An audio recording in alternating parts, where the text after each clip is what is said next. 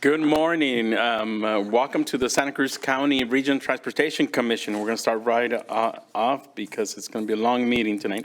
So can I get a roll call, please? Commissioner Jensen? Present. Commissioner Keeley? Here. Commissioner Clark? Here. Commissioner Montesino? Here. Commissioner Hernandez? He's not here. Commission Alternate Schifrin? Here. Commissioner DeSerpa? Not here yet. Commissioner Koenig? Not here. Commission Alternate Pegler? Here. Commission Alternate Lynn? Here. Commissioner Quitos Carter? Let's see if she's... Commissioner Leonor? Here.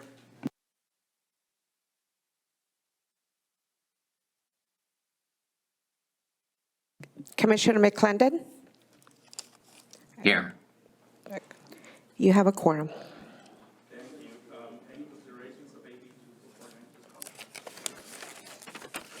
Commissioner Quitos Carter will be using the regular Brown Act and will be participating remotely. Her address was printed on the agenda. Thank you for that. Any additions and deletions? We had a few different items posted to the RTC website. We had handouts for items 25 and 26. We have a replacement page for item 5 and replacement pages page for item 26. Thank you. And with that, we're going to go on to oral communication. There's an opportunity for the public to weigh on items not agendized. With Trail Now. I just wanted to say that we attended the Metro meeting last month to recognize Fabian here for his phenomenal work on this board, and we appreciate the due diligence that you're doing and your focus on supporting Metro and Watsonville and really having realistic plans. And I just want to express an example of how great of engagement Fabian. At the last RTC meeting, there was the 5-year plan for budget, and Fabian was pressing upon them to invest in Watsonville. And Andy, a good man he is, said, okay, well, let's add for segment 13 through 20, let's add $10 million and focus on that. And everybody was happy. And then the vote came back to Fabian. Fabian said, no, I want 30 million. I want 30 million. And that's the kind of attitude we need from this board, working towards our community. Thank you. Thank you.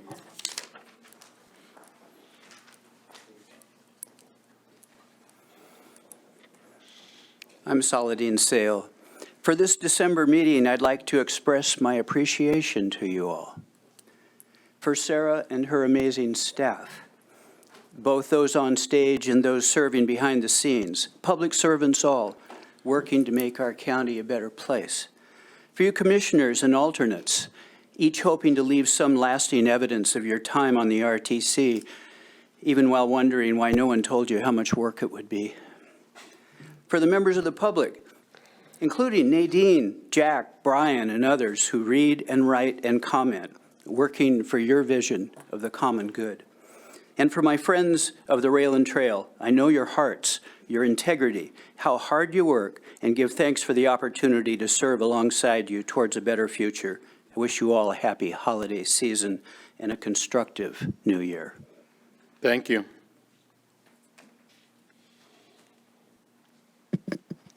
Good morning. I'm Brett Garrett, Secretary of Santa Cruz PRT. Personal rapid transit is a paradigm shift for transportation, turning many of the standard assumptions upside down regarding transit. For example, with a regular bus or train, if you try to put more stops along the route, it means it slows everybody down, but PRT can have many access points without wasting everybody's time. The pod car can travel nonstop from start to destination.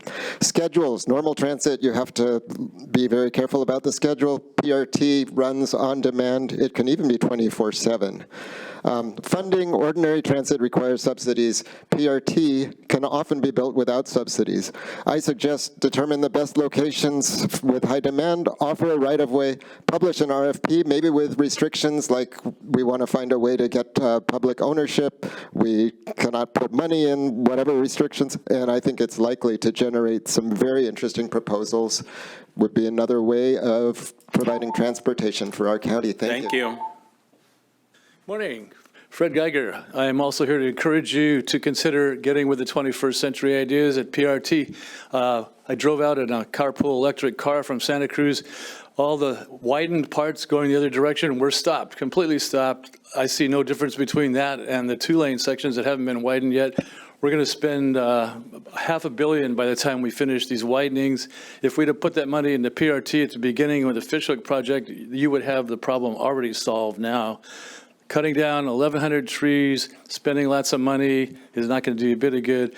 The rail trail, unfortunately, I've been a supporter. It looks like it's run headlong into a brick financial wall or off a brick collapsing trestle. It's not possible. It's just not happening. We need to look forward. PRT is being proven in more and more places around the world. It's faster. It's quicker to build. It's quicker to get people where they're going. It's more convenient. It's totally green. So please look into this. You owe it to your constituents to make some progress on this. Thank you. Good morning. My name is Mark Lee. I'm also with Santa Cruz PRT. I'd wholeheartedly recommend that we stop additional spending on other transportation systems that are never going to be used. They're infeasible. They're going to be environmentally dangerous. And we need to seriously consider looking at personal rapid transit, also called ATE. It's transportation on demand, similar to Lyft or Uber. And we can install this system easily, either at the ground level or at the upper level, for less than 1/12 of the cost of a additional transportation system that seems to be so popular with SCCRTC, which will never be used and will be too difficult to transfer that many people from Santa Cruz to Watsonville. Thank you. Thank you.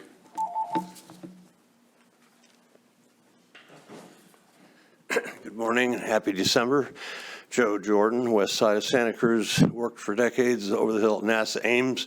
We solved the problem of the stratospheric ozone layer using science, and there are many creative, clever, interesting possibilities for finessing this problem of transits in our county, our long, narrow county. And please do, I'm lending my voice to this thing about PRT or similar. And it doesn't have to be this or that system, but please do take in the information that we can work with you to provide and consider the funding, some of the funding that would be going to, say, studies of some of these wonderful possibilities. It's really intriguing stuff. I've just recently kind of come up to speed on it, and I highly recommend it for your consideration, too. Thank you. Thank you. I see no one else in chambers. Do we have anybody online? Yes, we do. Ron Swenson. Thank you. I just want to chime in with my friends and associates to say that the sticker shock of spending several $1 billion to go between Santa Cruz and Watsonville can be mitigated by developing this new technology locally.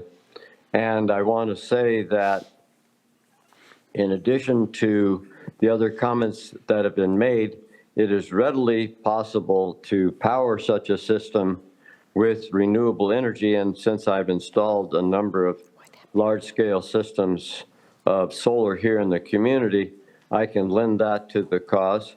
Also want to say that I'm getting frequent inquiries from vendors who are in a position to deliver this technology, and we would like to be a part of that. If anyone on the commission is interested in following up, I'd be happy to provide you with technical information at your appropriate time. Thank you. Thank you. Michael Saint?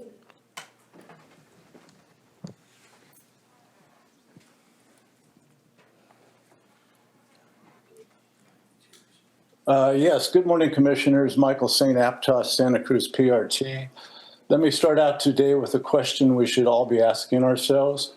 What are we trying to accomplish by pursuing this multimodal transportation project and system? I was always under the impression we should follow California's goals and mandates.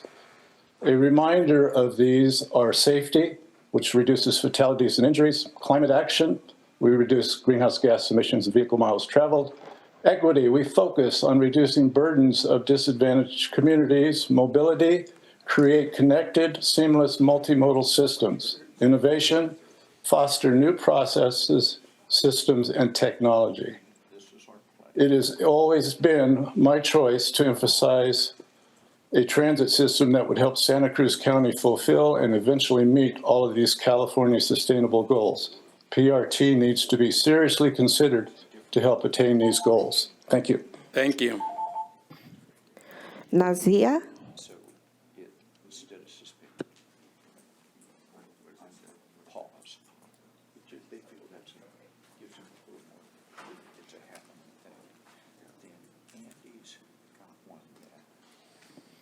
Nazia? Hello, can you hear me? Yes. Okay, sorry. My name is Bob Hickman. I have a quick question regarding the Brown Act. According to the way I read it, a commissioner is allowed to miss no more than 3 meetings in a row for these. So my question is, why is Ms. Cruz Carter now on her 5th in a row invoking the Brown Act? That doesn't seem right. So I think she should excuse herself from this meeting for violating the Brown Act. Thank you. Thank you. Joe?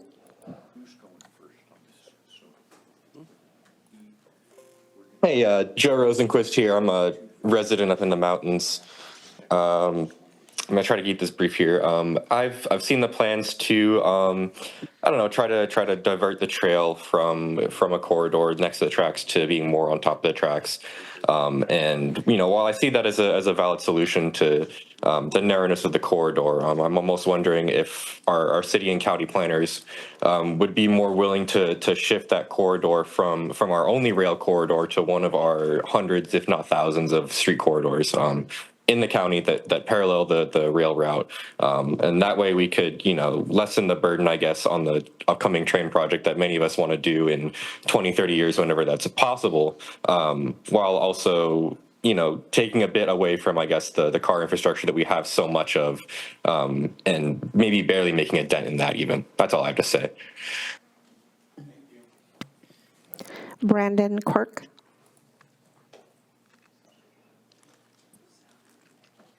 Hi there, resident of the city of Santa Cruz, Brendan Quirk. I just want to strongly urge the commission to not rail bank. The study showed that once you rail bank, the rails never come back. And as somebody mentioned earlier, we have a long, narrow Point of order, community Mr. along the coast. Chairman. This is a comment on an item that is on the agenda, and I think it should be wait until we get to that. This is oral communications when people should talk about items that are not on the agenda today. So I would ask that the speaker be requested to return at the rail banking item. Fair enough. So can you keep your comments till the item comes up? Is that all public comment online? That was our last speaker. With that, I'm going to close public comment and going to go on to the consent agenda. Anybody in the commission have a question on consent agenda? You know, Commissioner Jensen? Yeah, on the meeting minutes, I just want to sure it's reflected on the resolution 22-26. I was not, I recused myself from that item, so I did not vote on it. Thank you. That was corrected? That was corrected. I think you're aware. So, anybody else have any comment on the consent agenda here in the commission? No, she's going to sit there. Okay. With that, seeing no comment, I'm going to go on to Yep. I was just going to move approval of consent, but if you want to go to public comment I'm first. out to the public, would the public like to weigh on the consent agenda? See none. Anybody online? We do have a speaker. Michael Saint? Yeah, this isn't about the consent agenda. Could you please Then if you turn off the countdown timer on our screen? Thank you. With that, I'm going to bring it back since there's no other comments. So I'm looking for a motion. Move approval of consent. So Second. it's been approved. It's been first and second. Can I, with no other comments, can I get a roll call? Commissioner Leonor? Yes. Commissioner Quitos Carter? Aye. Commission Alternate Lynn? Aye. Commission Alternate Pegler? Aye. Commissioner Koenig? Aye. Commissioner DeSerpa? Aye. Commission Alternate Schifrin? Aye. Commissioner Montesino? Yes. Commissioner Clark? Aye. Commission Alternate Hurst? Aye. Sorry, Commissioner, I'm late. Commissioner Keeley? Commissioner Jensen? Aye. That passes unanimously. Thank you for that, and just want to recognize that, Commissioner Alternate Lowe's here, Commissioner. Thank you very much. Let me apologize for my tardiness. You know, the congestion just gets worse and worse. And Commissioner DeSerpa, and so we're all seated here. So any commissioners' reports? Yes, Chair. I'd like to report out real quickly here. I had the pleasure of attending the Focus on the Future conference, November 9th through 11th, along with yourself, with Chair Montesino, as well as our Executive Director Christensen, our Director of Internal Services, Nisha Singh, our Director of Capital Projects, Amin Abu Amara, and our Supervising Transportation Manager, Grace Blakesley. And I'd like to point out that both Executive Director Christensen and Grace Blakesley were presenters at this conference. And I'd like to kind of give a pat on the back to our team. Everybody I ran into and I met and I talked to just spoke so highly of our staff and our commission. Our staff is well known and well respected throughout the state at this conference. And so it was a great opportunity. We networked with a number of legislative leaders, legislative staff, as well as commissioners from the California Transportation Commission, attended a number of different breakout sessions and groups. And some of the key topics were, of course, legislative updates and sort of what the landscape of what California funding is going to look like in the years ahead, with some uncertainties both in the federal government and, of course, the waning tax revenue from gas tax. And the state is currently working on a plan for replacement of that so that we can continue funding transportation projects. So I would say stay tuned and stand by for that and see what that might look like. But it was a great conference. It was a great opportunity. And again, shout out to our staff, who is well known and well respected throughout the state. Thank you. And thank you for that good report. And I'd just like to echo those sentiments. We're really good, for a small agency, at the state, we're really well recognized. So kudos to staff and all their hard work. With that, I'm going to move on to 21, which is recommendations for chair and vice chair for 2026. So I got emails, and the committee was comprised of Commissioner Keeley, Commissioner Jensen, Commissioner Downing, and Commissioner Koenig. And one of them will give a report, I assume.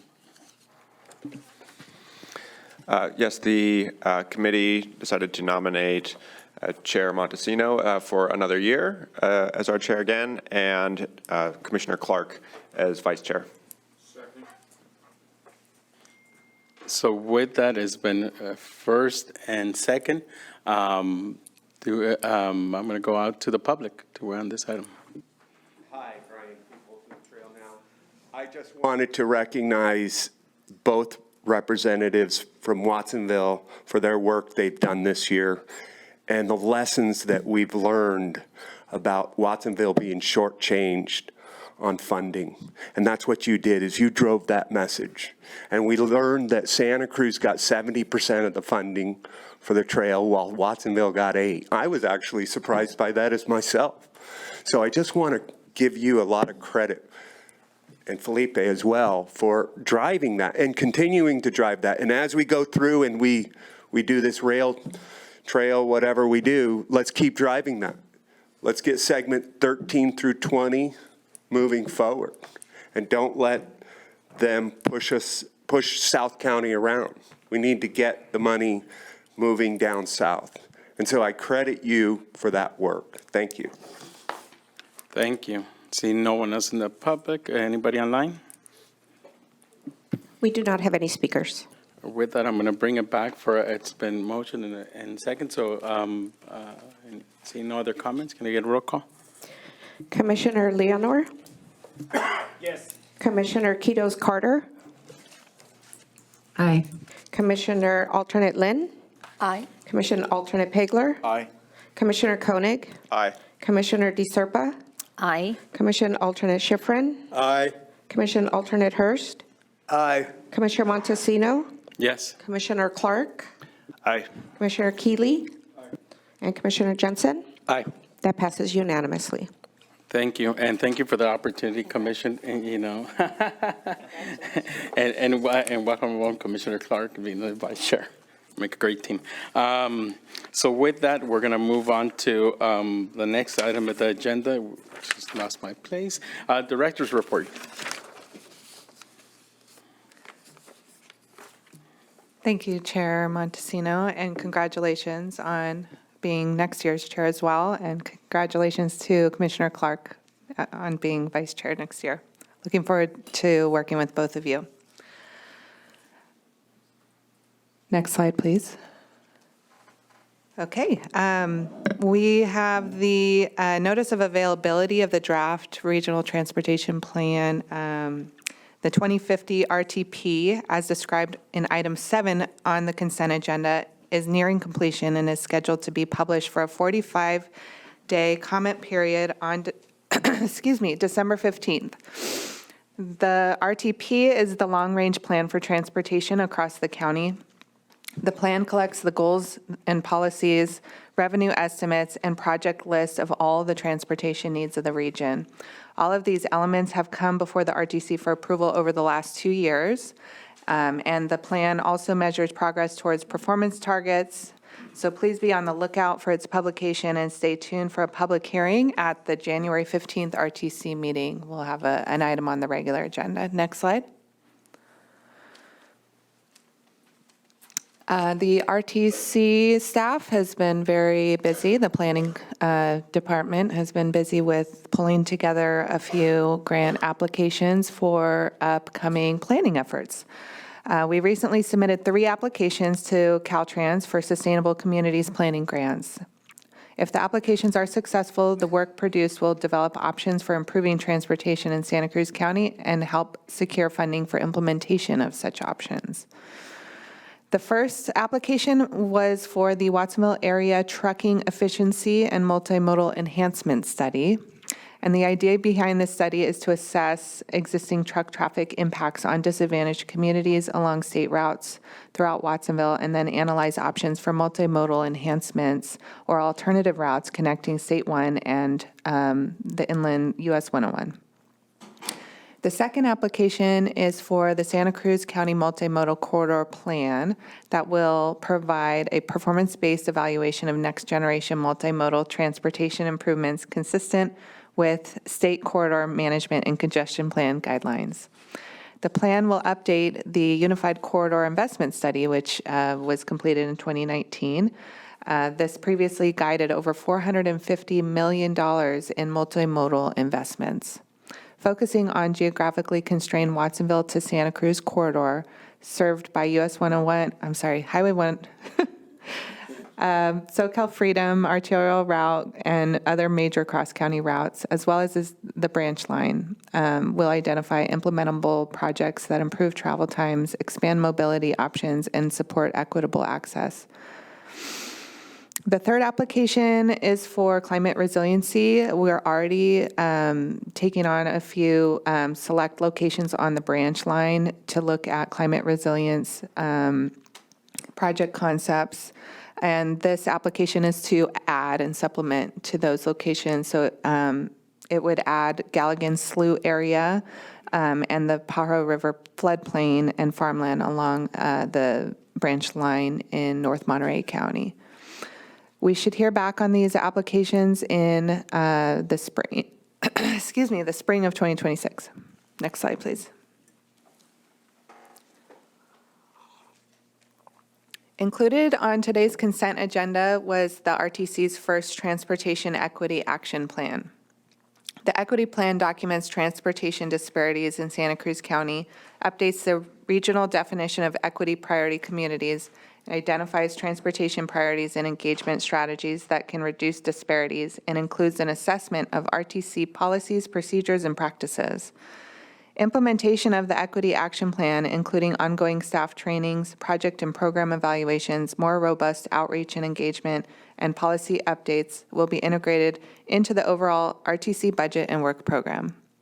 Development of the plan was supported by Caltrans Sustainable Communities Planning Grant that was secured a few cycles ago, the U.S. Department of Transportation's Thriving Communities Program, City of Watsonville Community Development Assistant Director Justin Meek, Community Bridges Executive Director Ray Cancino, and community members that served on the RTC's Transportation Equity Work Group. Next slide. The North Coast Transportation Demand Management Plan project team will be conducting some public outreach throughout December as part of milestone 2 of that study. This outreach will share draft strategies and gather input from the community to improve access, safety, and mobility along the North Coast. Virtual community workshop will be held on December 10th from 5 to 7 p.m. to provide an overview of the draft recommendations and offer participants an opportunity to share feedback on proposed strategies. Next slide, please. Construction activity will take place on the railroad bridge over New Brighton Road along the branch line corridor this month. The work started on Monday and will go through the end of December. This bridge was damaged by a fallen tree during the 2023 severe winter storms. And during this period of construction, motorists traveling to and from New Brighton State Park may experience intermittent lane closures and brief traffic delays. Please allow extra travel time and follow all posted traffic control signs, and pedestrians are advised to avoid the area during construction. Next slide. So our last meeting of the year, and I just wanted to reflect on all of our accomplishments. I am not usually very wordy with my director's report, but I've got quite a few to read off, so I apologize. So late last year, we completed an organizational restructuring that resulted in the creation of several new positions that we filled this past year. This included a new real property specialist, real property technician, 2 accounting positions, a budget and finance officer, a new supervising planner position, a planning intern, and 2 department heads, the director of capital projects and director of internal services, a total of 9 positions. There are 3 remaining vacancies in the capital projects department, which we're hoping to fill in early 2026, but just that alone is a huge feat for our agency. Moving on to our highway program, we made progress on construction of the 2 projects that were funded by Cycle 2 SB1 grant, and that includes Highway 1 auxiliary lane, bus on shoulder, and bicycle pedestrian overcrossings. We had a ribbon cutting in July and celebrated with a few hundred community members and VIPs to cut the ribbon on the Chanticleer bicycle and pedestrian overcrossing, or the Whale Bridge. That was super fun. And construction continued throughout the year on the second project, which is from Bay Porter to State Park, and you can see the Mar Vista Drive bicycle pedestrian overcrossing being erected, and the Capitola Avenue Bridge, which is just finishing up construction, which will cut the ribbon on in early next year. For our Coastal Rail Trail program, we celebrated with the City of Santa Cruz the ribbon cutting of opening of Segment 7 of the Coastal Rail Trail between Bay, California and Pacific Avenue. As shown in the top right up there, cutting the ribbon. We also continue construction on the North Coast Rail Trail between Wilder Ranch and Davenport, and nearing completion of a new parking lot and bathrooms this year. And we're looking at cutting the ribbon on that project next year as well, which is really exciting. Excuse me.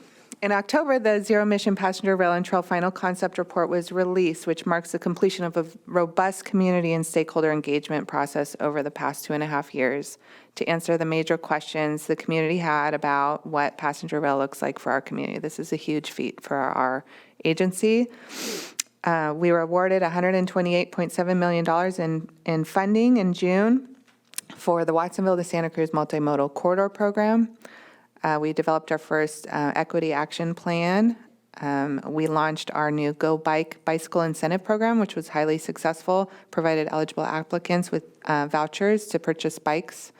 Our staff conducted extensive outreach in the community. We held over 35 public meetings this year. That is wild.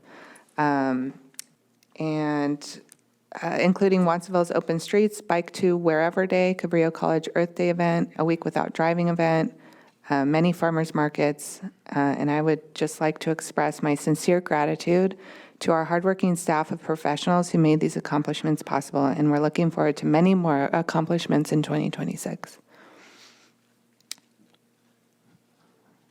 Next slide, okay. Holiday closure. So we, every year, tend to close the office to the public over the holidays, and we plan to do so between December 24th through January 1st. Staff will still be available. Our phone line will be open, and you can reach us via email, but just a heads up to the community that the office will be closed to the public during this time. And that concludes my director's report. Thank you. Thank you for that. Any commissioner comments or questions?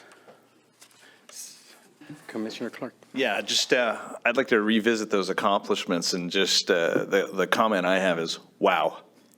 Congratulations really to everyone and hard work and the course that you've set for us also for 2026. And so thank you to you, Director Christensen, and your staff. And we got our work cut out for us, folks. I'd like to echo those, and especially, all the great successes, but I think the public engagement, 35 public meetings, robust engagement, that's, for a small agency, that's not a small task, because even at the city, we do a lot, but it's really hard, and it just encompasses our city limits. So I just want to echo those sentiments and kudos. Commissioner Coney. Yeah, Sam. I was just going to say, of all the years I've been on the commission, and granted that's only a handful, but still, I think this year has really demonstrated the impact of the decisions that we're making up here, and seeing those come to fruition in the community is really rewarding. And just want to express as well my gratitude towards staff, and seeing us staff up for delivery of more projects in the future. It's clear we've got our work cut out for us, but this is a team that can deliver. Thanks. Thank you. I'm going to go on to public comment. Hi, Brian Peebles, Trail Now. I first got involved with this organization 25 years ago, consistently coming to these meetings for 15 years, and I just want to express how great the executive director, Sarah, has stepped up. Very difficult job, and really appreciate the work she's doing, and the staff as well. I do want to just point out that, we talk a big game about equity, but we're not really delivering when we look at specific details. And I'll just point one out, is on the rail trail on the west side on Palm Street. If you live on Palm Street, there's a rail that doesn't allow disabled to get to the trail from the road. And so that is something that this commission should address. You should address that. It's really, we talk a big game about equity, but right there, it's right in front of our face. We're not providing that. Thank you. Thank you. Seeing no other in chambers, anybody online? Yes, we do have speakers.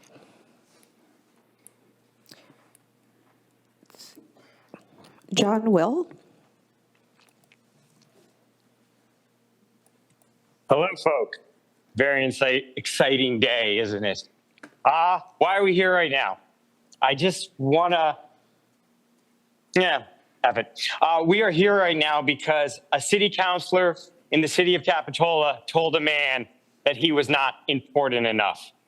Have an excellent day. Ooh, and Monica's the 7th vote. I turned her in 2023. I don't know what that was. David Dean?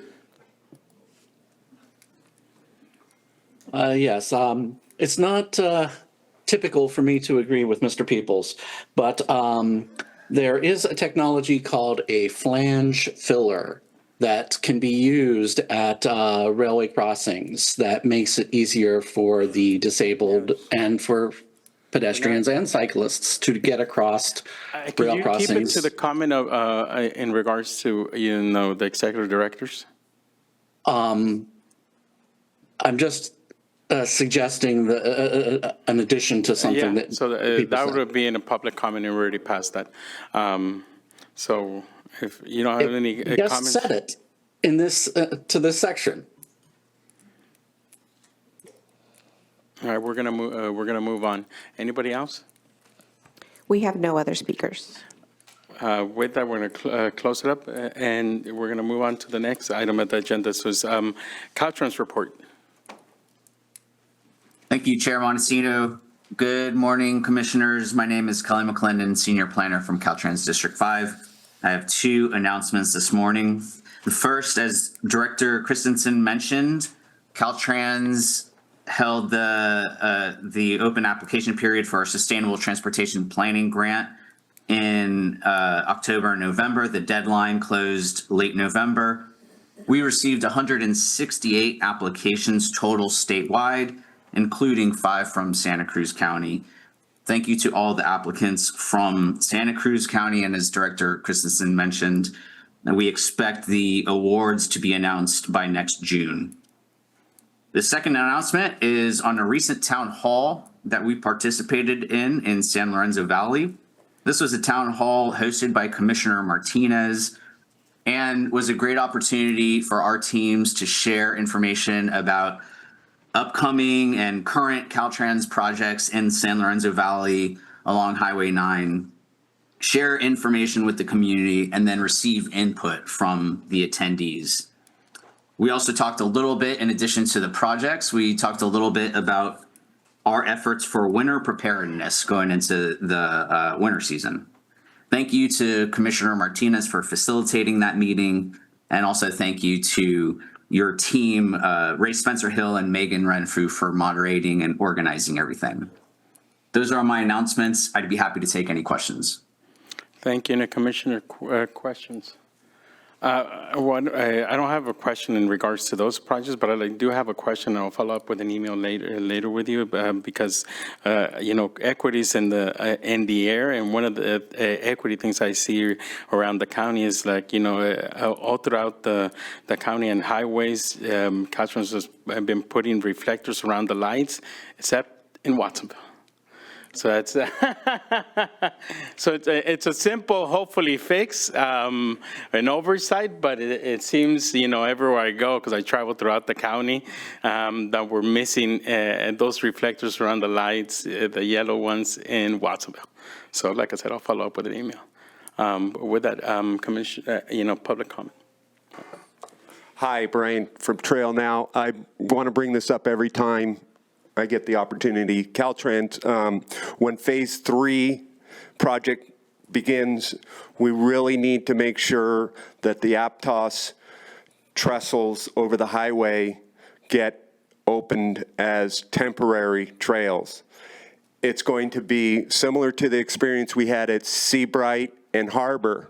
Our community will be shut down when that construction begins, and we're really hopeful that the planning is made so that those are opened, those temporary trails over the highway converting those train tracks, and then the new pedestrian trestle is put in before those are destroyed. So please, Caltrans, and I know you're going to coordinate that with the RTC staff, that we open that up. We don't want that to happen. Same thing that happened at Harbor. We don't want it to happen in our community in Aptos, South County. Thank you.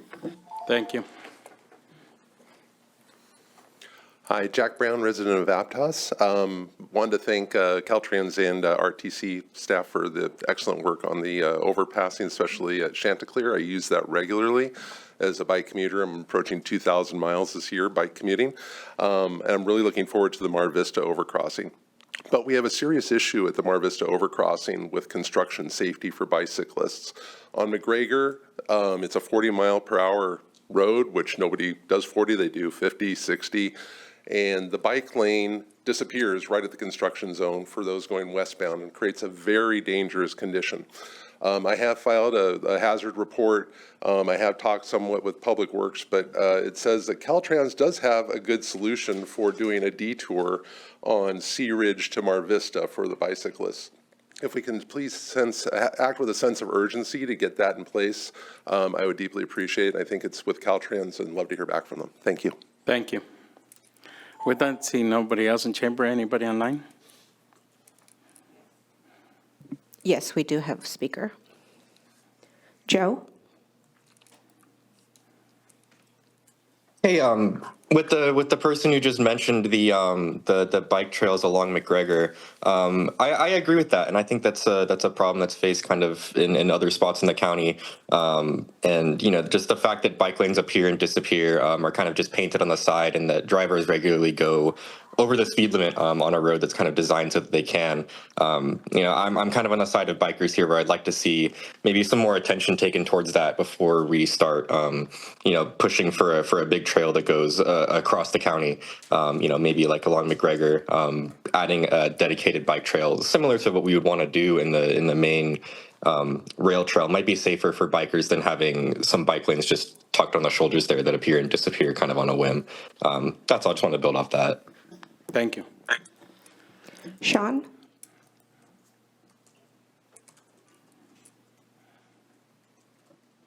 Hello. Yes, many of those meetings were great.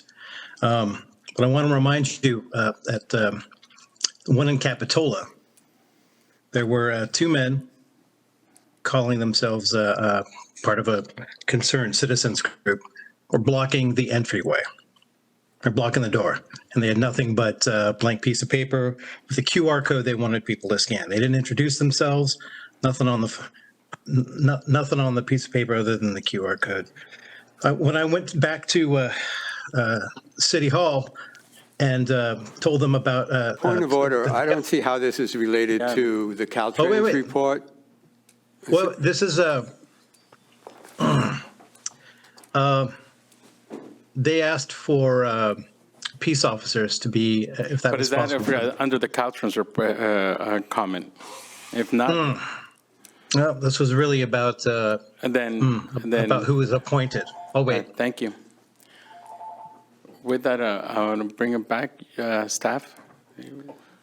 I have a comment on the McGregor bike detour. Go ahead. So we've been working in the last few weeks. We realized that there is exactly to the point of the speakers before that, unfortunately, cars do not slow down for the bikes. And we've been working with the county of Santa Cruz for an encroachment permit. The contractor actually submitted the encroachment permit a few weeks ago. We are preparing all the bike detour elements that needs to go in, so that once we get the encroachment permit approved, which we were told that in these couple of days we will get it approved as part of for the segment, Highway 1 segment 2 work, we will implement the bike detour to the gentleman to go on the back streets, and that will hopefully give the bicyclists a safer place to Thanks. Thank you. Thank you for that information. And with that, we're going to move on to the next item. I already gave public comment, so we're going to move on because we have a long meeting. So section 24, amendments to the fiscal year 2025-2026 RTC budget and work program and Measure D budget. Staff.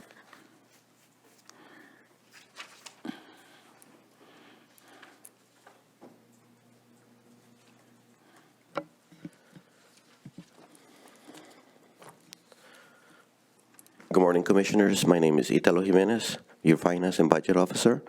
Thank you for the opportunity to present the proposed amendments to the fiscal year 25-26 RTC budget and work program and the Measure D budget. Since the Commission adopted the original budget in April, we finalized the year-end balances, updated project activity, and incorporated the program actions approved at your November 6 meeting. The amendment before you brings all this into one updated and accurate financial plan for the current fiscal year. RTC staff and the Budget and Administration and Personnel Committee recommend approval of the proposed amendments to both the RTC budget and the Measure D budget, as shown in Exhibits A and B. This action also authorizes the Executive Director to make administrative adjustments required by Caltrans for grant reimbursement and timely project delivery. The proposed budget amendment reflects the most recent project updates, year-end balances, and the program decisions approved by the Commission on November 6. These changes ensure that the budget remains aligned with the Commission's priorities and maintains a balanced and fiscally responsible spending plan. The amendment before you The amended budget before you includes final carryover from fiscal year 24-25, adjustments based on current project activity, updated project costs and schedule information, and the most recent Commission-approved programming updates. These revisions position the agency to continue to deliver the projects and commitments identified for this fiscal year. Some of the RTC budget amendment highlights for the proposed amendments are as follows. Under the planning program, the increase of $1.4 million reflects multi-year planning work, including the Highway 17 wildlife crossing, climate resiliency, the Equity Action Plan, and the North Coast and Rural Highway studies. In the San Lorenzo Valley and Highway 9, an increase of $1.2 million includes updated project costs and the new federal earmark for the Boulder Creek Complete Streets projects. In the rail program, shows a decrease of $8.8 million, which aligns the budget with confirmed funding by removing revenue not yet secured. The highway program increased $9.2 million, reflects updated schedules across Highway 1 projects, consulted project management needs, and reduced staff billing due to the vacant senior transportation engineer position. In the active transportation trail, increase of $8.5 million, reflects updated costs and schedule information for segments 5, 8, and 9, and ongoing work on segment 12. Within administration, an increase of $65,000 includes updates to salary, overhead, and legal services costs. The Measure D budget includes similar updates reflecting current activity and the recent program decisions made by the Commission. Highway 17 wildlife crossing increased $1.1 million. This represents prior year carryover. Highway corridor increased $13.5 million, which reflects updated cost projections for Highway 1 projects and an inter-program loan supporting the wildlife crossing. The active transportation and trail increased $5.6 million, which aligns with updated trail construction schedules and corridor maintenance needs. The rail increase of $2.7 million reflects labor and project work occurring along the rail corridor. In summary, the proposed amendment brings the fiscal year 25-26 budget current with actual projected conditions, aligns funding with Commission priorities, and maintains a balanced and fiscally responsible financial plan. This concludes my staff report, and RTC staff and myself are available for any questions. Thank you. Any commissioners have any questions? Seeing none, I'll open up to the public. Anybody in the public like to weigh on this item of the agenda? Seeing one person.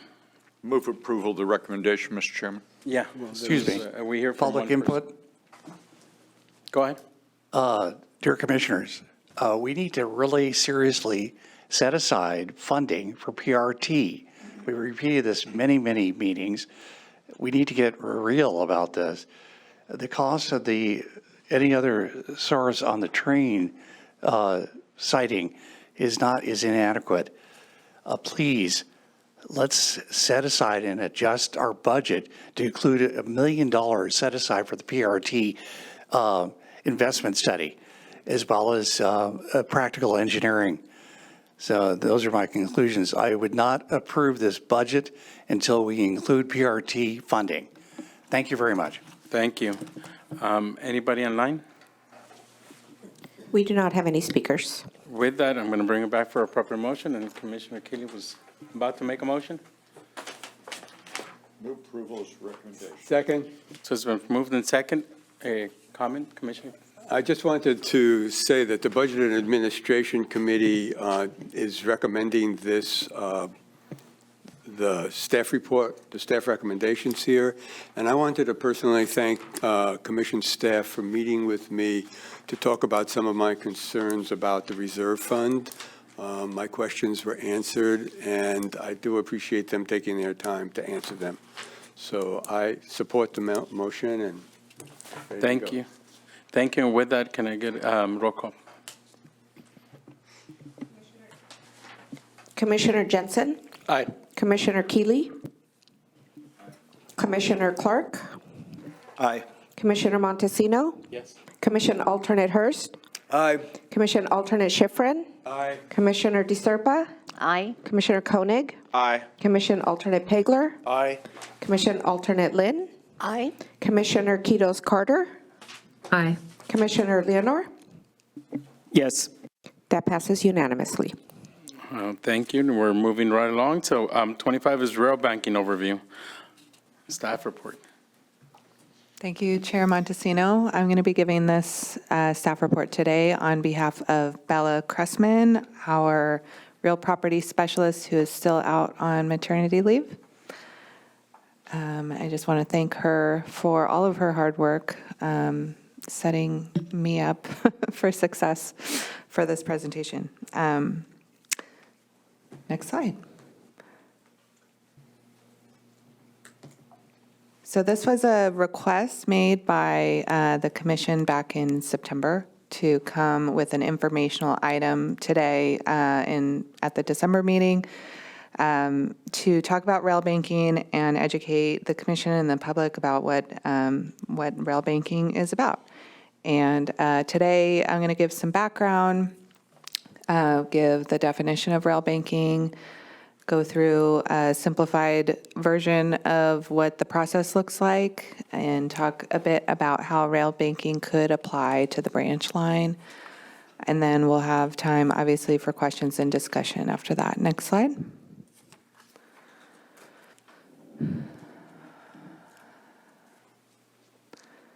The 32-mile Santa Cruz branch rail line was built over a century ago and purchased by the RTC in 2012 to preserve the corridor for future public transportation. At the time of acquisition, freight activity was declining, and the corridor, including 37 bridges, more than 100 culverts, and over 100 public and private grade crossings, had fallen into significant disrepair. Today, the line supports limited freight operations in Watsonville for 3 customers and recreational service by Roaring Camp on a portion of the line. Long-term public vision for the corridor includes a multi-use trail and passenger rail. Concepts developed through multiple studies and culminating in the zero-emission passenger rail and trail project concept report before the commission as item 26 on today's agenda. Next slide. With the acquisition, the RTC became the owner of the property while a freight easement remained for a designated common carrier. Since then, the RTC has held administration, coordination, and license agreements, or ACL agreements, with private railroads to provide limited freight service, and that's been our preservation strategy to date. The current ACL outlines 2 phases of repairs as shown on the screen here. First phase covering the southernmost 7 miles of the branch line, largely completed in 2020, and a second phase intended to support recreational excursion service on the remaining 25 miles, shown in red on the screen. That second phase has not advanced, and our current railroad operator, Progressive Rail, has not initiated freight service or recreational service north of Lee Road. Next slide. A comprehensive bridge inspection program from 2019 to 2021 found substantial deficiencies along the corridor. Estimated repair costs are $48 to $64 million in 2021 dollars. Those have obviously would be escalated pretty significantly to today's dollars, not including major trestle replacements, which would be required to minimally serve freight loads. Existing funding, including Measure D rail funds, is far below what is sufficient to bring the line up to a state of good repair, leaving the line north of Watsonville inoperable for freight for the foreseeable future. Next slide.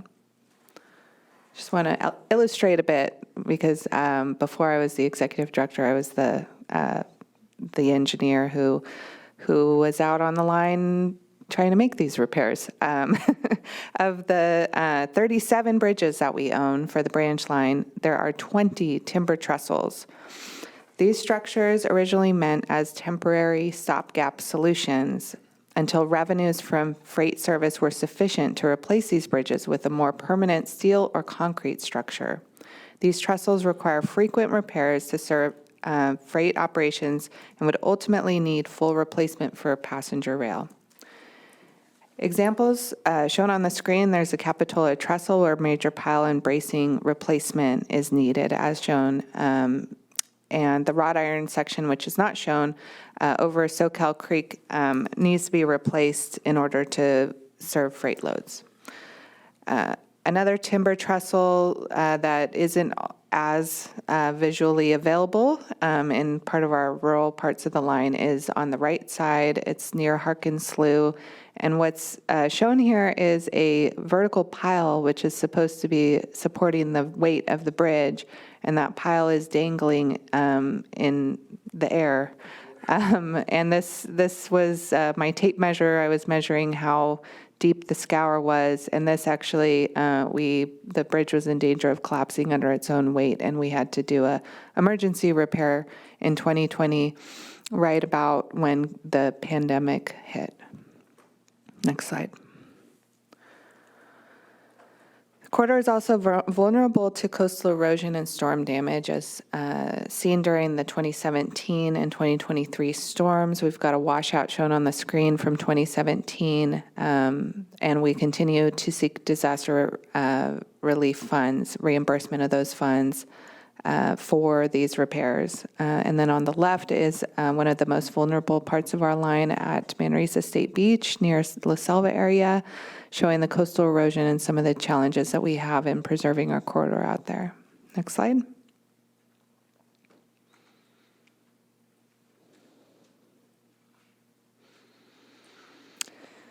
In the 60s, 70s and 80s, widespread abandonment of freight rail lines was occurring across the country, which resulted in fragmentation of linear corridors, making future reactivation difficult and expensive. Shipping by rail was declining due to the ease and convenience of shipping goods by truck. To address this, the Rails to Trails Act of 1983 was initiated to preserve corridors for future rail use and allowing interim use, such as a trail or other non-freight rail use. Next slide. The rail banking process generally has 4 steps as outlined on this slide. It starts with initiation of abandonment. This could be done most commonly by the common carrier. It could also be done by another party through adverse abandonment, which is not preferred. Secondly, an interested sponsor files a petition for interim use with the Surface Transportation Board, and that essentially is volunteering to take on the maintenance and liability associated with the right-of-way in exchange for using the corridor for interim uses. Next, a negotiation takes place between the common carrier and the sponsor to negotiate an interim use agreement. This could take a very short amount of time, or it could take several years. And finally, a corridor is rail banked once an interim use agreement is signed and it's filed with the Surface Transportation Board. The total time frame is between 6 and 18 months and could vary greatly. Next slide. Opposition to rail banking could complicate and delay the process. The process starts with initiation of abandonment, which is done by either the common carrier. If the common carrier is not willing to file for abandonment, a third party can file for adverse abandonment. Opposition by other railroads could also delay the process if they claim that rail banking would result in severing them from the national rail network and no longer able to carry goods. Next slide. Here's a map showing the railroads in our county, including our branch line that goes from Pajaro to Davenport, Roaring Camp, who owns the Felton line that goes from Santa Cruz up to Felton, shown in blue. And finally, on the bottom right corner of the map, there's the Central Coast Corridor, which is our connection to the National Rail Network in Pajaro, at the Pajaro Junction. Roaring Camp, who owns the Felton line, has opposed the concept of rail banking in the past because it would leave them as a stranded segment severed from the National Rail Network. Next slide.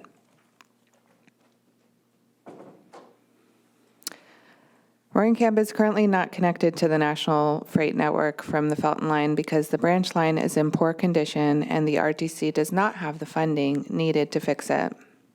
Roaring Camp does have a trackage use agreement that allows the beach train to run between Maple Street in Santa Cruz and the Santa Cruz Beach Boardwalk. Rail banking the branch line would not prevent the beach train from reaching the boardwalk unless that agreement were changed.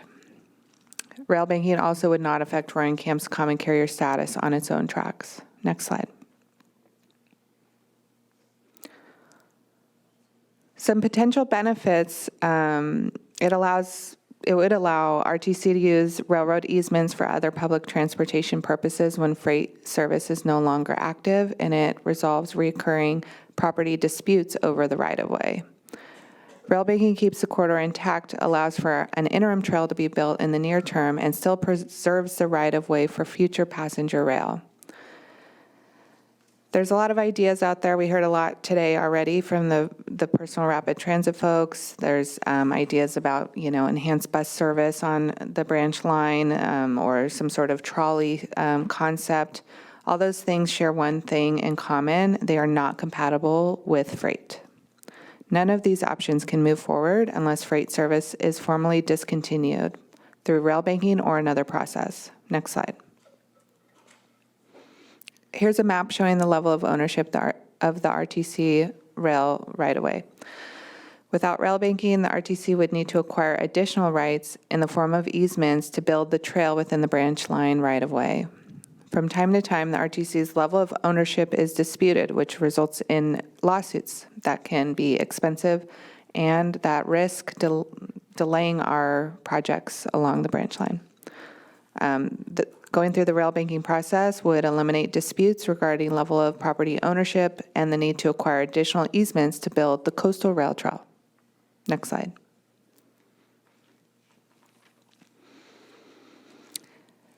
There's options on how RTC could proceed to use the inoperable portions of the corridor for an interim trail while preserving the branch line for passenger rail in the long term. Since the current operator, Progressive Rail, is not willing to initiate abandonment at this time, the RTC could wait out the term of the current ACL agreement, which goes through 2028, and then we could either find a new common carrier who's going to be maybe, cooperative and doing what RTC would like to do with the line, or the RTC could choose to become the common carrier. That would be a new undertaking for our agency, but we own this freight line, and if we want to use it, we might need to think about doing that. We could also modify the agreement with Progressive Rail, and that would be contingent on Progressive Rail's willingness to negotiate. We could also Prior to the term of the agreement, we could terminate the ACL agreement and either hire a common carrier or become the common carrier. So these are just options, because right now, if we wanted to do a process to use our line in the interim for anything other than freight, we would need to consider these options. Alternative designations other than rail banking is being explored by staff, including embargo and discontinuance. However, the filing of these alternative designations must be done by the common carrier and therefore are contingent on the cooperation of Progressive Rail. Next slide. That concludes my presentation. Thank you for that. Any Commissioner Schifrin? Yes, I have a few questions. Would you put up the slide on the process, please?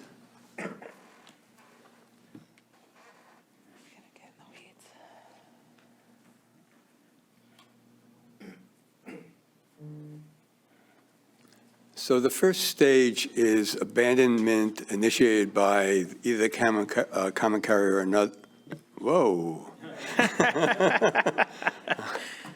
Yeah, visual show here. I just want to be clear that before an agreement for rail banking can be reached, abandonment has to be approved. Is that the case? It has to be initiated. So what the first step in the abandonment process is to file for abandonment with the STB. Okay, So and full then abandonment would be a completely different process. full abandonment. And if Okay, if so I can add a little bit more to that too, there is also as part of that process, there's a process called the offer for financial assistance, which is where another rail carrier could come in and try to make the case that they can run the rail line economically. So would this be part of the process where the abandonment application is initiated by the common carrier or under adverse abandonment when it's initiated by someone else? So the OFA, the offer for financial assistance, would exist if the process were instituted by the common carrier. It would also be a process if there was adverse abandonment. So there is a step in there where there is this offer for. Correct. Okay. How would adverse abandonment work? The process just shows kind of the sponsor files a petition for interim use. Is the sponsor the commission? Who would be the sponsor? I would think it would be the commission. And then just to clarify, adverse abandonment could be any third party. However, I'm going to state it again. I said it in my presentation and in the staff report. It's not the preferred path forward. And the reason is, taking a kind of an adverse action and then needing to negotiate with that party, it doesn't really start negotiations off in a positive way. And so it could be, a longer process in that way. So I would think, if we're really serious about being successful, that we don't do adverse abandonment. The other sort of related question where it says the common carrier and sponsor negotiate an interim use agreement. That interim use agreement is really essentially a rail banking agreement? Is that what people mean by rail banking? Yeah, it results in rail banking, but it also requires the sponsor to maintain the railroad right-of-way during the time period that they're the sponsoring entity and have the interim status. So what happened, I'm sorry, go finish what you're All I saying. was going to say is the attempt here is, if you think about the purpose of rail banking being to preserve the line and to preserve the linear right-of-way, if you will, when you have a common carrier, the common carrier has the maintenance obligation for the rail line right-of-way, if you will. When you have rail banking, the sponsor has that same responsibility for maintaining the right-of-way so that it could be preserved for future use for rail. Okay. Now, what if the common carrier, which in this case is Progressive Rail, refuses to negotiate an interim use agreement? What happens then? Delay, Well, right? Yeah, I mean, it's a unique situation in the sense that there's only approximately two and a half years left on the current ACL. Progressive does have obligations to make sure that the line is maintained, and we have advised the commission previously in closed session of options that are available to the commission if Progressive were to not maintain its obligations under the ACL. So this is, on the one hand, this is the process. On the other hand, we have, the city and county have grants that have to be activated or starting construction in a year and a half. In an adverse process, whether it's adverse abandonment or the failure of the common carrier to agree to negotiate an interim use agreement, that, as I understand it, and correct me if I'm wrong, of course, that can take several years. Is that not the case? Correct, there's significant risk there. So, Yep. I mean, moving forward with this process, when we know that there is strong opposition in certain portions of the community, and perhaps even with rail operators, could very much threaten the grants that currently are available for the rail trail segments. The grants that are already at risk, yes. Yes. Further put them at risk. Right. I'm just wanting to understand publicly what it would mean to move forward with the abandonment and rail banking process in a context where there's strong community opposition, and that it makes the potential of successfully meeting the grant obligations riskier than it already is. Okay, so I'm not getting a disagreement, so I think that's correct. So those are my questions. Thank you. I have a question for your,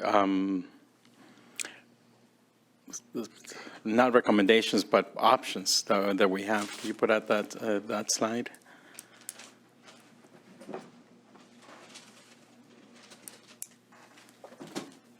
I think it was one of the last ones.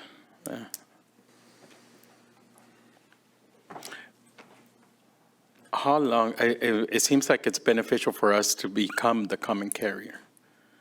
And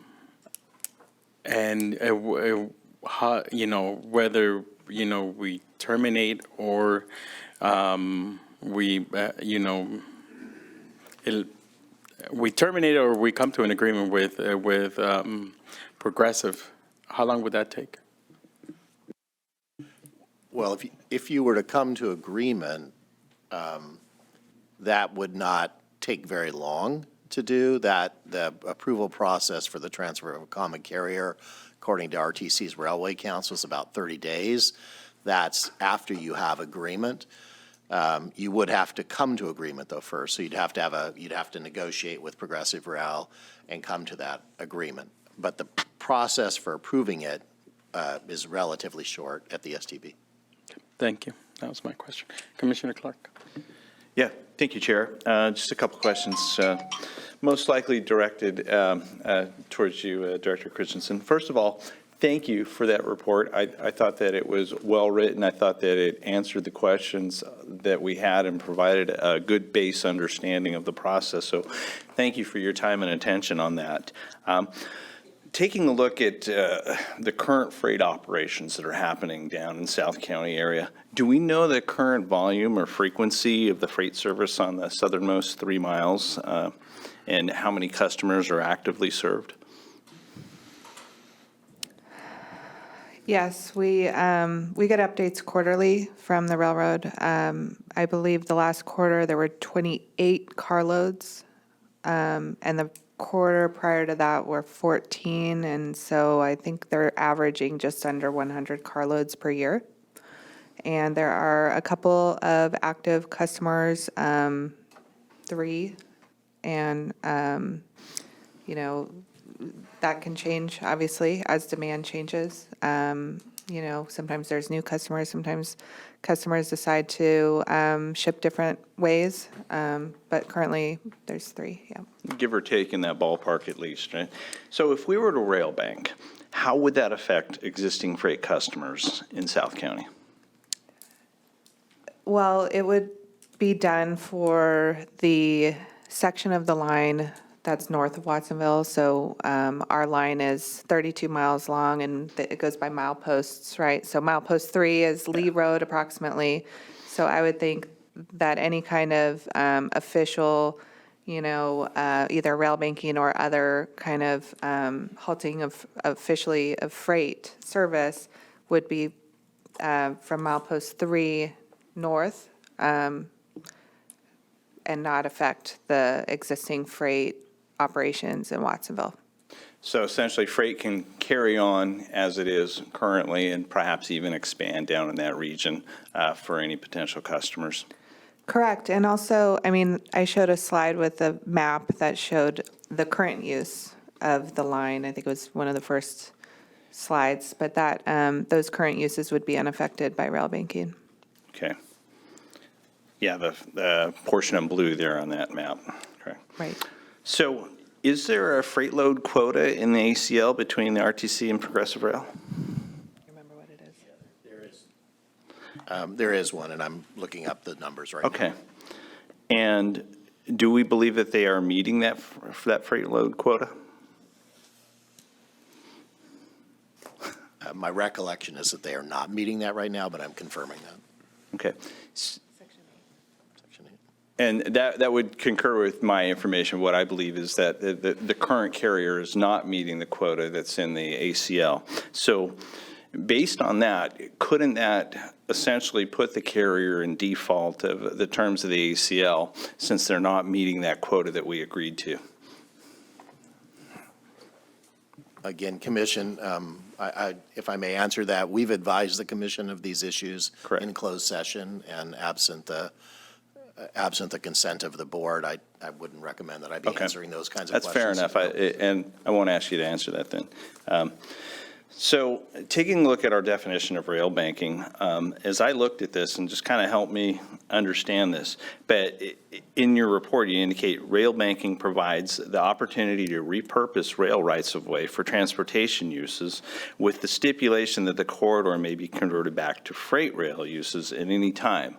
So essentially, the line that we have, it's all about freight, right? It's all about that freight. And if we were to do anything other than freight, am I correct that we would technically need to rail bank even if we're going to move passengers, because passengers aren't considered freight? So, okay, so the project concept that we developed for zero emission passenger rail, that is compatible with freight. That concept is compatible with freight, but if we wanted to do anything other than that in the near term, then you're right that any other uses are not compatible with freight, so it might make sense. Yep. If I could add to that just a bit too. So where we have the fee interest, which is the majority of the line, RTC can decide to use it for what it desires to use it for. Setting aside the grant obligations that came along with the proposition funds. It's where you have the easements where that becomes an issue. And those easements are quite old, as the commission is aware, and they sometimes talk about railroad. They don't necessarily talk about whether it's freight or passenger. At the time they were executed, it was likely freight, because that was back in the early 1900s. And so there is some issue of interpretation of those agreements as to whether or not you can do passenger rail and freight rail under the existing easements. Okay, and thank you. That dovetails perfectly into my next question here is I understand there's places on the line that we own it, we own the real estate. There's places where we simply have an easement, basically permission or a right to use this, right? And then there's portions that are in dispute in terms of ownership on that, right? So in looking at that, what are some complications that could arise with these properties if we proceed with use other than freight and if we don't rail bank? So in a very generic sense, you could get into a dispute with the property owners where we have an easement interest. And RTC has easements that are in the form of written documents, because RTC received everything that the railroad had before. And in some instances, they might be prescriptive easements. The railroad had been using it for a long time. They have a right to do it. It gets recognized under federal law, state law. And so some of our easements are not well defined. The rail banking allows the use for alternative transportation purposes while you preserve the line, and it resolves the issues of kind of the easement versus the fee owner that exists right now. We do have some of those right now. As the commission is aware, we're in a quiet title action with a couple of property owners as to whether we have the fee and they have the easement, or they have the easement, or they have the fee and we have the easement. Okay. So for segments under development, like looking at segments 8 through 11, how would rail banking simplify right-of-way issues in areas where RTC holds only easements? Is that a similar sort of an answer? According to our real property staff and council, we own fee for the full, 8 through Okay. 11 section. Great. And my final question here, thanks to my fellow commissioners for enduring here. But so one of the committees I serve on, we address the rail line easements and encroachments. And we've been working on mitigations along the encroachments, and most notably the encroachments that are happening on the mobile home parks between 30th and 38th, right? So now, and it's been my understanding that if we build the ultimate trail, and do rail as well, we need every inch of that easement of our right-of-way through there in order to be able to accomplish this. And additionally, we're going to be required to certify that right-of-way by about this time next year. Am I correct? Correct. So if we continue with the ultimate trail through this area, will we be required to displace low-income households and seniors by Christmas time next year in order to accomplish this? By proceeding with the ultimate trail, we would need to remove those encroachments because they're in direct conflict with the improvements. And so conversely, if we were a rail bank and build the interim trail through this stretch, that will allow us more time to work out a mitigation and work through this encroachment issue as well. And we may not have to displace low income or senior by Christmas time next year, correct? It's the RTC's policy to resolve encroachments. However, if the encroachments are not in direct conflict with the needs of the commission or the projects under development, that we could enter into a fair market lease for those property owners to continue using the portion of the line. What we have to avoid is a gift of public funds, which would be illegal. And so we would have to, there's really two options when we become aware of an encroachment is we either have to work towards removing it or we have to charge fair market for the public land that the private property is using it for. But certainly, if we were to build an interim trail, it would remove any urgency and it would buy us a little bit of time to try to soften the landing for some of these encroachments, correct? That's correct, yep. Great. That's it for my questions. Thank you so much. Commissioner Lowe and then Commissioner Conant. Mr. Chair, if I may, I just wanted to finalize one answer that we gave. So under the ACL, the requirement after the fourth year, which is what we're beyond that now, is 250 freight cars per calendar year. Okay, thank you. Thank you. I think Commissioner Hurst, you had a question? I have a lot of questions because this is pretty convoluted and complicated in many respects. I hear that it can be possible to have both freight and passenger rail, that they are compatible under certain circumstances. Is that what I heard? Correct. Well, I know that that's existed in the past because certainly a lot of people in the past moved on rail to Capitola and Santa Cruz through Watsonville. And certainly freight in the past moved as well. So I understand that things do change and rules and regulations change, but there is a past history on the branch line of passenger service, passenger transport, and freight transport. And so the question in my mind is what can we do to enhance both of those possibilities when you think of all the tourists that want to come to Santa Cruz and Capitola and even Aptos, and how many cars they bring along. I think that having a more clear understanding of what these rules and regulations and what happens if you touch the tracks with future grants, what happens there, a lot of unknowns. And so let's keep exploring the unknowns and try and get more concrete answers out of it. Commissioner Koenig. Thank you, Chair. Well, thank you very much for this report. I think it helps clarify some of the common misperceptions about rail banking. Rail banking is often, we've heard often repeated throughout our community that if we were to rail bank, we would lose the easements and private property owners would take control of bits and pieces of the corridor and it would be lost forever. What I'm hearing you say is that's simply not the case, that in fact, rail banking preserves the easements and is the exact tool that the federal government came up with to do so.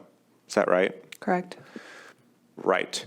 So let's all just be very clear about that because, again, this has been perpetuated over and over again. I think people have referred to abandonment, and what I appreciate about this is that actually, it's so dang confusing. This is the first time I think I've ever really fully understood the relationship between abandonment and rail banking. Abandonment first step, rail bank and would cause those easements to revert.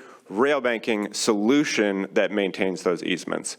So I think we all just need to be very clear about that. I hope the press will repeat that because anyone who goes on after this meeting, if you're present and tells people in the community that rail banking means easements revert, you're lying at this point because you have now heard the truth of what rail banking does. Preserves the easements, preserves the corridor. So just a few very technical questions. Is it still adverse abandonment if we own the line, if the RTC, which owns the line, and this is actually not an uncommon case at all, right? It's very frequent throughout the country that a public entity or trail group owns a line and they have a common carrier. Is it still adverse abandonment if it's our own line, even if we're not the common carrier? So if it were our own line and there was no other line connected to it, then it would not be adverse abandonment because that entity would be doing it. But because there's the line that Roaring Camp operates on that is their own line for which they are a common carrier on, if our line were taken out of the interstate system, if you will, then their segment would be stranded. And so our Railway Council has advised that could be a circumstance that would result in what would be referred to as adverse abandonment. Gotcha, right. So it's really, the adverse abandonment comes into play when it comes to the Felton line, which we'd be rolling the dice with on whether or not the SDP would approve abandonment or rail banking of the Santa Cruz branch line without the same happening for the Felton line. Is it true that if you rail bank, you must have a trail agreement or an interim use agreement in place? Correct. So basically, if, it came to rail banking and the SDP did say that the Felton line would have to be rail banked as well, there would need to be a trail agreement in place in order for that line to be preserved.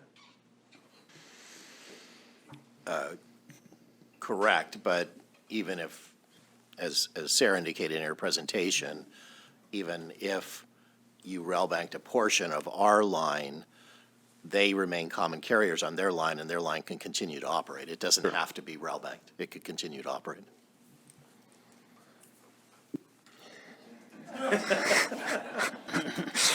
I thought you just told me that we would have to file for adverse abandonment on their portion of the line if. No, what so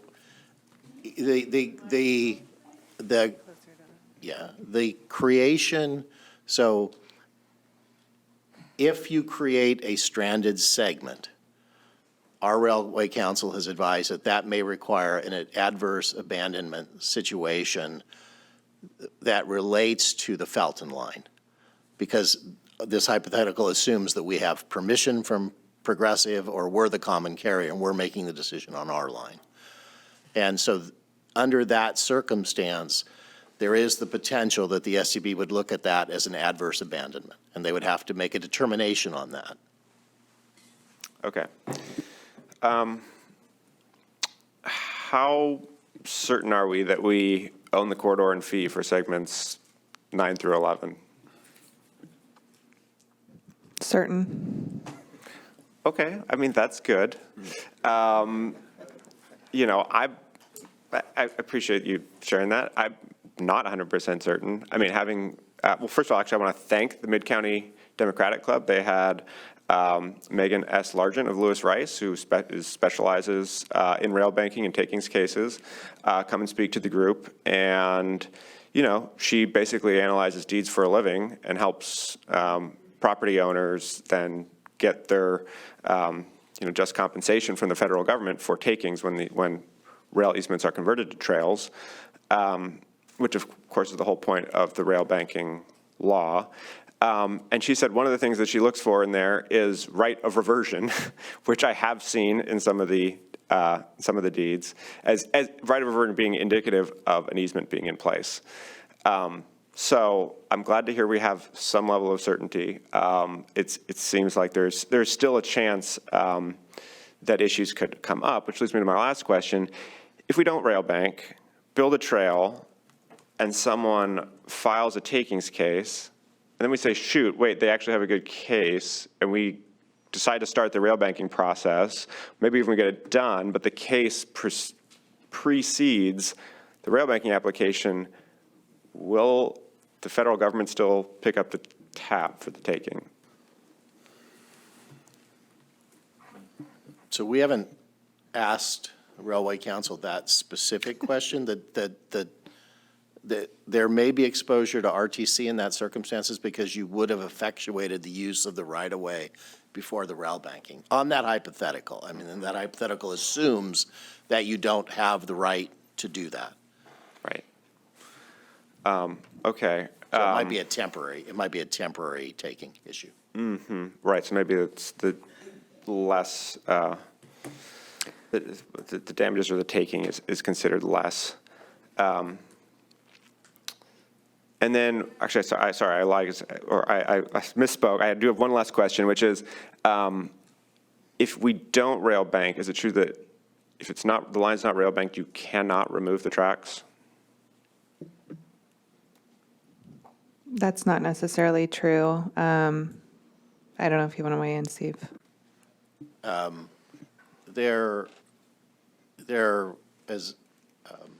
As we've talked about with the commission previously, there are different ways to take the line out of service. So Sarah's mentioned embargo, OPSL, discontinuance, and some of them do not allow removal of any tracks at all, whereas others do allow. And then the question is it for a temporary period of time? Because you're designating the stretch of the line as essentially out of service to shippers. That's what the purpose of these things, these procedural mechanisms are, is to advise shippers that you can't ship to those particular locations. And so,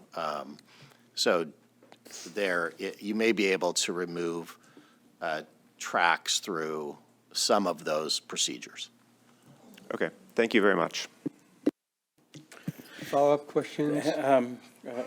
Yeah, as soon as, you know, because I just thought, and I'll get back to Commissioner Shipman. So just what, you know, thank you for the hard work and, you know, some clarity on, you know, on this, because I know Commissioner Shipman and myself were asking about this, because like I said, from, you know, I view this, there's two camps out there in the community, and both have construed or take, positions on certain, what rail banking is. So like this is becoming a great opportunity to provide some clarity. So Commissioner Schifrin. I wanted to follow up on a couple of your questions having to do with whether the RTC could terminate the ACL agreement and how long that would take. The response was it wouldn't take very long if the common carrier agreed. What if the common carrier doesn't agree? What would that do to the timing? Because I agree with the definition or the result of a successful rail banking process. It would allow for the rail to go on in the future. It would allow for all sorts of options. My concern is how do you get there from here, given the opposition to it that we know exists? And to the extent that that opposition could reasonably be thought to extend the time before rail banking could be approved, to the extent that the grants that we have for the trail are lost, I think that's a potential real problem. So how long would it take to, is it possible to know, for the RTC to terminate the agreement without the approval of the common carrier? So the termination provisions in the ACL do provide a requirement that the terminating party, so in this case RTC, would provide notice of the default to Progressive, the common carrier. They have 30 days to cure the default, or after that, then RTC can take action to terminate the agreement. And what does that mean, that the RTC takes action? Can that action be challenged, or what? Well, so what it means is the board would have to take an action to terminate the agreement. Any action by the board could be challenged in court. Okay. I'm not saying it would be successful. I'm just saying that it is possible. The second question has to do with if the RTC terminates the agreement and the RTC becomes the common carrier, would the RTC itself have obligations to maintain the freight easement? Or then the RTC would then, instead of agreed upon abandonment or rail banking, it would be the RTC proceeding on its own, but could that be challenged, just like it could be challenged in any event? Well, if RTC has the common carrier status, so in your hypothetical, RTC terminates, takes over the common carrier. Once they have the common carrier status, they have all the rights that a common carrier has, which could include issues such as terminating service on the line, abandoning service on the line. They have that right. Could someone challenge those? Another interested party, a shipper, could potentially challenge it. Another railroad, Roaring Camp, could potentially challenge it. And then there'd be a process to try to figure out what to do. There may be a process before the STB, that's right. Okay, again, my concern is a timing concern. And I think the whole commission is really committed to not losing the grants and getting a trail. And so, the real concern is, to what extent does going through a rail banking process add additional risk to the grants that we have? I did want to respond to one concern about encroachments on the line. We're going to hear later on that, in fact, the proposal that's been brought to the commission is only to move forward with the interim trail on segments 8 through 10. So to the extent that there's a concern about lower-income people losing their housing, as I understand it, that's in segment 11. That's not in segments 8, 9, and 10. Am I right? That's incorrect. The specific encroachments are within segment 10 of the Coastal Rail Trail. So the mobile home parks are in segment 10? Correct. Oh, I thought they were in segment 11. Okay. And the final thing I want to ask about, we hear about possible lawsuits around the easements, but the easements, as I understand it, are for the little area between the tracks themselves or on the tracks and the property. As I remember, when the commission I was going for permission for segment 5, there were easements that had to be acquired because the trail wasn't where we thought it was going to be. And so do we have any estimate of what worst case it would cost to have to purchase the easements if that was necessary? Not at this time. So as I mentioned, we're certain that we have full fee ownership of the area between segment 9 and 11. And therefore, we haven't done any appraisals. So hypothetically, if we needed to acquire rights to build our trail projects, we'd have to do an appraisal and go through the formal process of issuing an offer to the, whoever the owner is, and go through the process to purchase or acquire this easement, which we haven't done. So Well, wouldn't, we don't know assuming that we think what you're saying, we believe we own the. Correct. So there are no easements. If somebody believed that there was an easement, they would have to challenge the commission. Correct. And then they would have to provide evidence. At that point, we might have to do an appraisal, but it's, if, from what you're saying, the commission staff is confident that at this point there are no easements as part of that segment. Correct. Between 9 and 11. Okay, I just want to get a better understanding about what the risks are. Thank you. Thank you, Commissioner De Serpa. I'd like to clarify the portion of rail banking that potentially could cure some of the issues with property owners. So the Mid-County Dems, had a presentation by, I think, Megan Larchant from the law firm in St. Louis, which is sort of the preeminent law firm that deals with these types of corridors and private property rights. She said she's pulled every single deed on our corridor, and there are a number, and some of them go back to the 1800s, right, and late 1800s, and they have to be carefully looked at, carefully read to see what they say. And in doing so, she would represent potentially, other attorneys could as well, she would represent the property owner in a takings case.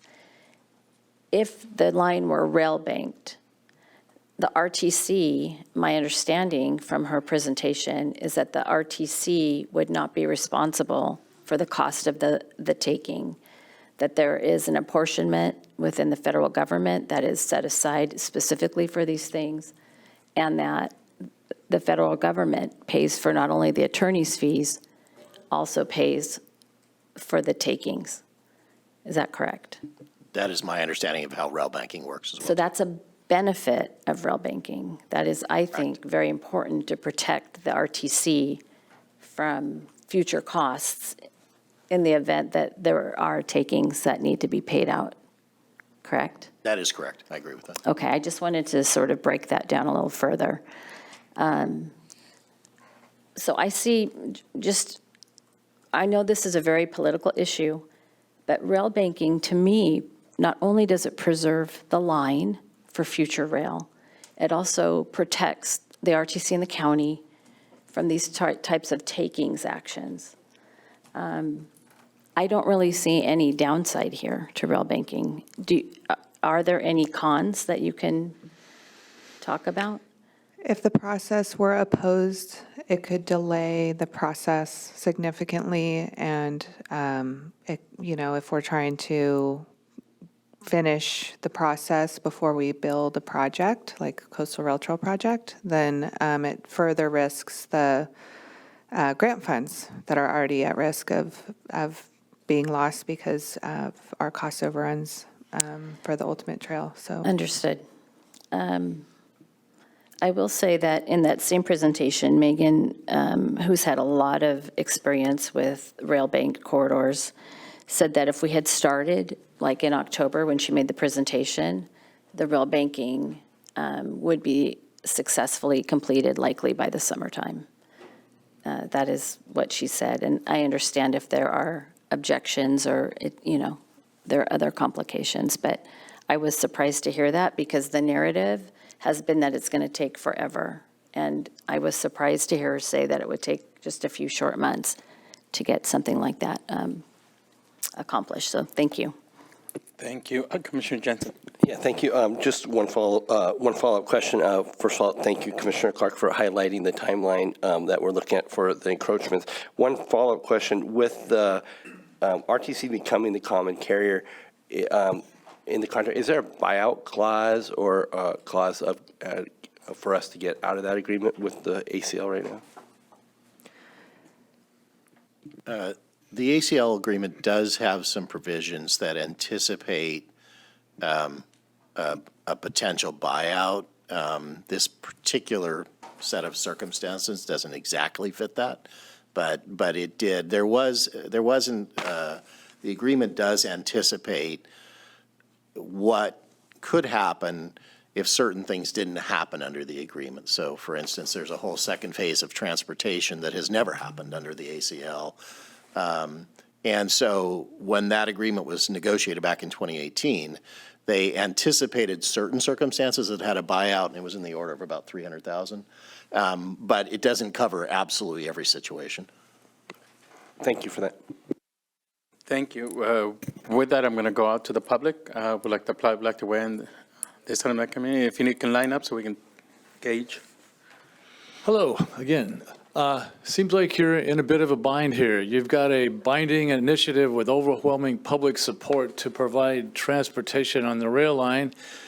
And on the other hand, you've got a fantastic amount of money that you will never come up with to do so. So what's the answer? I think PRT meets a lot of the requirements, and even more than I anticipated. The equity issue, being able to afford to get all the way to South County, who's being left behind on virtually everything. Commissioner Clark brought up the encroachments and the displacement of people that would be unnecessary according to the PRT line that was put along the rail trail or elsewhere. I think it would resolve so many of your difficulties. I realize it's really hard when you're on a commission, I've been there, to change direction, but given your position you're in right now, I think you have to change direction. There's really no good solution. This is an interim thing that's being proposed. I hope you'll look a little further than that. Thank you.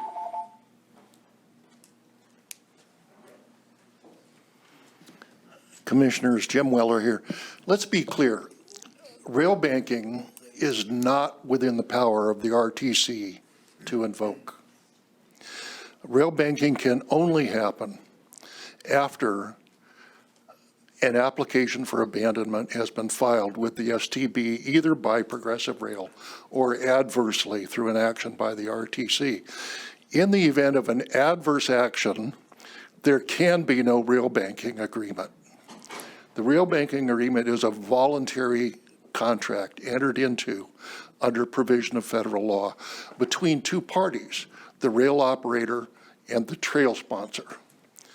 If you don't have a voluntary abandonment application made by the rail operator, you will not have a rail banking agreement, period. That's it. So, given the circumstances, rail banking is off the table. Thank you.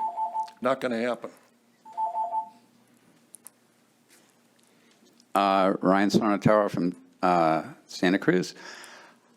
I think a little history is in order here. The reason why there is an agreement with Progressive Rail has to do with the forces on the RTC and in the public that were blocking the trail at any cost. Progressive Rail was fully aware that there's broken bridges and no freight traffic north of Lee Road. The agreement was signed with a lot of opposition to it, and that at this point, since there's no financial interest of Progressive Rail north of Lee Road, it would seem to me that there's an opportunity to actually constructively engage with them. I actually spoke with some of their executives when they were here. And the last thing I want to say is that one of the hidden agendas of Progressive Rail was to park oil tankers on the rail corridor, which they were blocked from doing. Thank you. Can I start? Hi, my name is Dean Cutter, and I'm going to say please support the interim trail. All parties in the rail trail debate agree that our county should be less car dependent. The interim trail is a common sense compromise that allows pedestrians, bicyclists, and e-bike riders safe and legal access across the county. As it currently stands, hundreds of county residents utilize the rail right-of-way every day. My wife and I use the Murray Street Rail Bridge across the harbor and the tracks through Capitola frequently, and always see numerous folks out there just like us. It is technically trespassing, and the footing can be hazardous, but the route is a straight line, car-free, flat, and often beautiful. If it becomes a legal path with an even surface, it will become a main thoroughfare for alternative transportation. Manu Koenig and Fred Keeley's agreement to compromise is a good example of what we need in government today. They have set aside their differences to focus on their shared goal to use the trail. Thank you. Thank you very much. Good morning, Commissioners. My name is Jessica Evans, and I live in the city of Santa Cruz. Thank you so much for all of your diligence and looking thoroughly into all the options for our shared transportation and freight corridor that is serving the whole county. I do just want to second Mr. Weller's comment. I know that this rail banking stuff is super intricate, and I think that there is a significant risk that in an adverse abandonment scenario, the shipper would simply walk away and refuse to come into a rail banking agreement with the trail sponsor, the interim use sponsor. And I think that that deserves, looking into. And I also absolutely agree with Commissioner DeSerpa that it's very important to preserve the protection for the RTC if we do something like this. Thank you.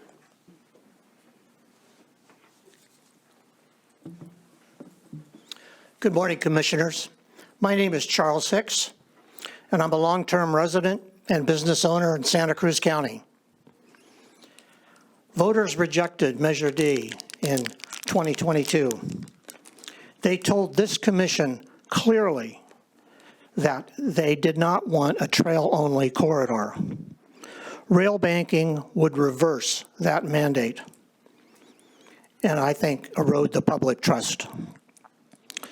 Rail banking creates a funding risk.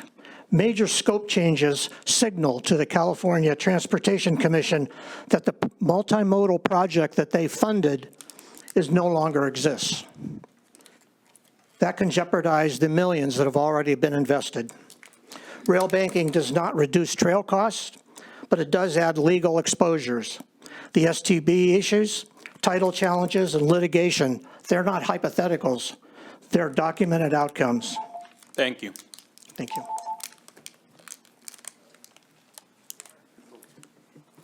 Buzz Anderson.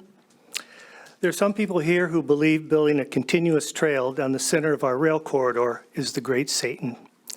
Before passing eternal judgment, perhaps they should talk to people who are currently enjoying the following rail-banked corridors. Great Redwood Trail, Mendocino County. Iron Horse Regional Trail, Alameda County. Richmond Greenway, Contra Costa County. Bayshore Bikeway, San Diego County. Ventura River Trail, Ventura County. Exposition Line Bikeway, Los Angeles County.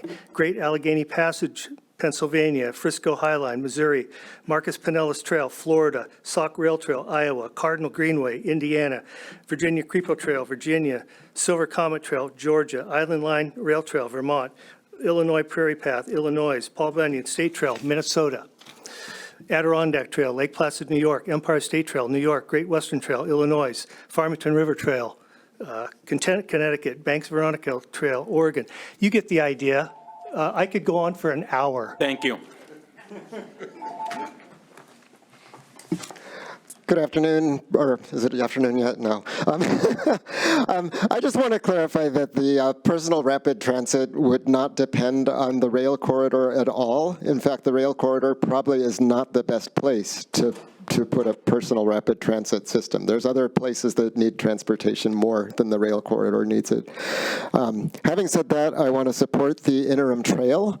I want to paraphrase a document from Bike Santa Cruz County's website. They say, interim means until rail is fully funded, about 20 years. When rail funding becomes available, modifying the corridor to a full rail with trail would be just a marginal cost relative to the cost of rail itself. In other words, even if we eventually implement rail plus ultimate trail, we don't lose anything by building the interim trail for now. And that's coming from an organization that has strongly supported trail in the past. So let's support interim trail, including rail advocates. Thank you. Thank you. Good morning, Chair Montesino and Commissioners. My name's Matt Farrell, and I'm here speaking on behalf of Friends of the Rail and Trail. And we submitted a letter to you, and we have stated our opposition to moving forward with rail banking. It has nothing to do with easements, as has been contended in this meeting today. What our public position has been and will continue to be that if you rail bank the line and install a paved trail on the line, you will never see that return to active rail service ever.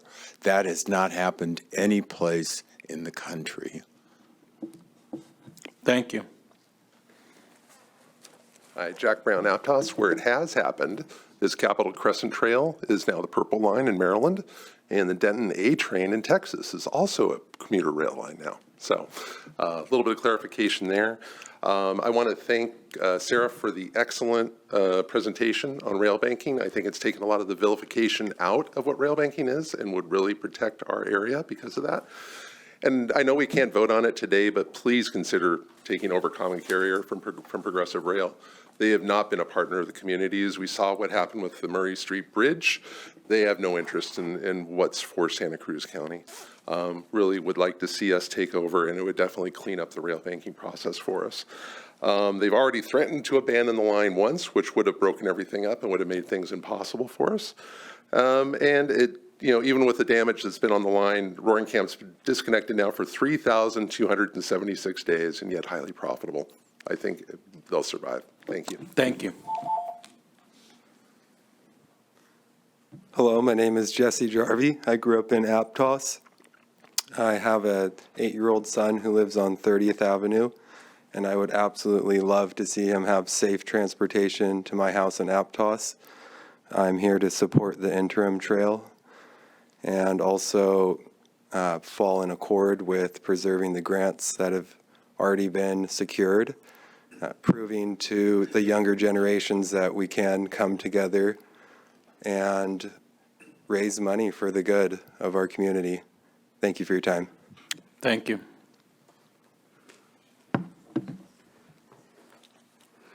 Thank you, Commissioners, for your time and efforts. Rail banking, embargoing, or making the tracks unusable for passenger rail is a hard no for a majority of our voters. But you're considering it anyway, despite what our voting community said. I've attended over 90% of these RTC meetings since 2021, and it strikes me time and again how certain commissioners seem oblivious to their constituents and greater underlying needs served by an equitable, robust public transit system, which we do not have. This commission falls seriously short in utilizing all available resources to move passenger rail forward, which almost 74% of our voters and our most vulnerable community members have time and again demanded.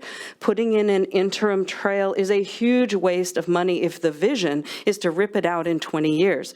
Use the ATP funds to put in a narrower trail adjacent to the tracks now, and it can be widened later. Please do not jeopardize bringing passenger rail to our community as soon as possible. SMART has already done this. Let's partner with them. Thank you. I'm Saladin Sale. RTC staff are in a no-win situation. Commissioners direct staff to deliver a year-end rail banking overview on top of presenting a digestible summation of the 650-page separate conceptual report. Severe time pressure inevitably affects the quality of any work. In this case, the fiscal impact section is reduced to saying there's no fiscal impact to accepting this informational overview, unquote. The direct and indirect fiscal impact of attempts to pursue rail banking or other track removal strategies in the face of opposition must be documented and considered as part of any serious inquiry into the feasibility of track removal. Costs of both legal representation and delay would be substantial and must be considered. Any absent understanding of such costs, any yes vote for rail banking, simply political theater. Thank you. Thank you. Hello, Commissioners. My name is Elizabeth Malmborg, and this morning I drove here from the very tip northern part of the county because I did want to remind you that northern county voters did vote for both passenger rail and trail. District 1 and District 5 mountain communities voted very clearly that they did want to support rail. Please do not disrespect the voters. We expect you to bring passenger rail to Santa Cruz County, and we will hold you accountable to do so. Legal maneuvers, peace treaties behind closed doors, and closed-door sessions do not represent transparent government. We voters in this county expect transparent government from you, and we expect better of all of you. Local government in the future of Santa Cruz County is not a chess game to be won by one side or another side. Let's move forward together. Let's have open, transparent discussions and dialogue up and down this county about rail and trail. Don't destroy the rails. Leave us in the quarter ID program. Thank you. Thank you.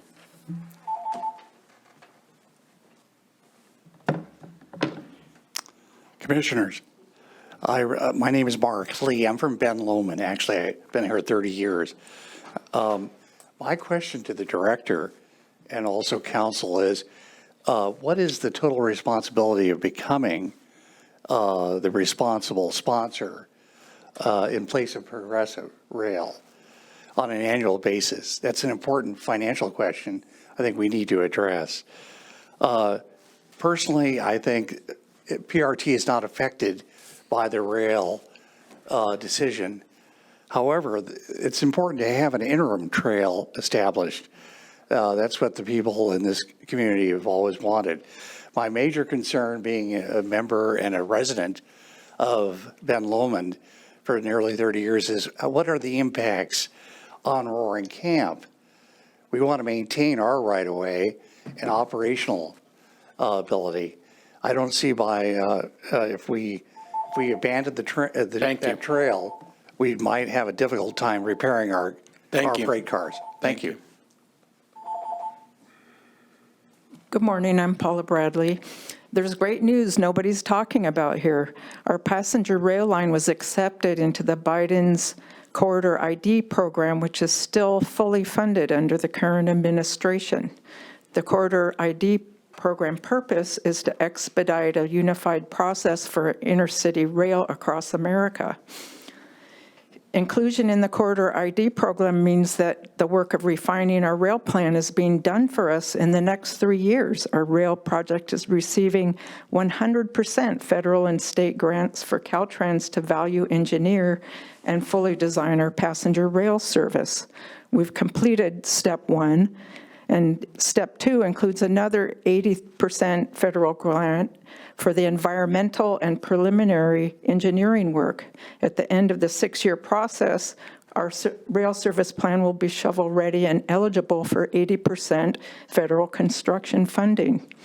If we lose the Corridor ID, there's no second chance. Thank you. Rosemary Sarka. I just wanted to quickly address the issue of Megan's presentation to the DCC. Megan was unaware that there would be opposition.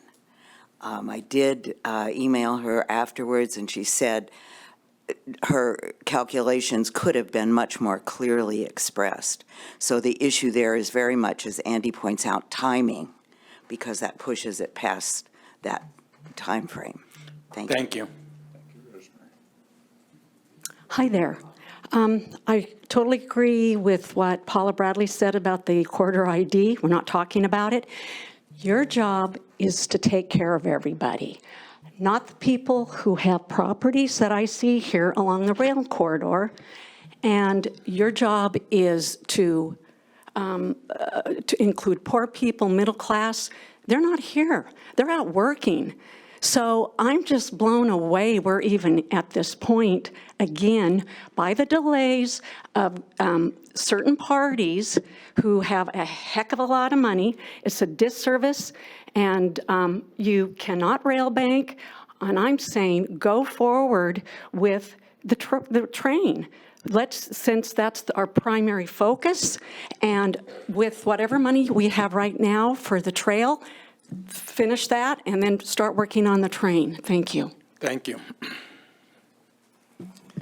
Commissioners, I'm Trink Praxel in Aptos, and I just want to reiterate much of what you said already. A few years ago, there was an overwhelming vote not to rail bank this, and that is really, there are many, many who still feel that way. I know costs have escalated, so that is an issue, and I understand why it's being raised again. But what we've just heard from are those commissioners who really are against the rail banking and just want to put the trail on the line.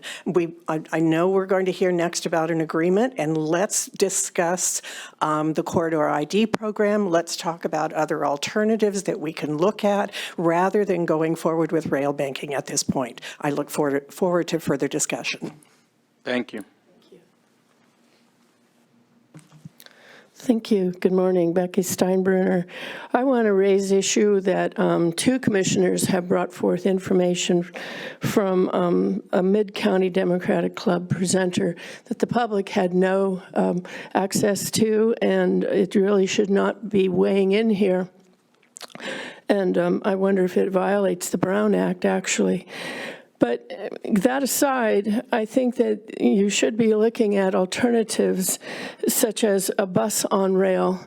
There was a Sentinel letter to the editor this week that it would cost minimal to what other options train would cost. It would get something moving on that rail corridor, which is desperately needed, especially for the people in South County to get to work. It could be it could become a pilot project for the interim. If we have to wait for the ACL to expire in 2028, we could do a pilot project. Thank you. Any other studies will be Thank you. terrible. Hi, Brian from Trail Now. We have to open the corridor. We know we need to get that grant money spent. And the fastest way, we know how to do it. You need to become the common carrier. Then you go through and become the rail banking process. Don't sit back in the chairs and say, oh, they're going to sue us. Roaring Camp, we should not allow an entertainment company preventing our community from using this transportation corridor. That's essentially what you're doing, is you're saying all these people are going to protest. Yeah, they might. Just like the low-income housing people are protesting because they're losing their housing. No, we need to open that corridor, and we need to stop saying they're going to protest us. We'll never do it. No, they will not be able to protest. Roaring Camp would have to spend millions to upgrade it to bring it freight. Okay, that's what the STB would require. So move forward, become the common carrier in rail bank. Hi, my name is Mary Alsop, and I was a planner for the City of Watsonville, City of Santa Cruz for 26 years, and I was a brakeman on the Southern Pacific Railroad for 13 years. The rail trail has an approved, fully vetted master plan, one that took more than 20 years of diligent work, public process, and inter-AG collaboration. Portions of this plan are already a reality.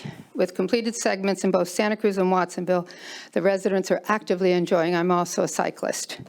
This wasn't a simple undertaking. The state of California, Union Pacific Railroad, the RTC, the county, the cities of Santa Cruz, Watsonville, Capitola all played significant roles in shaping and approving the rail trail master plan adopted in 2013. The level of coordination required was immense. By contrast, the Greenway trail-only proposal, rail banking, has no approved plan. I'm concerned about the amount of time it would take to change horses in the middle of this stream. Thank you. Hi, my name is Danellen Rutherford. I'm a resident of Santa Cruz. I have a multiply disabled daughter. She has 6 caregivers. None of them are able to live near my house in the northern part of the county. One of them just moved to San Jose. Another one lives in Salinas, and several live in South County. I think it's critically important for us in this moment when we're facing a care crisis to deal with the transportation issue. And I really don't like to see this kind of stepping back from the voters' will at this point when it's just really clear that this is where we want to go. Thank you. Thank you.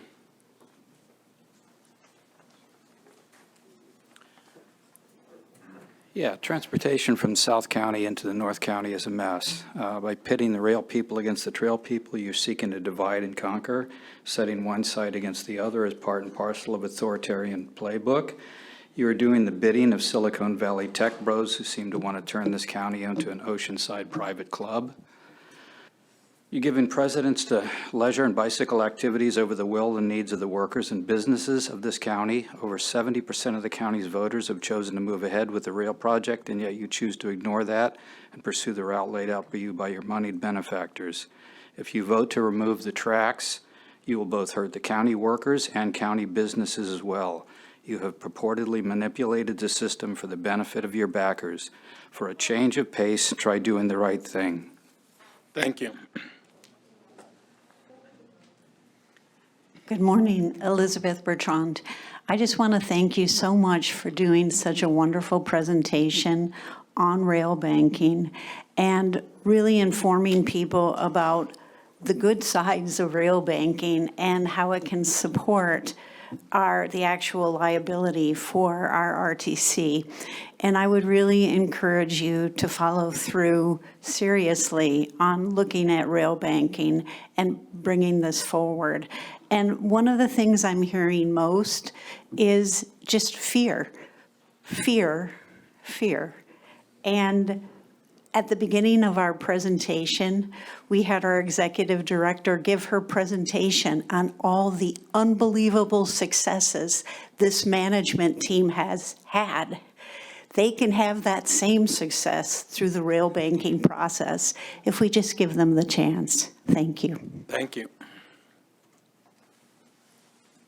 Good morning, Commissioners. My name is Gina Cole. I'm a Watsonville resident. To maybe capitulate a little bit more on the fear factor, there is a lot of fear here from both sides of our county. We're afraid that we're going to lose connectivity.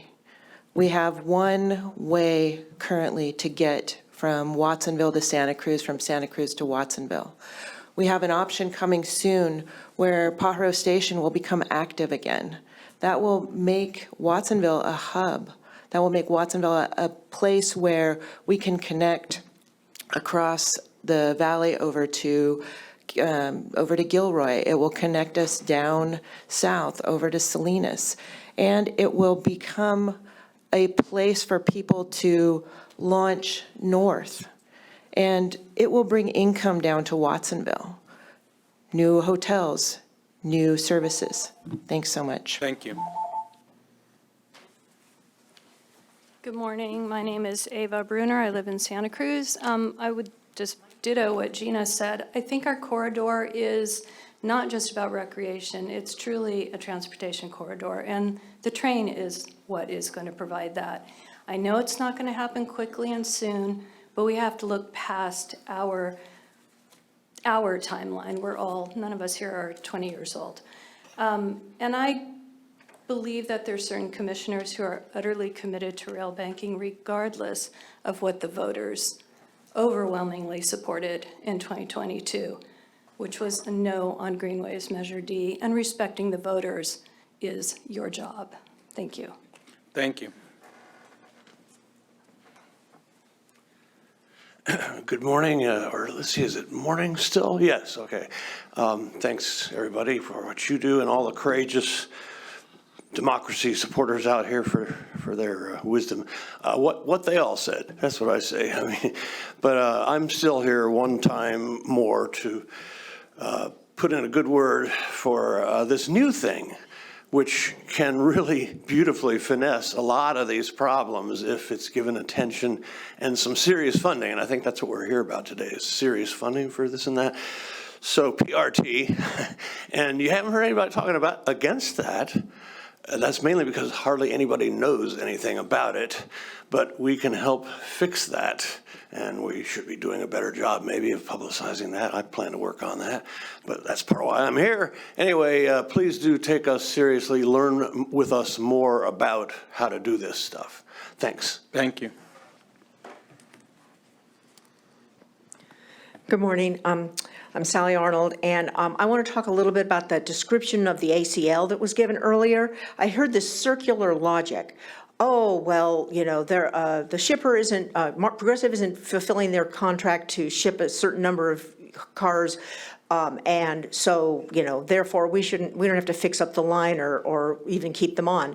But the ACL also included an obligation that the commission would fix up the line and then Progressive would maintain it. And the RTC hasn't fixed up the line. And so there's this circular logic. Well, we don't need to maintain it because there's no shippers, and there's no shippers because the line isn't fixed up. And so I think we need to acknowledge that. I don't know if you decided to rail bank, and this whole thing about being able to convert back to freight at any time, does that mean you still have to maintain the bridges at a freight standard? I mean, that's something to think about. I don't know. But if you leave the tracks in place, you avoid all those legal problems. Thank you.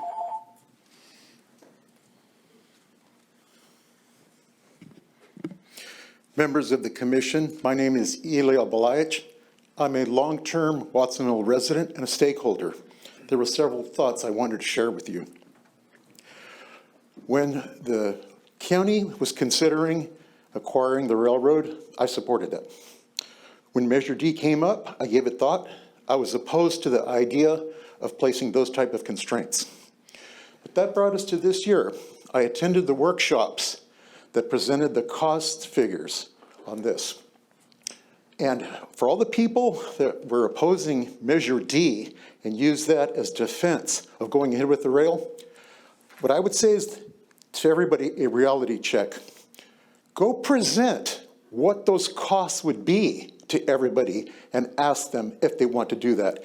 Most of those people have not been attending these meetings. They're not really aware of that. That's the reality check. Thank you. Thank you.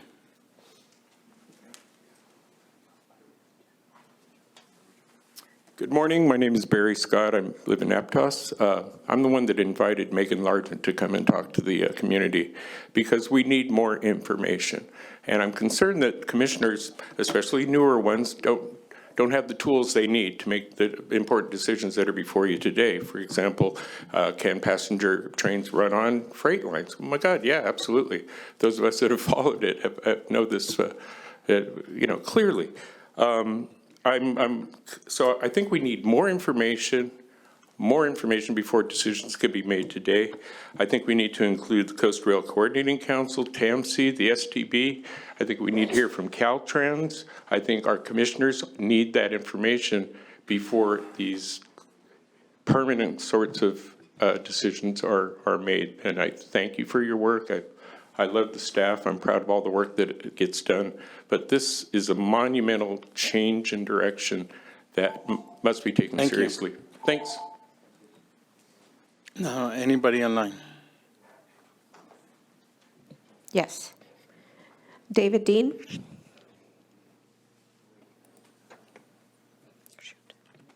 Yes, thank you. I would like to let the commission know that there are additional risks to rail banking. The STB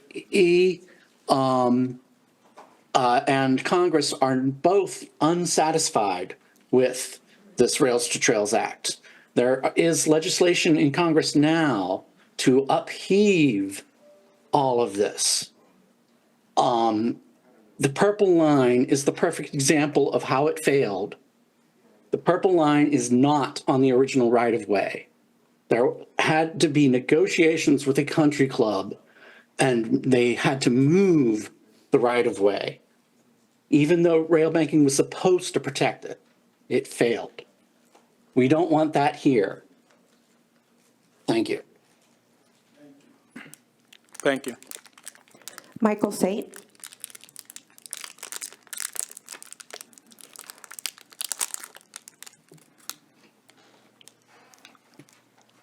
Thank you, Commissioner. Michael Saint here. I wanted to follow up on Commissioner Koenig's and DeSerpa's meeting last October. I also attended that one, which was basically a Rails to Trails landowner rights Zoom meeting about rail banking as well. What I wanted to help inform maybe Sarah, it's not presently approved, but there is going to be a federal legislation on House Bill 4929, which I would suggest that you peruse and take a look at.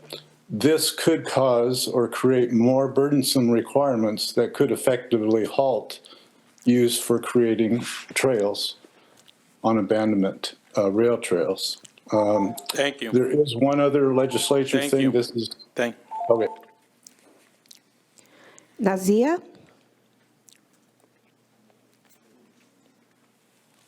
Yeah, hi, Bob Hickman here. Hey, okay, listen, I'm listening to Ford, and they keep saying Measure D, Measure D, Measure D. I was an original, I voted for to keep the train on the track back when I still realized the cost, or when they were telling us how low the cost would be. Now the cost has ballooned up over to $4.2 billion. Going to have to do a 2% sales tax. We can't afford that. Go with the interim trail. I think if we look back, a lot of the people that voted Measure D would change their vote once they realized what the new costs are and this tax. I mean, really? We can't afford to be the highest taxed county in California. Thank you. Thank you. Rafa Summerfield. I'm concerned that there just simply isn't enough time to legally abandon or rail bank segments 8 through 11 prior to the 2027 construction funding deadline if pursuing the interim trail plan. Given the uncertainty of the STB timeline and expressed opposition to rail banking and perhaps abandonment by Roaring Camp, even if the RTC is the common carrier. As the staff has noted, the timing for abandonment with or without rail banking is an uncertain process. If the RTC wants to preserve its awarded funding for an interim trail, these questions would have to be resolved before construction in 2027. That just doesn't seem realistically certain to me for the RTC to pursue with no backup plan to preserve the awarded funding. It's good to hear that the staff is certain that you have fee ownership of segments 8 through 11. However, there is a risk of abandonment without rail banking. The RTC would be liable for any takings claims, and there would be additional uncertainty about the legality of constructing a trail on the right-of-way. Lawsuits could delay any construction beyond the deadline for the awarded funds or even cause a portion of the trail to be removed. Gloria.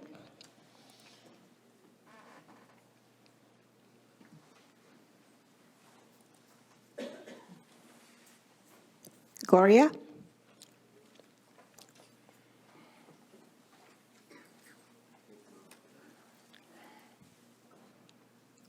We can't hear you.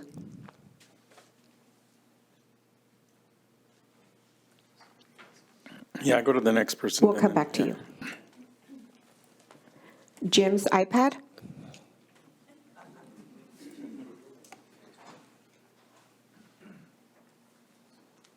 Jim McKenzie, Santa Cruz. I urge the commission, can you hear me? Yes. I urge the commission to become aware of and closely monitor the progress of currently pending federal legislation, H.R. 4924, the Rails to Trails Landowner Rights Act, before considering rail banking. This rail banking related legislation, if enacted, would shift financial responsibility from the federal government to trail sponsors to compensate adjacent landowners for all costs associated with trail use, regardless of whether there is a property interest justifying compensation. It would also require the trail sponsor to obtain within 30 days of filing a statement of willingness to rail bank, signed written approval of every adjacent landowner as a condition of rail banking. There's some additional very draconian conditions in this legislation that would create Thank you. additional financial liability for the Thank trail you. sponsor. Gloria?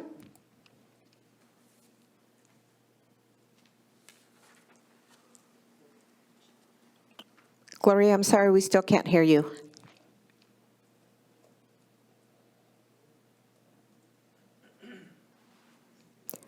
David Date?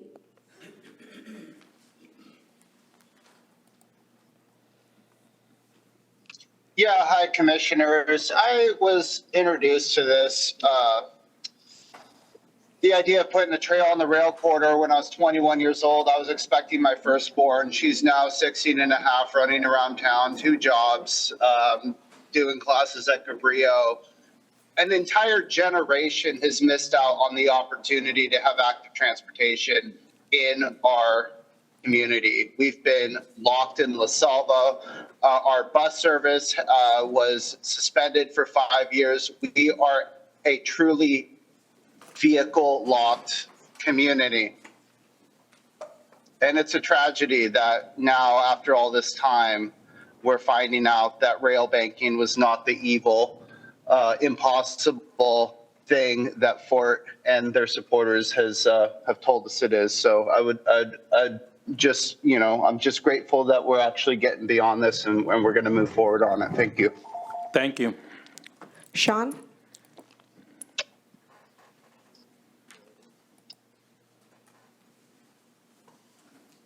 In 2017, when many of us started talking about the funded rail corridor on YouTube at the Davenport Vision Santa Cruz County meeting, it's on YouTube at 14 minutes and 48 seconds. The American rate of disability was 18%. CDC.gov said that that's up over 10% to 28.7 a year and a half ago. That project showed that most of the zip codes through which the rail corridor runs has a larger percentage of people with disabilities than most other zip codes. All city and county and census surveys show a rise in these populations with an expectation for these populations to grow. You've been running partially on a platform of disability inclusion, safe transportation for everyone. Trail only, that's for people in the height of their good health, maybe 8 years of their life. Thank you. Kevin McGuire? Hello, can you hear me? Yes. Commissioners, truth bomb. The peer review revealed something extraordinary. They didn't recommend ending the rail at the boardwalk. They said end it east of the boardwalk because the corridor is too degraded to reach it. And a system once described with 20 stations is now down to 7. That significantly lowers ridership and service to the public. Think about that. All the stations eliminated. Today at 7:30 a.m., the traffic report from KSPW said it took 29 minutes from Buena Vista to Highway 17. The bottleneck is at Marmani to Park Avenue. A train 20 to 30 years from now won't fix traffic for families that are stuck in it today. And that regressive sales tax will hurt low incomes even more. Your own executive director said the vision sold to the public is not financially feasible. Most residents still believe the original promise intact, but it isn't. Measure D's failure was not approval of billions for rail. 74% of voters never authorized a blank check. Thank you. Thank you. Gloria?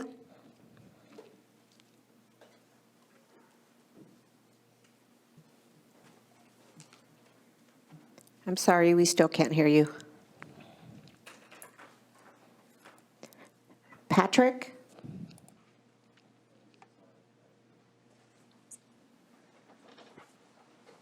Hi, Patrick Mottram, Aptos resident. Firstly, I'd just like to say thank you. I think I'm delighted to see this practical solution being put forward. As a taxpayer, I'm delighted to see a really flexible approach to this situation, and I fully support rail banking. As a Measure D voter, I did not vote for a train at all costs, to echo the previous points. I hate to see this argument perpetuated by Fort and others as being a reason why they have to ignore rail banking. I think if many in the community understood the real costs, this would be very different. So like David Day, I have young kids. I don't want to see a whole generation miss out on the opportunities of the rail trail. Thank you. Joe? Hey, I just wanted to come on here and dispel some rumors about the costs of the potential train project. I saw recently on K-Squid, KSQD, there was a podcast that featured Deborah Fudge, a former Harbor High graduate, as well as a member of the board on the SMART train. She did a podcast saying that she worked with HDR, who did our cost estimates. And that she believes I don't have all the nitty gritty of this. I'd recommend watching the podcast myself. But they basically did things in the wrong order. They kind of over-engineered this train before we really even knew what the corridor looked like. And that she would actually recommend that we form more of our own board, like they have for SMART, that can really start learning more about our corridor and actually maybe bring those costs of the train down. She expects it to be around maybe $1 billion, closer to what SMART expected for their line. Again, I can't give you all the specifics, but it was an hour-long podcast, and I highly recommend anyone in this meeting go watch it. I just don't expect the cost to be that high, and I also expect that the state and the federal government will help us out a lot with that, and that the remainder that we have to fund ourselves is easily funded by a sales tax or something else. Jean Brocklebank?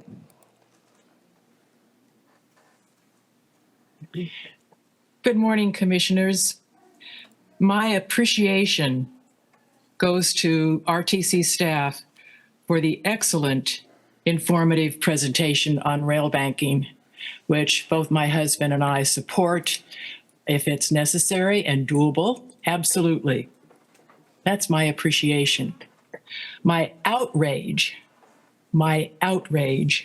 goes to the Fort speakers who lie when claiming it is only rich people who support rail banking. My husband and I are below low-income residents. We support rail banking. Thank you. Thank you. Javon Gray?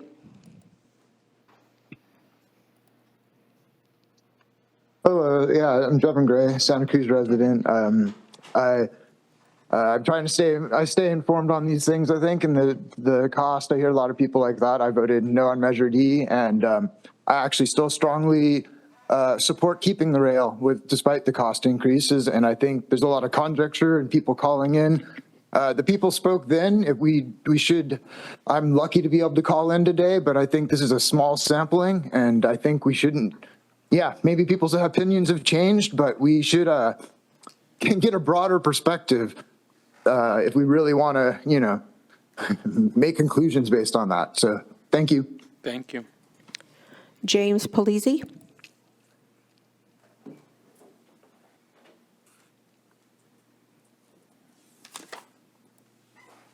James?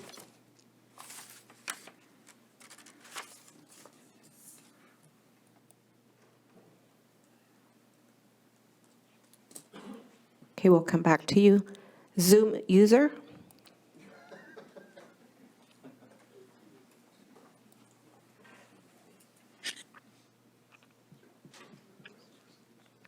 Hello, can you hear me? Yes. My name is Susan Kaufman, and I urge the RTC to follow through with the mandate of the public in terms of voting down the trail only and the rail line, and to preserve the huge grants that were granted for the purpose of rail and trail. Please utilize our county's corridor ID funds and resources that Paula Bradley brought to our attention earlier in this meeting. The climate crisis is ever worsening, and it's just a crime to see the gridlock on Highway 1. We need more options, including rail and trail, even with the increased cost, even with the increased time. Please pursue rail and trail for the near future. And as we can see in urban areas all over, widening the highway. Thank you. Tim?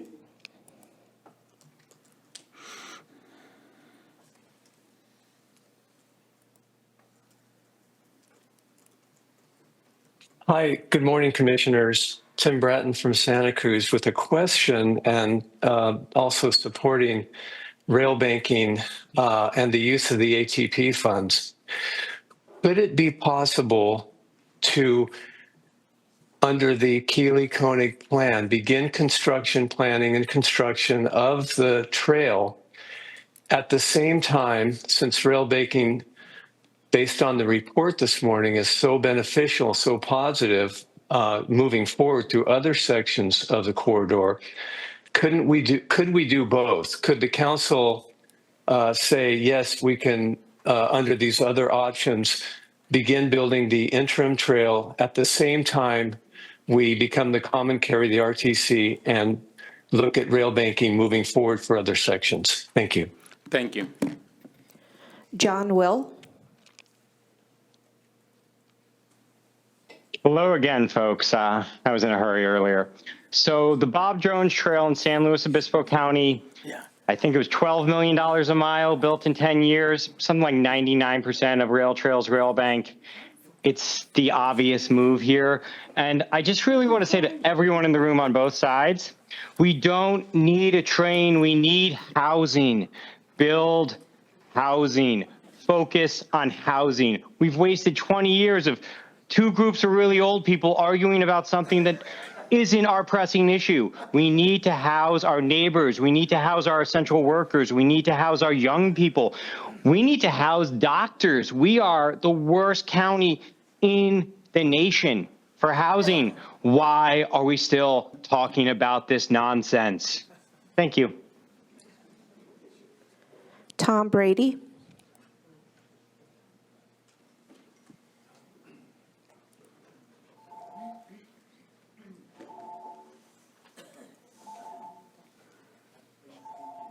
Mr. Brady? The train is not the solution. It doesn't provide enough infrastructure to get people out of their cars. And the trail is the way to go, and fully support it. We can't afford the train. We can't afford the train. We can't afford to fix our roads we have now and our infrastructure we have now. We can't afford another $1 to $4 billion on top of everything else to support our current county infrastructure. So please move forward with the trail. Brendan Quirk. I agree. Move forward with the trail and keep the rail. Thank you.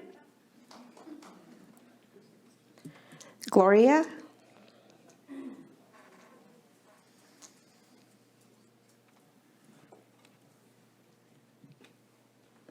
We cannot hear you.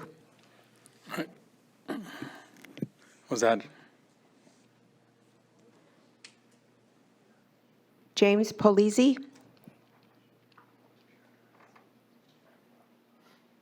Yes, hi. James Felici, retired civil engineer. I was involved in the Highway 1 project and the Highway 156 project.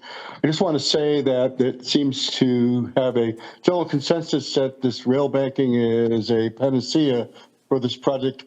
I can tell you, as a practical standpoint, the minute you touch a 110-year-old rail, you're going to also run into ballast, you're going to run into substrates, you're going to run into material below that that's all going to have to be removed, and it's all going to be toxic, hazardous waste. All that toxic, hazardous waste has one place in California to be moved, and that's Kettleman City.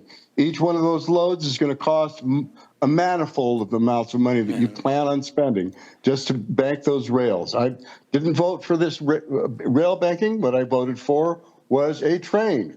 From Watsonville to Davenport, I expect to see a train be built. That's all I have to say. Karina? Yes, I just want to say thank you very much for the peace plan, and it really saddens me every time the idea is floated that just rich people don't want a train. Thank you. Thank you, and it seems like that's the last speaker, so we're closing that up. I'm going to bring back to the commission, and one thing, because I was listening and taking some people were, thank you for allowing me for people to speak. A lot of people, talked about a lot of things, but one of the things that I didn't hear was the actual just report of rail banking. Nobody argued facts what rail banking is. And that's what the presentation was good. So thank you, staff.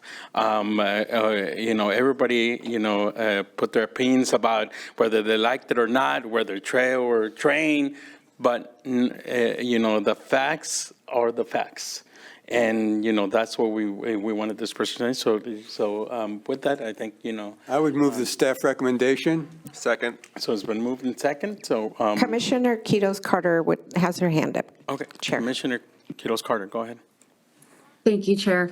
I didn't get a chance to speak earlier before going out to public comment, so I just wanted to make my comments before we vote.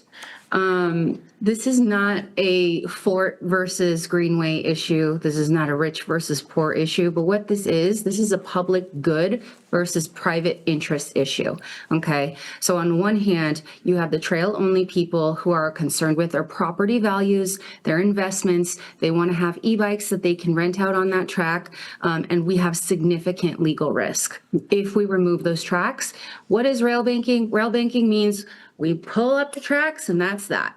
Okay, that's rail banking. That is it. We do not have rail anymore. They can fluff it up with semantics all they want, but that's what it is. On the other hand, we have a both option. It's really funny to me that we have people sitting here saying, oh, this is private interest. This is private interest. How is it a private interest if it's for the public good? I don't understand. We will never have the option. We will never even have the option of having the train. We've talked about this issue for 20 years. It has been blocked for 20 years. We as a county need to get it together. Other counties have figured it out. And what upsets me is that we sit here saying, oh, we can't do this. Oops, we can't do this because we are continually being blocked by private interests. And that is not okay. It is not rich versus poor. It is the haves and the have-nots. It is the people who are looking out for everyone versus the people who are looking out for their own pockets. That's really what it comes down to. And that's how Santa Cruz has been for 20 years. So that is why we are at this point. So our goal is to make everyone happy. That's what we do. We try to listen to all sides. But at the end of the day, we have both options. We have the option for future passenger rail, or we don't. That's it. Yes, no. And that is it. So thank you for allowing me to make my comments, Chair. That is all I have to say. Thank you. With that, I'm going to take a roll call.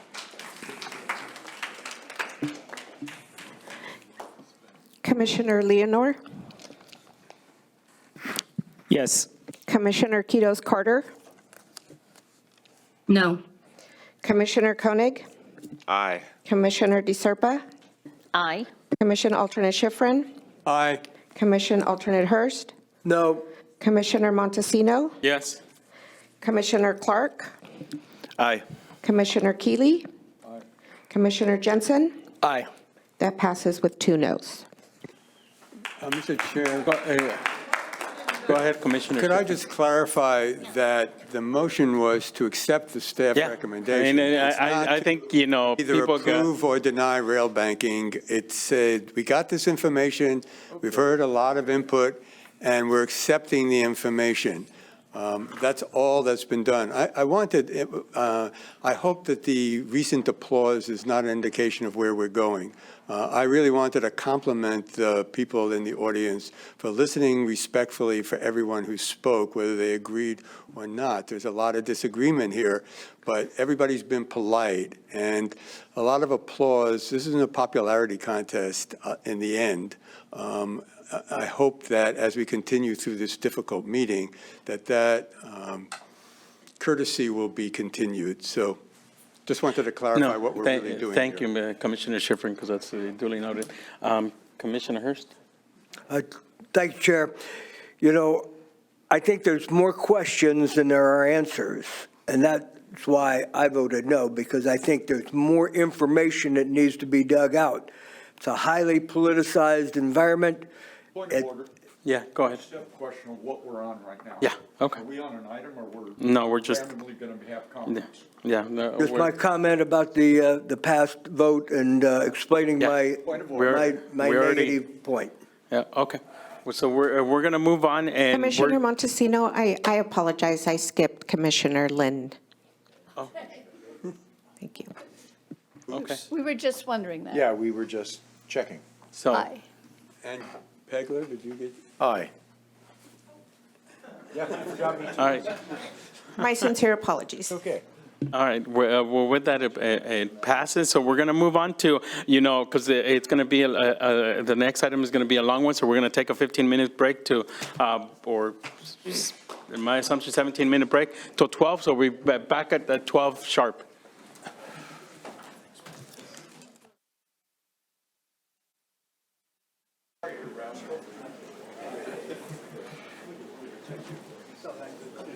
Hey, you gotta wear your cowboy boots down here.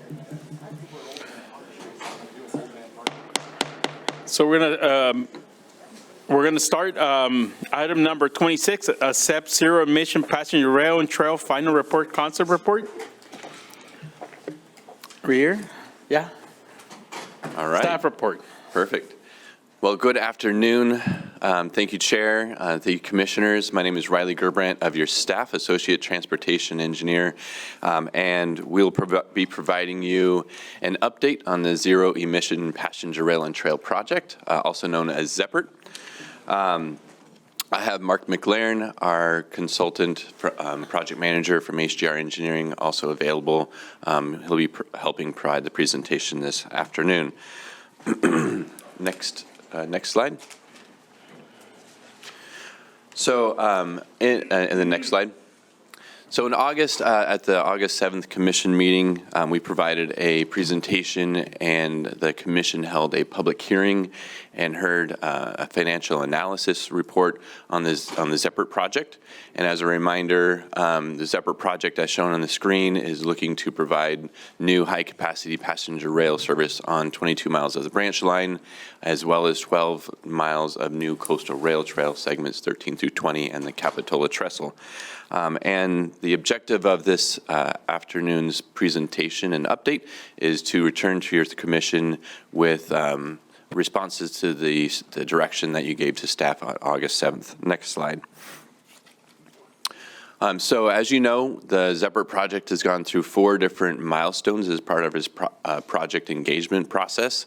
And as shown on the screen, we are at the end of that process. Next slide.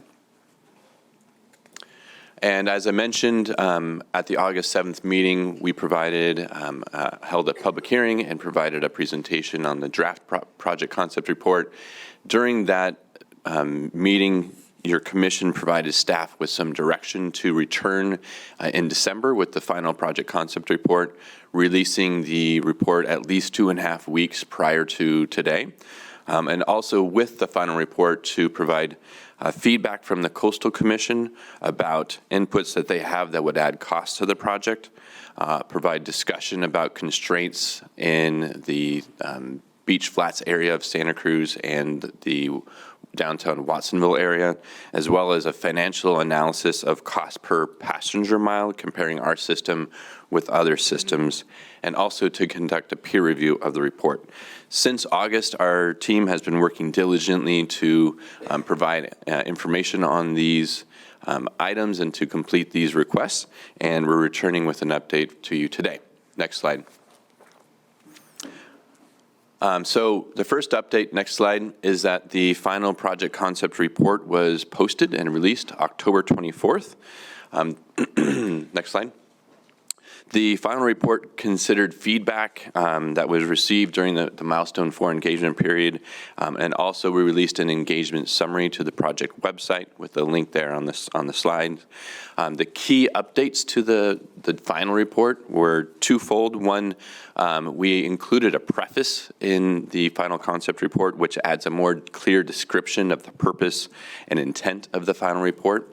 as well as to respond directly to some of the key frequently raised concerns that we heard from the community, from our partners, and from the Commission regarding the feasibility and potential of implementing passenger rail on the branch line corridor. The second thing that was specifically added was a next steps and funding chapter. It identifies steps that the RTC and the stakeholders can consider for strategic advancement of the Zeppert project, including funding and implementation approaches. The staff report for this item provides discussion on how these potential next steps would help inform, progress, and provide clarity for future project activities. While the final report does reflect refined study and analysis, it is important to know, as described in the staff report, that it's notable that other components of the project have not substantially changed since the draft report revision. Next slide. In addition to posting the final project concept report, we are also returning to your commission with information relating to the other items that you requested in August. The first one being California Coastal Commission feedback. So during all 4 project milestones as part of the Zeppert project, we have met and engaged with Coastal Commission staff. We've done that thoroughly and met with them many times throughout this process, and we will continue to do so as the project future phases advance through development. We also reached out to Coastal Commission staff after the August meeting with a request for the additional input that was requested. Coastal Commission staff responded that it's not appropriate at this time for them to provide comments on specific project elements at this level of design and before completion of the environmental review. They also said that the project will need to follow the Coastal Commission's regulatory review process. It's notable that the resiliency efforts that the RTC staff are currently have commenced for the resiliency study that we got the grant funding from Caltrans is part of the work that will need to be done that will progress the work that needs to happen to go through the environmental work and to address some of these Coastal Commission's concerns. While we have not received direct direction from Coastal Commission staff, we do believe that and understand that there will be comments from Coastal Commission through the development of the project that will need to be addressed and incorporated into the project. And some of the things that we've discussed with staff at Coastal Commission are there on the screen. Next slide. One of the other elements that your commission asked us to return with the final concept report was more discussion on the constraints that we're encountered in the beach flats area of Santa Cruz and the Walker Street downtown area of Watsonville. The report does now include a discussion on those considerations and constraints that we encountered. The staff report also elaborates on the specifics. Community and stakeholder feedback were considered in the project's design and represented in the final project concept report. Continued partner and stakeholder coordination will be required in future project development phases. Next slide. Another key thing that we did as the project team was to develop a cost constraints memorandum, which is attachment 2 to the staff report. This was prepared in response to the August 7th Commission direction and provides an overview of the factors affecting the conceptual capital costs and constructability of the Zeppert project concept. Specifically, it includes cost comparisons with selected other California projects, identifies unique and cost-driven characteristics of the Zeppert project, such as the large and iconic bridges that would need to be replaced, right-of-way limitations, on-site maintenance needs, street running track, which is not very common. It also discusses timing and scheduling construction considerations that affect cost, such as the historical Caltrans data that we've used, confirming rising trends in costs, as well as future estimates reflect the uncertainty in scope and timing. So the The memorandum there attached to the staff report goes into considerable depth addressing those thoughts and considerations. And with that, I'd like to invite Mark McLaren of our project team to provide you with our peer review work that we did on the project concept report. Good afternoon. Thank you. As Riley mentioned in your meeting in August of this year, you had requested that the staff look and panel a peer review to engage in a conversation about this project, the project concept report, and the recommendations that were coming forward, or the findings that were coming forward as it related to the project ridership cost, implementation, many other things as a part of that. We worked following that meeting with the staff to identify a peer panel of people who brought different experiences and different perspectives to this conversation, from experience not only in terms of owning and operating railroads, but constructing new projects, for example, in San Bernardino County, which is one of the projects we have talked about previously as a part of the conversation with this commission. Folks with experience in the Bay Area, Bill Gamlin, who's the chief engineer with SMART, being one of the panelists, and others as well from the private sector, and Chris Shields, who's someone who brings a broad array of experience in project delivery and cost estimating from a number of projects around Northern California as well. The panel met together in Santa Cruz in second week in November, did both preparatory work in reviewing the document and the work that had been conducted to date. Meeting on site, had a tour that was expertly guided by your executive director to share the experiences and the knowledge that she has of the corridor, and then did a deep dive with a number of the technical folks who've been involved in various aspects of this study to talk through the project and the work that had been completed. In setting up and starting that conversation, there were a couple of key questions that the peer panel was asked to discuss. One was really understanding and if they felt that there's a long-term benefit of maintaining freight and developing passenger rail service along the Santa Cruz branch line, whether or not they believe that the estimated cost is in line with industry practice for similar types of projects, if they saw opportunities to reduce costs through best practices through their own experience or other projects that they were familiar with, and what they saw as might be next steps for the RTC to continue to advance a project within this corridor.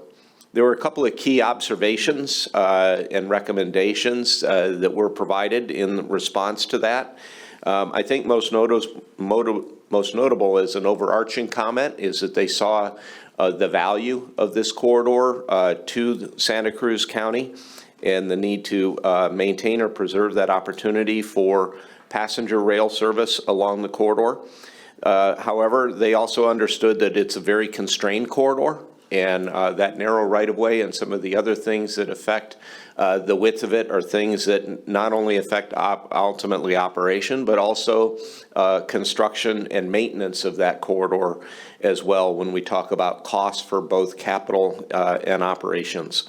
They also acknowledged that the infrastructure is in deteriorating condition, which we've discussed before, and that preserving the corridor will require continued maintenance to ensure that it has been appropriately preserved.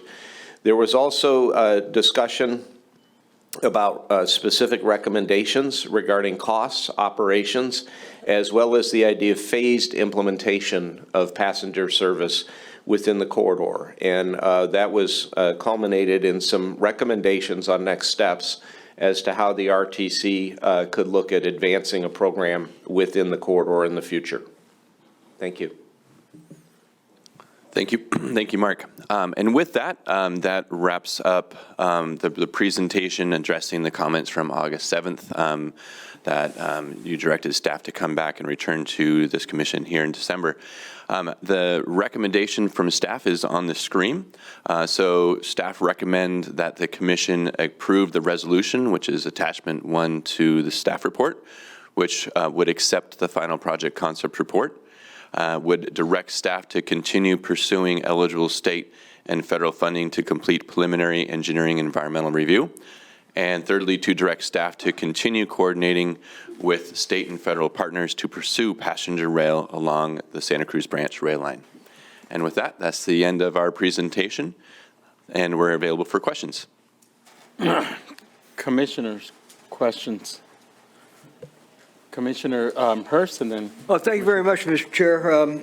When we first bought the line, the impression I got was that it was in a state of good repair. That's the state of good repair is the buzzword that's used. So what happened? Well, one thing is that it's been 13 years since then. So that's with time, it's deteriorated further. And particularly without any service on those parts of the line. So one thing we've noticed is once you reach a certain threshold with some of the infrastructure, the rate of deterioration without continued maintenance accelerates. But I'll turn it over to Sarah to see if there's any other addition. Yeah, we bought a fixer-upper a little bit. And, I mean, we bought it from a private railroad, and its primary use was to move goods. It's a single-track line, and, you know, doing passenger rail, as demonstrated by this project concept, it's very different than a single-track infrequent freight line. So that should explain why the condition is what it is. Well, was it actually in a state of good repair when we bought it, or was that a misleading? It was capable of minimally carrying freight loads. Who was supposed to do the maintenance and the repair? The railroad. Did they do it? No. Who holds them accountable?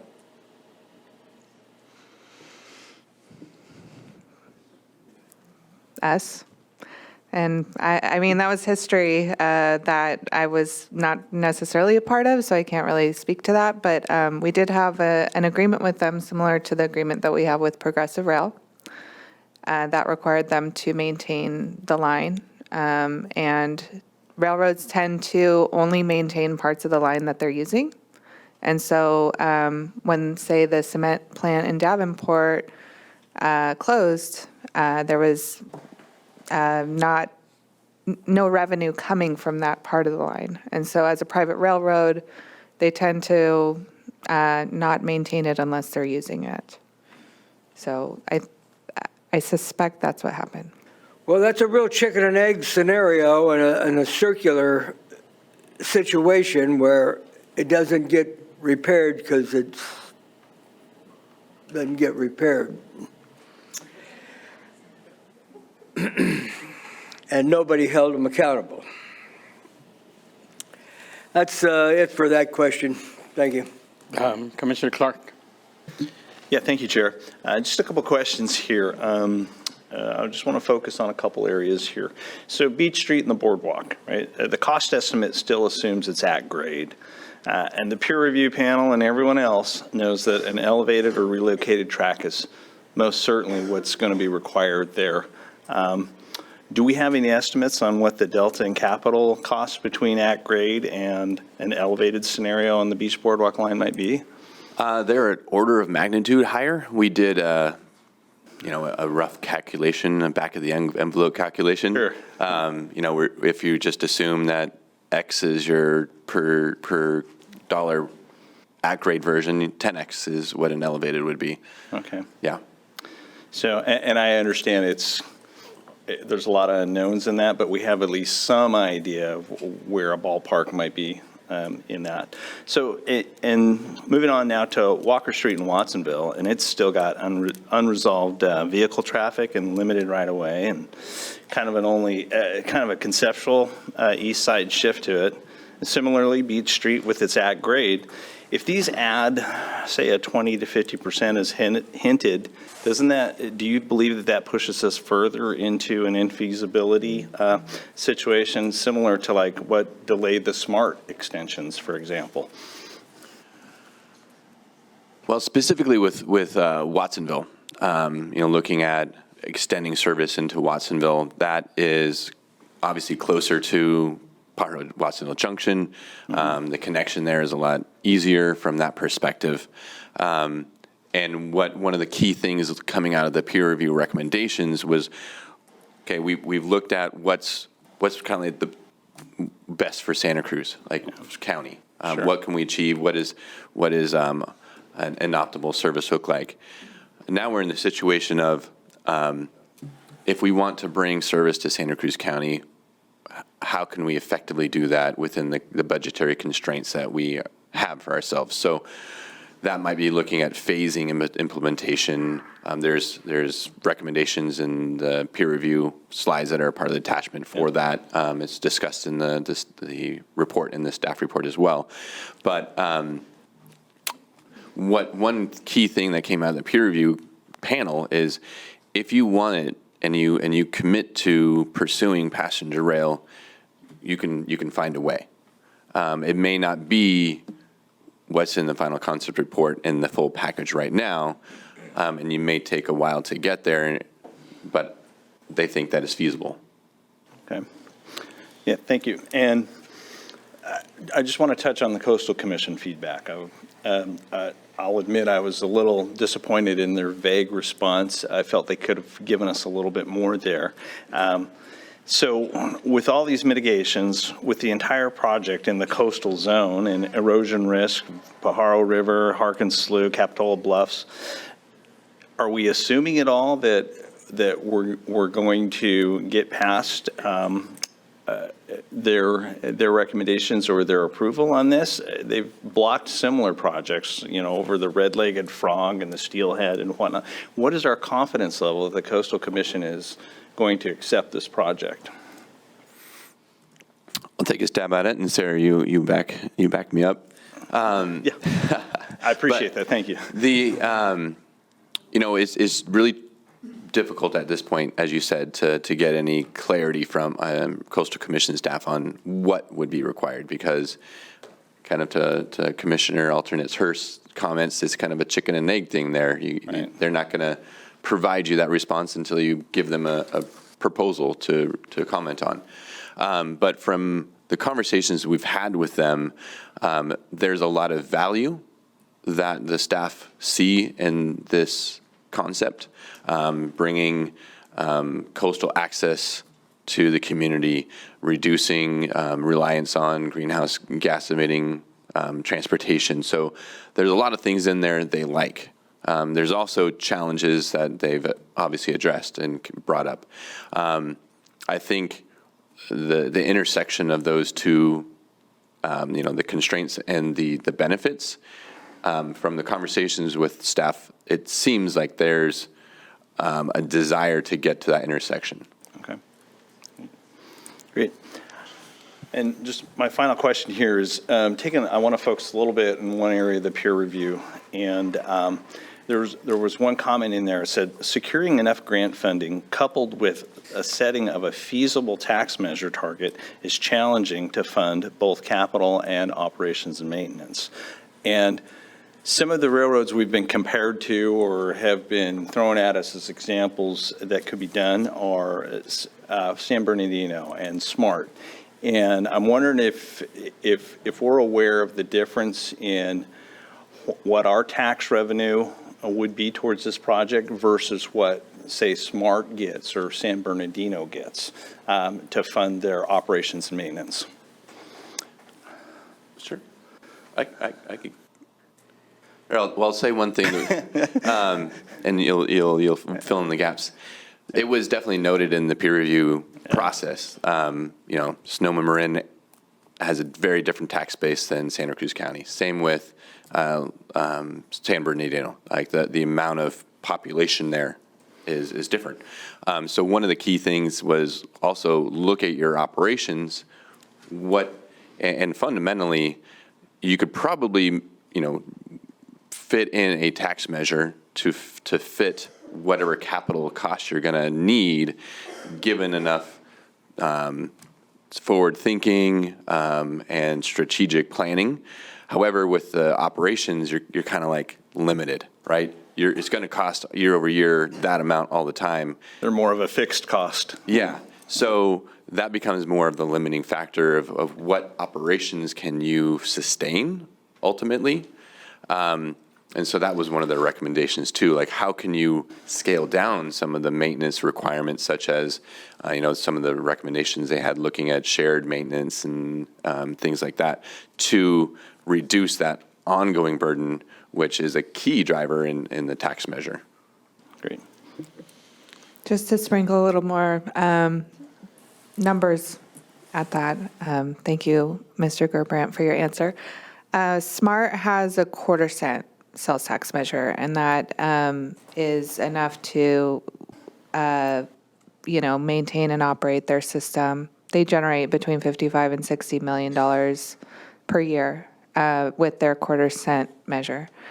Our measure D is a 1/2 cent, and it generates about $28 million per year. And so that kind of paints a picture as to why in the financial analysis we needed such a large tax measure in comparison to some of these other facilities, is just because our tax base is much smaller than SMART, VTA, San Bernardino. So that's really one of our biggest challenges here in Santa Cruz County. Yeah, thank you. And I noted that, for example, Sonoma Marin, they've got, based on the latest estimates, about 744,000 residents. And so they're able to have a smaller impact of a sales tax measure, 1/4 cent per se, and have a lesser impact. And my point is that it has a lesser impact per community member to fund this transportation option than even, say, for example, San Bernardino County, who has a 1/2 cent sales tax measure to support theirs, and they generate about $249 million with that, with a population of 2,184,000 and some change.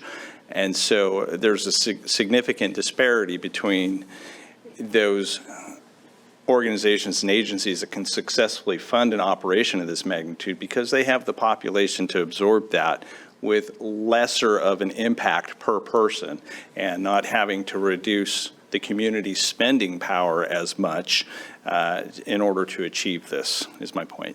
So thank you. I appreciate the excellent report. I appreciate the excellent work with the peer review team. So thank you again so much. You guys continue to make us proud with the work that you bring forward and the information you bring us. So thank you. Commissioner Kelly and then Commissioner Thank you. Mr. Chairman, for a point of parliamentary inquiry, simply to understand. So am I right, where we are right now is we've accepted a staff report. We're asking questions by members. We will then go out to the public. The matter will be back before the body. There's a staff recommendation. There's a partner letter in our packet. We'll be taking all those up after the after the public comment. Is that correct, Yes. sir? Thank you very much. Commissioner Strickland. Yes, thank you. To build on that, just to be clear to people who are here, that the letter that was added to the agenda is also going to be acted on as part of this item. So just to be clear about that. My question had to do with information about the relative role of fare revenue in operational costs. There's no information that I remember seeing in the report that really looked at, it talked about how much it would cost to have the annual operational costs, the range, and it had information on what fare revenue would bring in.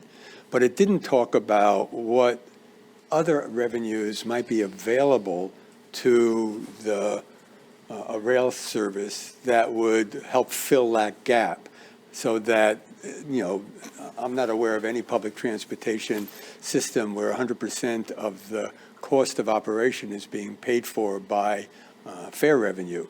In fact, Metro, maybe it's 20%, maybe a little bit more.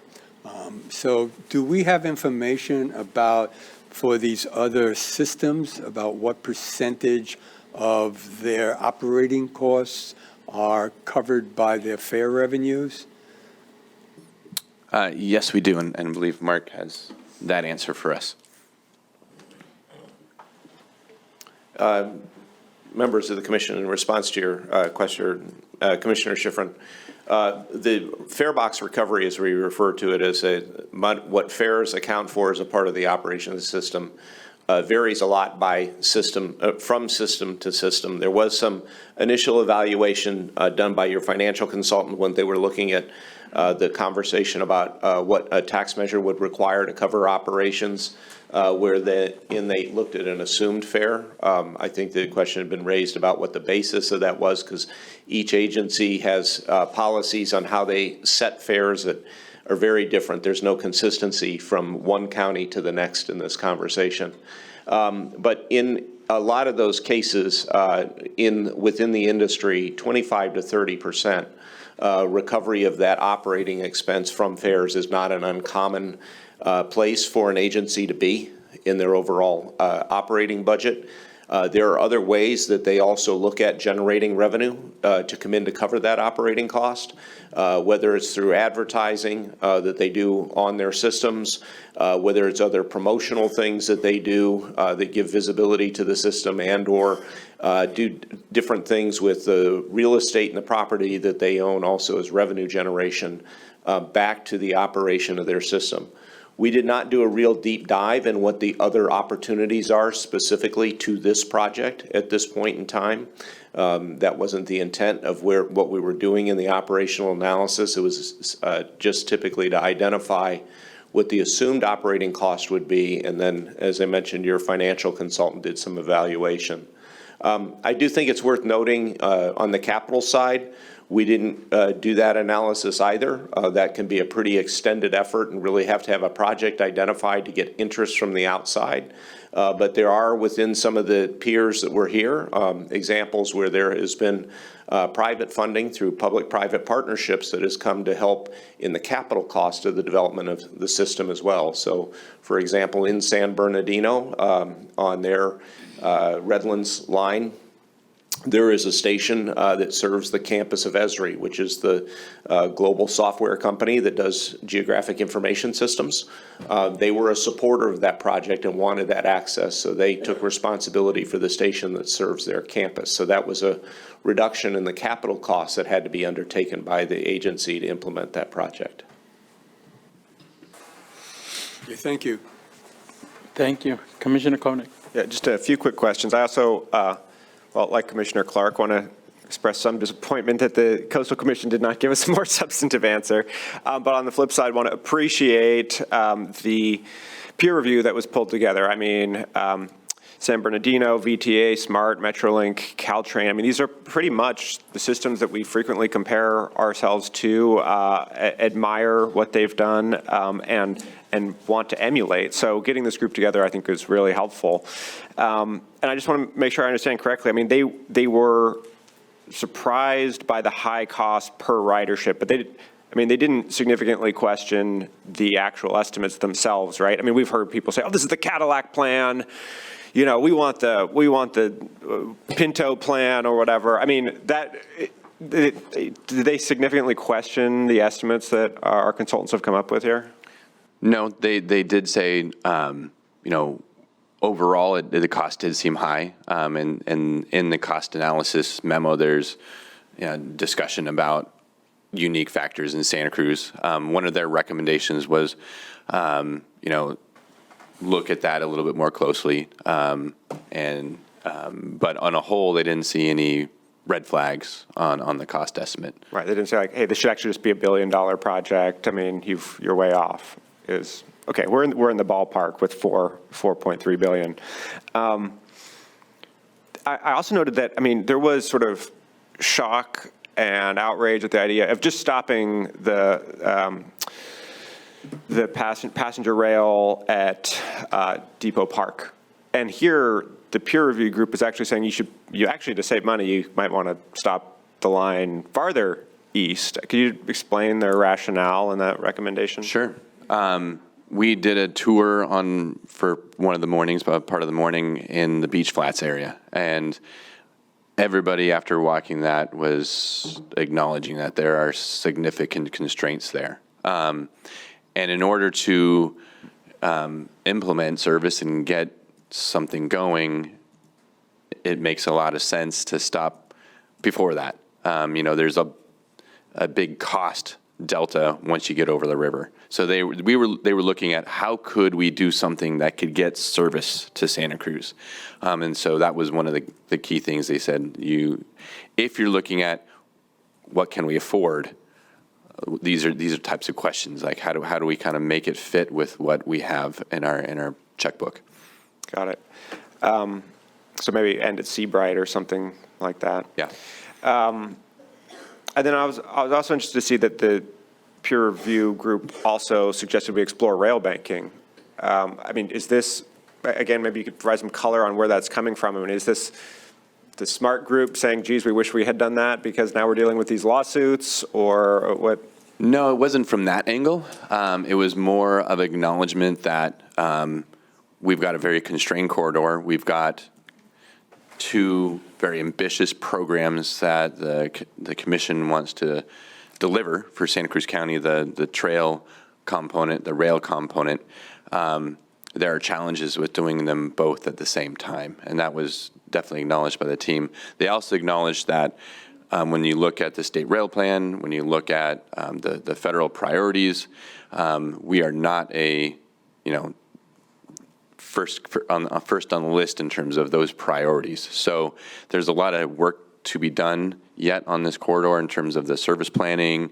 That's being partnered with Caltrans, and there's this gap of time. So they said in the interim, as these things are being figured out, you can explore how to, rail banking came up as a potential option. There were others that were discussed, and we've talked about them already today. Thank you. Yeah, I think that's helpful to understand. We're not first on the priority list. LA, for example, is going to host the Olympics, might rise a few spots above us.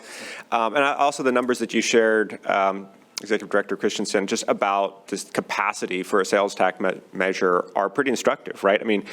We're able to fund, half as much revenue with a sales tax that's twice as high. We have 1/4 the funding capacity of the SMART system based on our population when it comes to sales tax measures. That's significant. And as the peer review group pointed out, problematic. So thank you very much for this report. Thank you to Mr. McLaren and everyone at the HDR team. It's very comprehensive, and I think is really helpful in our in allowing our community to move forward. Thanks. Well, thank you. And I'm going to go out to the public now. We're on this item of the agenda. Please line up.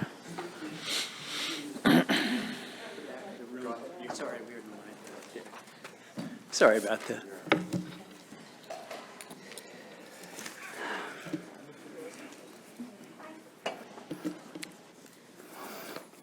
I'm Saladin Sale. Handout for item 26 is a letter from Commissioner Keeley detailing a motion he plans to make today that would, he writes, be a departure from how we have approached this project to date. His proposed motion requires new and substantial action that would materially change the nature of the original agendized item 26. This handout did not appear on the RTC website until the afternoon of Monday, December 1. Therefore, he missed the deadline for the required 72-hour public notice of this significant addition to today's agenda. Because of this clear violation of the Brown Act, I contend the Commission may not take action today on Commissioner Keeley's proposed change of direction. Chair Montesino, I respectfully request you ask Council Mattis for his opinion on this alleged Brown Act violation before proceeding with any action. Thank you. Thank you. Not going to do that. Thank you.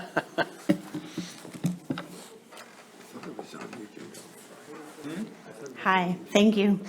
My name is Elizabeth Bertrand, And I want to encourage the proposed motion that includes item number 5 in it, direct staff to prepare a final design and take actions to implement the interim trail on segments 9 to 11 as expeditiously as possible.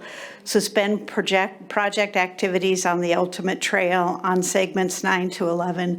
And I want to ask you to really think about who your population is. I just pulled up our census data, which I know because I worked with AMBAG for years. But anyways, 24% of our households make under 50,000. Imagine living under 50,000. 23% of our households make in the range of 50 to 100,000. That's almost 47% of your constituency who could not sustain a 2% tax increase. Thank you. Hello, my name is Debbie Hale. I'm the former executive director of the Transportation Agency for Monterey County and a current Capitola resident. I want to encourage you to proceed with the preliminary design and environmental work on the rail project.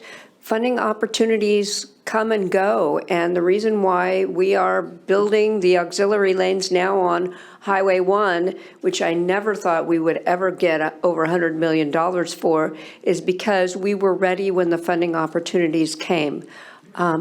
I hope that we can do that and build the trail, because I think that it's really important for us to have safe places to walk and to ride our bikes. So thank you. Thank you. Hi, Brian Peoples, Trail Now. We support the proposal by Mayor Keeley. Having said that, I'm biting my lip a little because you didn't prove it is allowable. And the Coastal Commission, it's crazy if you designed a train and you didn't look at the construction requirements. The Coastal Act, you would violate the Coastal Act. You actually would reduce access because with a train you would have multiple walls that people couldn't get through. So it's very poor staff leadership that they actually did not follow the bid scope, which was they were supposed to say, is it allowable to be built? You went and designed a train, a building, but you didn't check county codes. You didn't check county codes. You spent all this money for this beautiful, elaborate facility, but you didn't check the code if I could build it. That's what he said. He didn't check the code. We've talked to the Coastal Commission. They're laughing. Thank you. Afternoon, Fred Geiger again. If you do manage to put together the funding, maybe you can talk to Bill Gates and Warren Buffett to the center section of this rail thing. You're still leaving out some very deserving people in the south part of the county. You also have no connection to the Metro Center, which could increase bus and other ridership in the Metro. You could go down to the bus center through on the levee and up to the university through the Pogonip to connect one end of this rail line. The other end would be whenever you stop at the south side, connect with PRT down to Watsonville to the Pajaro station. So I know the ball is rolling, it can't be stopped, the bureaucratic momentum is going on this rail, so I wish you good luck on that. But you know, you're gonna probably end up with a partial system. PRT could be an excellent component to finish the connectivity of that system. Thank you. Thank you. Hi, Brett Garrett. This is related to the question that Mr. Hirsch brought up at the beginning of this session. The rail transit feasibility study in 2015 said $176 million to build passenger rail, Santa Cruz to Watsonville. So how did $176 million become $4.3 billion? What happened? This is too much money for too little benefit. Zeppert doesn't even serve UC Santa Cruz. And I want to ask about the resolution that's in the agenda packet. I generally support this interim trail concept, but it mentions a resolution, and the resolution in the agenda packet, it doesn't say accept the final project concept report. It doesn't say that at all. It says the Zeppert project concept is hereby adopted. I don't know what that means. It sounds like you're adopting a kid, a 20-year risky commission come hell or high water. I don't know what it means. Figure it out. Thank you. Thank you. Hi, my name is Stephanie Holt. I'm a commissioner on the IHSS Commission, Advisory Commission. Thank you. I wanted to clarify, first of all, rail is about access, where rail is about us putting infrastructure in place for growth and to promote growth and progress. So right now, for IHSS, we have 248 approved low-income disabled seniors and to seniors in Santa Cruz County who have no care providers. And what that means is that people are sitting in wet diapers. They don't know when it's going to be changed. People are hungry. They don't know when they're going to eat again. So having rail means that we have more access to care providers. So you're talking about transportation. When you're only providing trail, that's not providing transportation. So that's not increasing our access to care providers.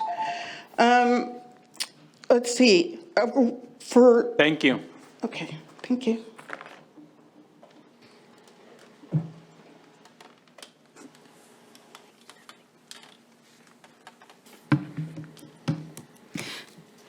Thank you, Commissioners. Please accept the final report without the Keeley-Koenig deal. Sorry, Mayor. Voters do not support the interim trail. We could have passenger rail service in about 10 years if we had leadership willing to make that happen, and working with SMART, who's implemented over 45 miles of passenger rail and adjacent trail, and Caltrans, who is standing ready to help us with the process and finances of the Corridor ID program. Both agencies have expressed ongoing support and willingness to work with us to deliver a critical alternative, safe, robust, equitable public transit. Our community needs rail as soon as possible, not thinking about it in 20 years. We need professionals who have experience implementing passenger rail working on this project. Form a rail transit agency with Monterey, like SMART did, which increases our population and ability to raise funds. SMART began by completing the EIR and then did the 20% engineering studies based on the EIR, which we didn't do. SMART is building an adjacent trail, and they just received funding. By the way, I'm a cyclist and I bike all over town. Thank you. Good morning, Chair Montecito and Commissioners. Matt Farrell on behalf of Friends of the Rail and Trail. We urge you to accept the final report. We also have two comments on the proposed motion. We recommend that you include language, I think it's under number 2, to say, and not remove rails as part of pursuing that option. And then I think in number 4, there's talk about suspending any work on ultimate trail design for the segments.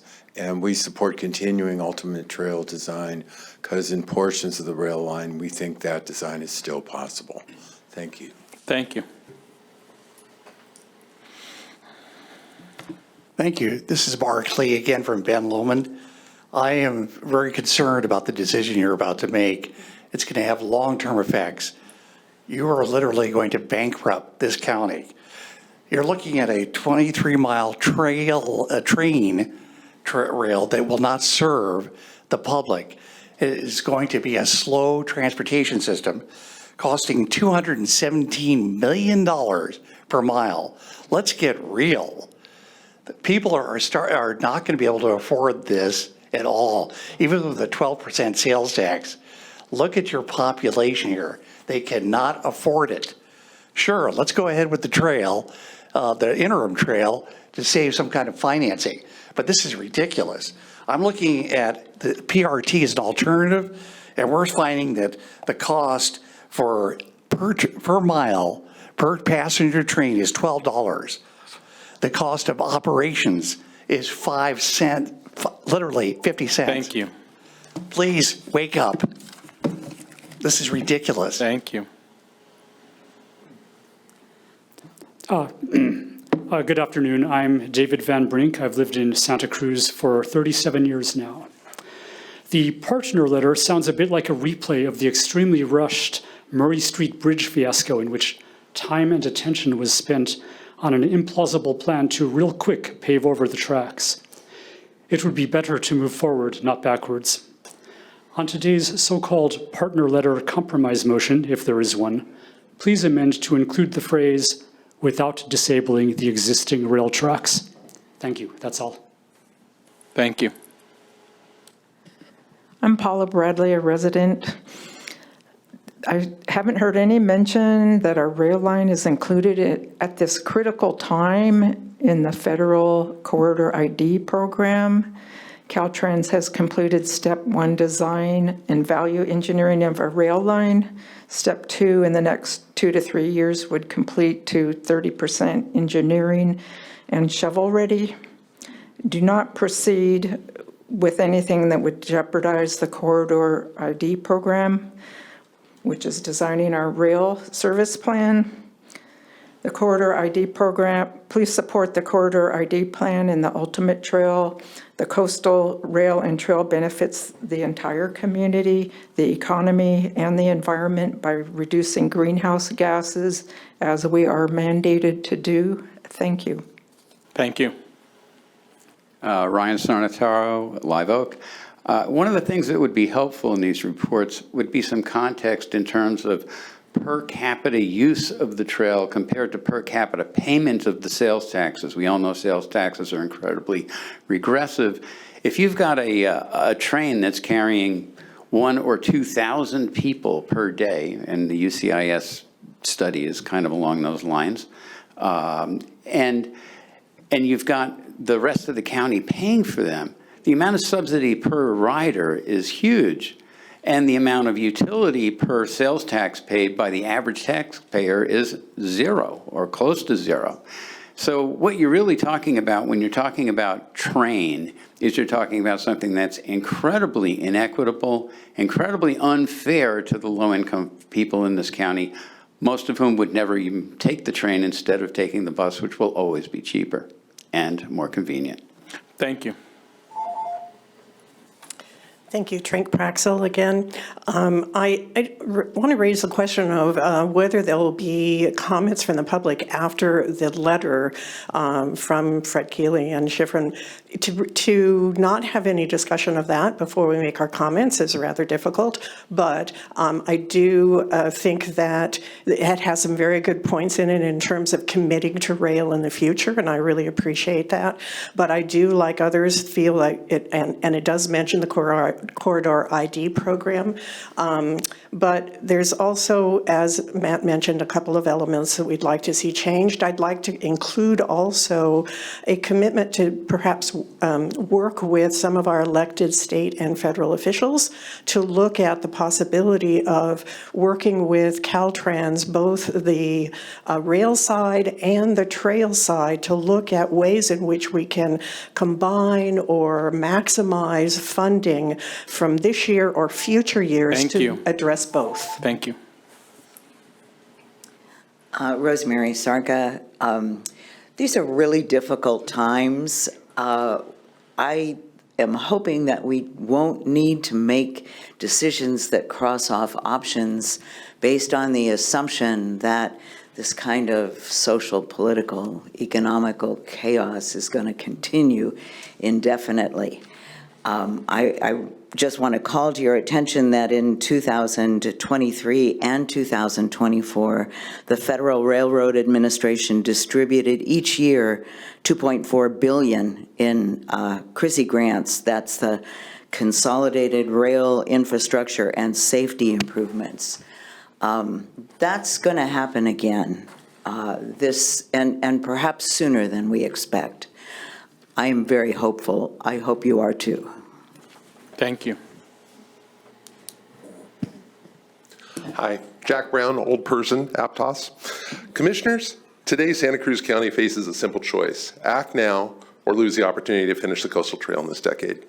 Your own planners have been clear. Rail is not feasible for at least 20 years, but trail funding is available now. $102 million in state grants, the largest active transportation program award in California, is at risk if we don't build the trail on schedule. There's no alternative design, partial build, or cheaper alignment that closes the $77 million gap. Keeley-Konig's peace deal solves this. It lets us build the trail over the existing track now without forfeiting the corridor. It protects our federal corridor ID status, and most importantly, it protects our credibility with the CTC. Missing this deadline and shrinking the scope jeopardizes not just this grant, but future grants countywide. We have the money, we have the community support. The only thing we've lacked is will. Completing the trail isn't giving up, it's growing up. It delivers real mobility benefits today. Let's be the decade in Santa Cruz County finish the job. We choose to build the trail not because it's easy, but because it's necessary. Thank you. Thank you.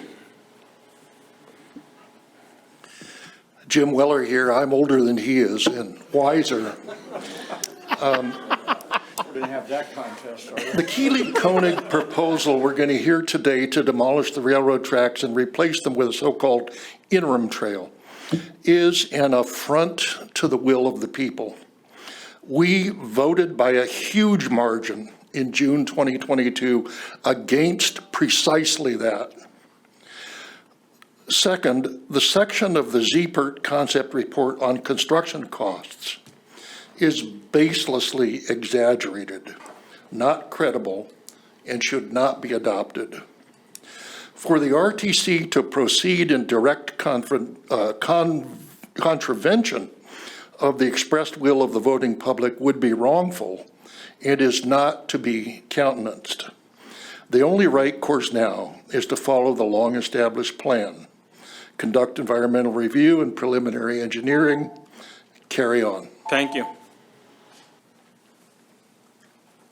Hi there. Yes, the preliminary engineering for the ZPERT concept, refine, adjust the concept report, please. Build as much as the so-called ultimate trail with this funding that we have. If the funds are insufficient to complete the project and some part of the approved state funding must be forgone, so be it. That would be a fiscally responsible decision and would not work against us. To destroy the railroad tracks and thus to permanently end the passenger rail project would be the height of foolishness. Respect the will of the people.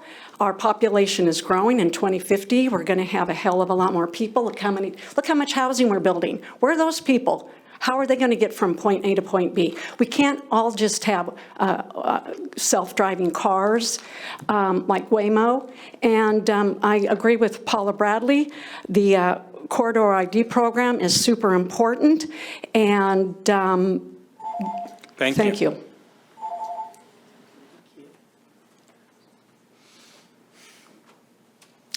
Hi, Commissioners.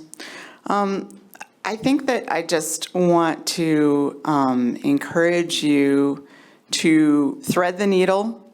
It's a difficult job. Find a path forward that does not remove the tracks and lets us keep going with all of the projects that we care about. The community has been really clear. Rail banking doesn't matter in terms of what you call how you remove tracks. It doesn't matter what you call it. Don't take out the tracks, but keep going. Find the path forward. I know we can do it, guys. Fighting. I believe in you.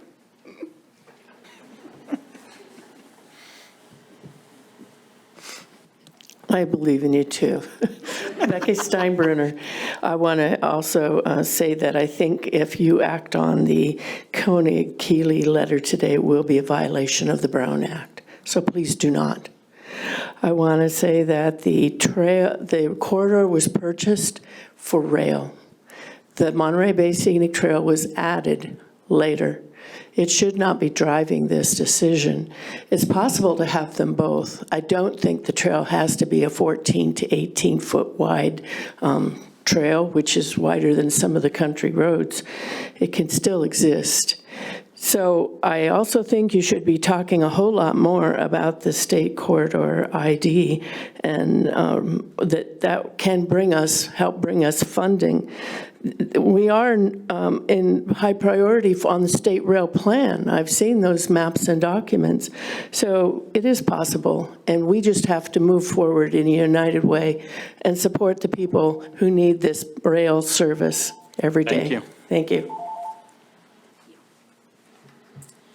Hi, Commissioners. Elizabeth Malmborg, District 1. I just wanted to underscore a point that was made earlier about alternatives to the sales tax. I have studied many different districts across the United States. I'm in law school, so I have to study things like that. And I can assure you there are many combinations that can be put together to put alternative tax structures together, land use taxes, et cetera. Of course, there'd be some work to get prepared to go in that direction. I also agree sales tax is a regressive tax. I do not think it will be necessarily on its own the best way forward to fund this project, and I'd like to see some more study, more creativity, and more thought about these alternative possibilities as we move forward. We're a little ahead of ourselves. We don't need to fund this yet. We've got money coming, and I do hope that you accept the full concept report that's been presented to us. Thank you very much for all the detail. And I'd like to also encourage you to continue with community engagement that's transparent. Again, I just want to state, I really want to live in a county where government is transparent at every level. Thank you so much for your work. Hi, Ava Bruner, Santa Cruz. I'm not sure how much I believe in you. I feel like there's a great desire with this commission to remove the tracks, that somehow that would make everything easier. But what I feel like you're asking for is removal of infrastructure. And it's all we have. We have Highway 1 and we have the rail corridor. Highway 1's horrific. The traffic coming here today was insane.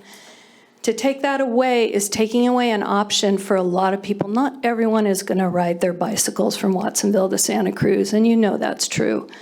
So I encourage you to accept the ZPERT report without the Keeley letter, and then we can discuss that later. Preserving the tracks is extraordinarily important for our community. Thank you. Thank you. I know, as somebody else said, you've got a tough needle to thread here, but I think it can be done. First of all, we need to shift off this narrative of poverty. We are in the Corridor ID program. This means that 5 years of work for our rail is entirely covered by federal and state money. And 3 more years, including the environmental review, will be covered by over 80%.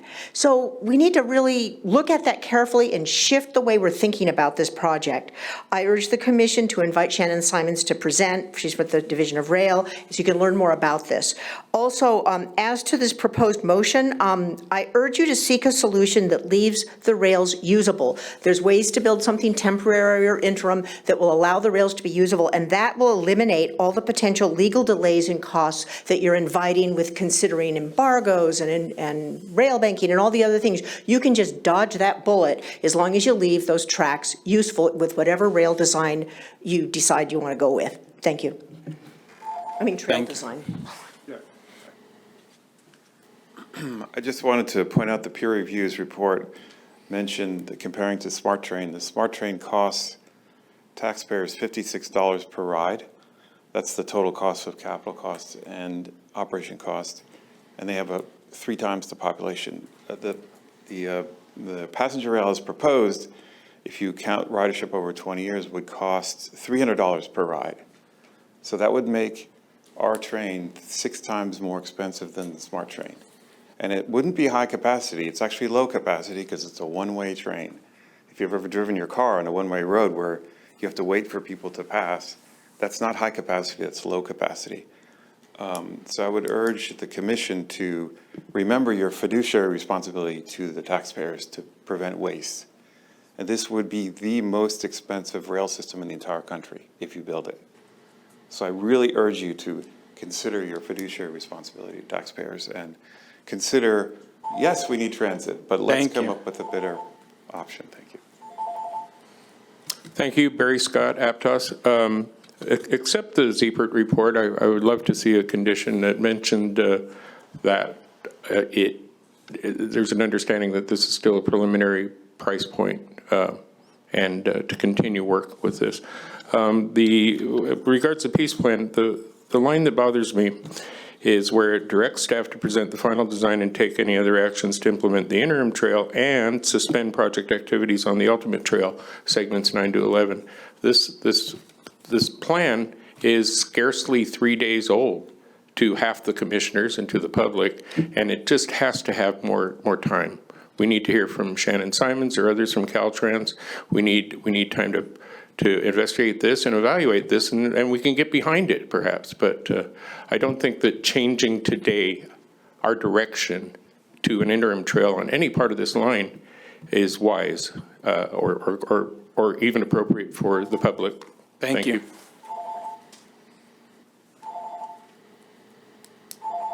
Members of the commission, my name is Elio Belaich, Watsonville resident. I had 2 points I wanted to bring up. First, working from the August meeting, I wanted to make a specific thanks to Commissioner Koenig for the extraordinary concern that he exhibited as to the impacts that could be occurring on the stakeholders of Walker Street and Watsonville that led to extra study. Secondly, for the record, I just wanted to state that your report is flawed. The stakeholder input that you received upon the adverse impacts that were going to occur from that initial plan have not been acknowledged in your report. There is only vague language in there that talks about that there will be future consultations and meetings, but not one single of those adverse impacts that generated the issue and controversy is formally acknowledged in this report. That remains an unsettled issue. Thank you. Thank you.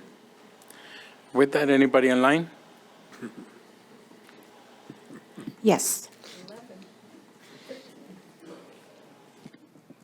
Sean?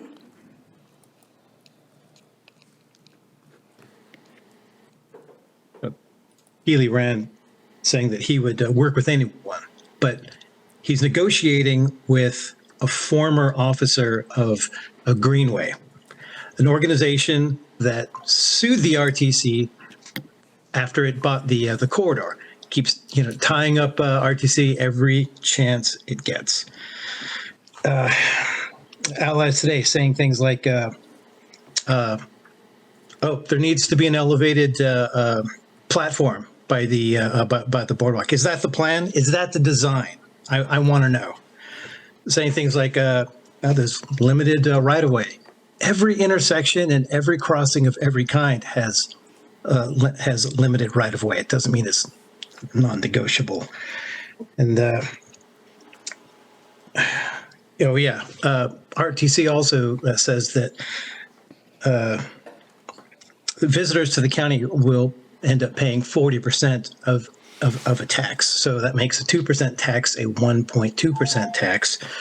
Thank you. Which Rafa? I'm very concerned that the peace plan proposed by Commissioners Keeley and Koenig is not realistic, given the legal constraints of building over the rail without rail banking or abandonment. If this plan is pursued, I hope the Commission and also works to seek additional funding via the state legislature and governor to close the gap for the ultimate trail to hedge against the likelihood that this line is not allowed to be abandoned by the STB in time for the awarded state funding. The idea that we can proceed with an interim trail without adverse abandonment or rail banking seems like little more than wish casting that is not based in reality. If we want to build a trail in segments 8 through 11 in the foreseeable future within our means and keep the awarded grants, we can't afford to waste time pursuing any option that delays construction beyond 2027. Thank you. Michael Saint?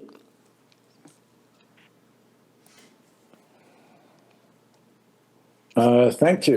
As the ZEPR study was concluded, a train on the rail system is not feasible for many reasons. Its biggest flaw is it does not significantly reduce congestion due to poor ridership. To help reduce congestion, Santa Cruz PRT is proposing a network of pod cars. This will increase bus ridership, reduce costs, serve more people, substantially reduce VMT and greenhouse gas emissions.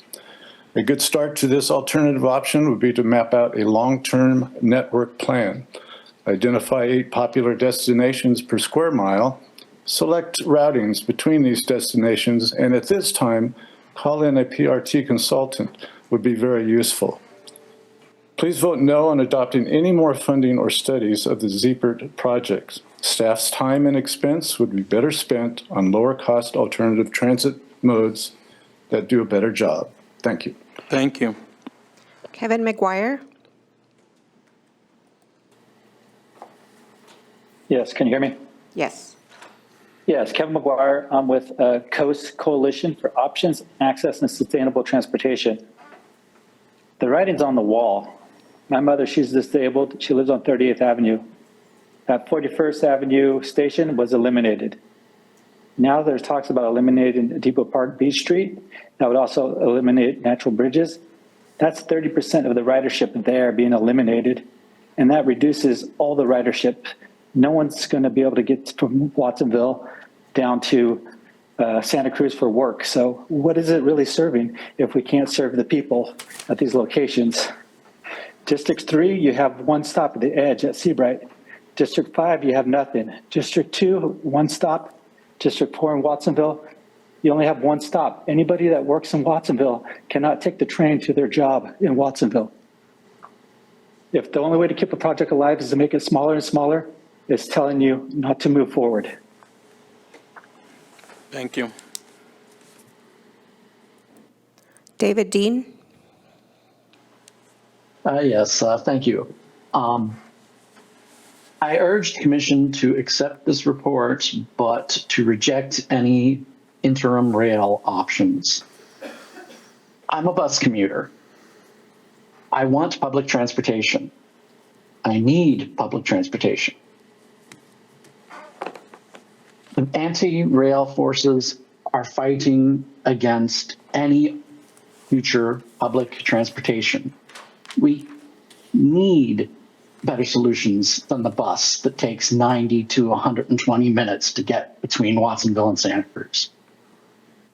We need to plan ahead for the thousands of new residents that are coming, all this housing that's being built. We need better ways to get around. Thank you. Thank you. Jim's iPad?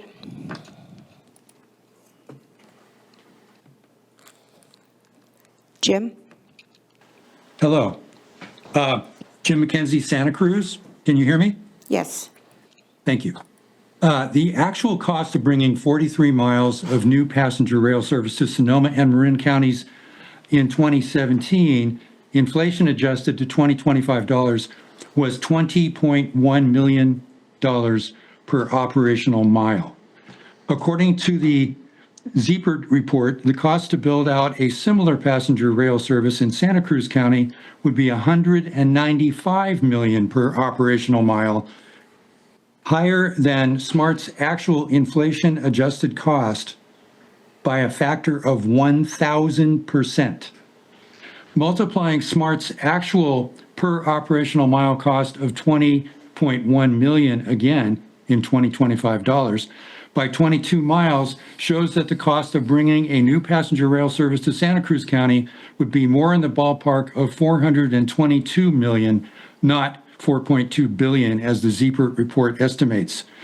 It should be noted that the SMART total from which I did my calculation included all operational expenses, including salaries and benefits, et cetera. Thank you. Jean Brocklebank? Hello. For months, many people rejected the cost estimates of the draft Ziepert report.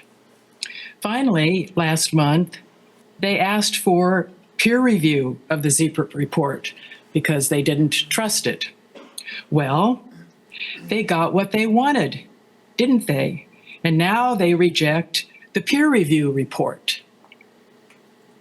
I reviewed the 9-page peer review recommendations, and these two things stand out. Number one, in the project east of the boardwalk, that means basically in Seabright. And number two, explore rail banking. Well, fancy that. I look forward to resolution of this agenda item today with relish. Thank you, Commissioners. Thank you. James Pelosi? Yes, hi, James Polizzi from Aptos, retired civil engineer, pre-construction on the Highway 1 project and the 156 project.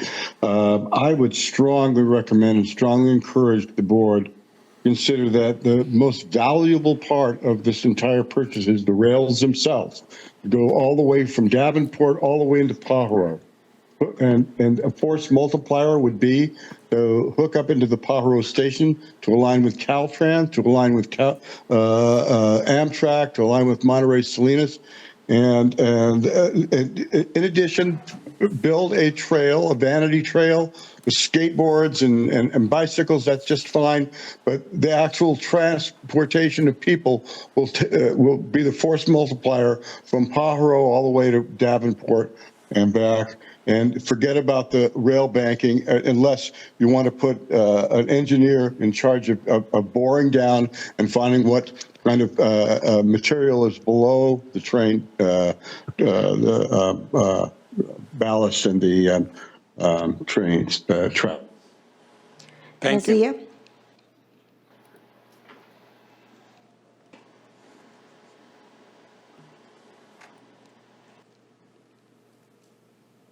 Yeah, hi, can you hear me okay? Yes. Okay. Hey, all right, let's see. I love this idea that Manuel trying to put together. One of the things I keep hearing from folks, don't tear up the rails, don't tear them up. According to the ZEC report, all of those rails and ties are going to have to be replaced anyway. So all this concept of don't tear up the rails, it's null and void. Next thing, HDR is wrong. Okay, so HDR is the same engineering firm that did the Sonoma, they did the high-speed rail. They missed those, so you're saying their cost is wrong. The last thing is, I'm going to go back to this Brown Act. Why is Perot's Carter still on here? This is 5 meetings in a row. According to AB 2449, you're only allowed to miss 3 in a row. She's now missed 5 in a row. Why is she still on here? She should not be allowed to vote. Thank you. Thank you. David Date? Chair Montesino, if I may, just for 1 second, because Go that ahead. comment's raised twice today. Okay, go ahead. The commissioner is participating under the remote exception under the Brown Act, so she has not missed the meeting. She's been participating in each one. Thank you. David Date?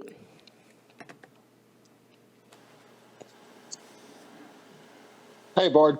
Can you hear me? Yes.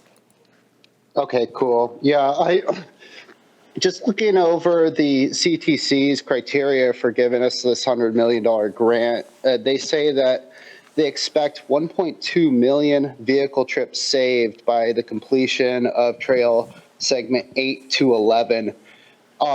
And the train isn't even claiming to approach those numbers. So, you know, and people ask, how is this going to support South County? That's 1.2 million vehicle trips removed from Central Highway 1. That benefits buses, that benefits commuters, it benefits people traveling in and around central Santa Cruz County. It's like, it probably was the most profound support I've seen of the trail and the necessity to complete it. And then I go back to Ford's publications from like 7 years ago saying that everything's fully funded and both fit. And that's kind of how we got in this situation. We allowed a private lobby to give us half-truths and lies. And now we're here having to make tough decisions. But in reality, it's what the trail advocates have been saying for 20 years. So, you know, it's going to... Thank you. Yeah, no, yeah. Yeah.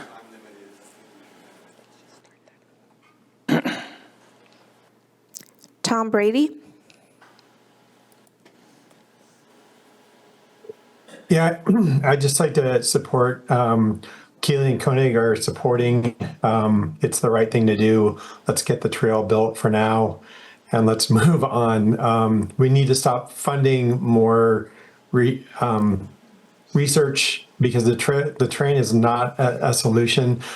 We keep looking at big metro market trains. Let's look at our local bus network and where people are actually using the bus and realize that people are not going to ride a train if they're not riding the bus. Let's get the trail built. Let's get people moving and make it more accessible. Thank you. Joanna Lighthill. Hi, Commissioners. I just want to step back a bit to congratulate the Commission for fulfilling its obligation to the community. In 2016, voters approved Measure D to fund a trail and to explore rail options. Since then, the Commission completed 3 rail studies, including today's Zeppert report. You've been thorough. I want to thank the RTC staff and the HDR team for their work and open communication through the process. Today, I think we can all recognize that a rail project is not feasible at this time. More importantly, we've learned that the constraints of our corridor really won't allow both passenger rail and a trail together, at least not at the same time. Please accept the Zeppert concept report today, but do not authorize additional funding. The Commission can retain a long-term vision for passenger rail, preserve the corridor, and move forward with the fully funded interim trail today. Thank you. Diana D. Diane. Can you hear me all right now? Yes. I urge you to move ahead with the Corridor ID program, which will include 100% state and federal funding for engineering to find cost savings and further refine passenger rail plans. But there are serious risks to all of this if you proceed with a so-called interim trail, including funding risks, litigation risks, delays, and damage to the rail tracks. Our rail corridor should be prioritized for all residents, not just able-bodied cyclists and runners for their recreation. Do not proceed with an interim trail, please. Build it as planned, adjacent to the tracks as funds are available. Move ahead with Caltrans engineering for rail transit at no cost to us. Thank you. Thank you. Piet. Good afternoon, Commissioners. This is Piet Cannon with Ecology Action. Ecology Action is a local nonprofit environmental organization with offices in the city of Santa Cruz and the city of Watsonville. Ecology Action supports the proposed interim trail, which preserves the potential for future passenger rail by delivering timely, safe, active transportation solution. Without action, the RTC risks losing some $100 million of rail funding. The interim trail offers a practical, timely solution that retains these funds and provides residents with continuous, scenic, accessible walking and biking path, connecting schools, jobs, shopping, and recreation. Safety is a paramount concern in the County of Santa Cruz. According to the California Office of Traffic Safety, Santa Cruz County ranks second highest in the state for bicycle crashes with injuries and fatalities, and fifth for pedestrian crashes and fatalities. Thank you. Steve Graff.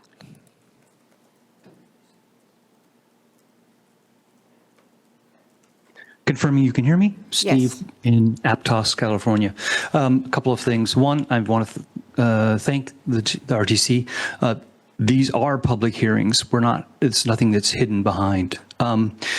I also, the voters, we hear very often the voters voted 70% in favor of a rail trail, but 100% of them had no idea that this would be a $4.2 billion project.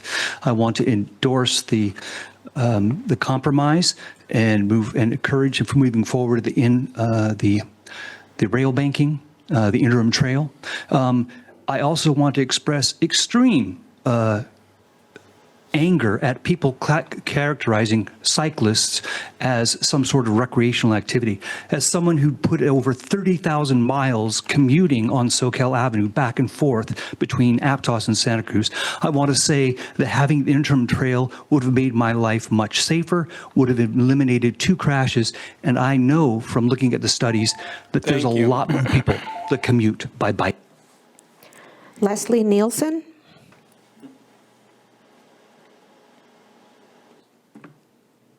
I've unmuted. Can you hear me? Yes. Great. Thank you so much.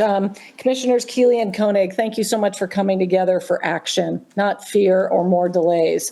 I think Coastal Commission, Caltrans, CTC, they're all watching our ability to execute. Future funding depends on our ability to demonstrate we know what to do with the money when we get it. And the RTC staff can absolutely deliver to your objectives. I know they can do it. I would take item 5 in your motion and launch a design for an interim trail on the section that prevents us from losing the largest ATP grant in California history. So no more delays, no more fear. Endorse the compromise. Don't fear demonstrating interim trail options that can work, and use the grant money to demonstrate our ability to take action. The trestle in Capitola is a great example. It can't even be used for the rail line, so preserve the line, but don't worry about the rail as it exists today. Take action. We're all tired of just watching you spend more money and accepting fear and delays as the only way forward. Thank you. Javon? Thank you. I just want to say I want to preserve the rail and don't want to delay it with the interim trail. I also am a cyclist. I also understand the cost. I still strongly support rail, and that's the future. And my family and children and the future of our society, we need to keep the value of the rail and preserve that and really pursue that more. Thank you. Thank you. Elaine?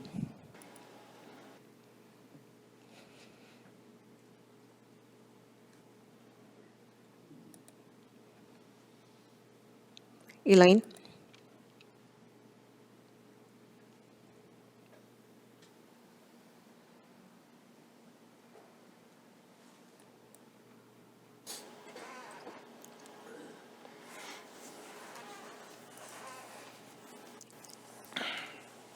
Elaine?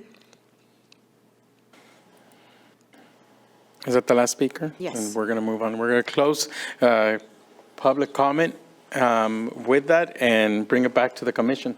So Commissioner Koenig.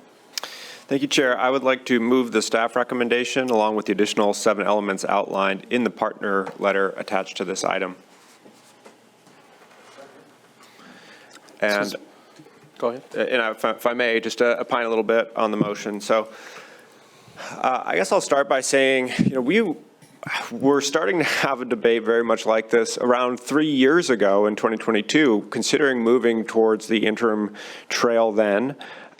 Measure D went on the ballot, 2022 Measure D. It did fail.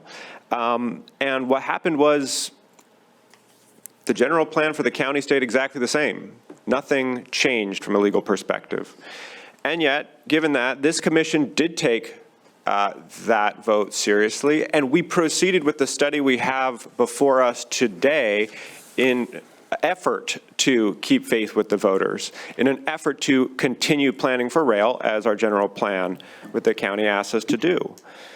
We now have an incredibly extensive study on passenger rail before us. It goes into all the details, and as one member of the public just shared, 100% of the voters had no idea a train would cost this much, take this long to deliver, and just have so many challenges involved in so many places. The other thing that we have fundamentally learned since that vote is that we cannot afford the ultimate trail.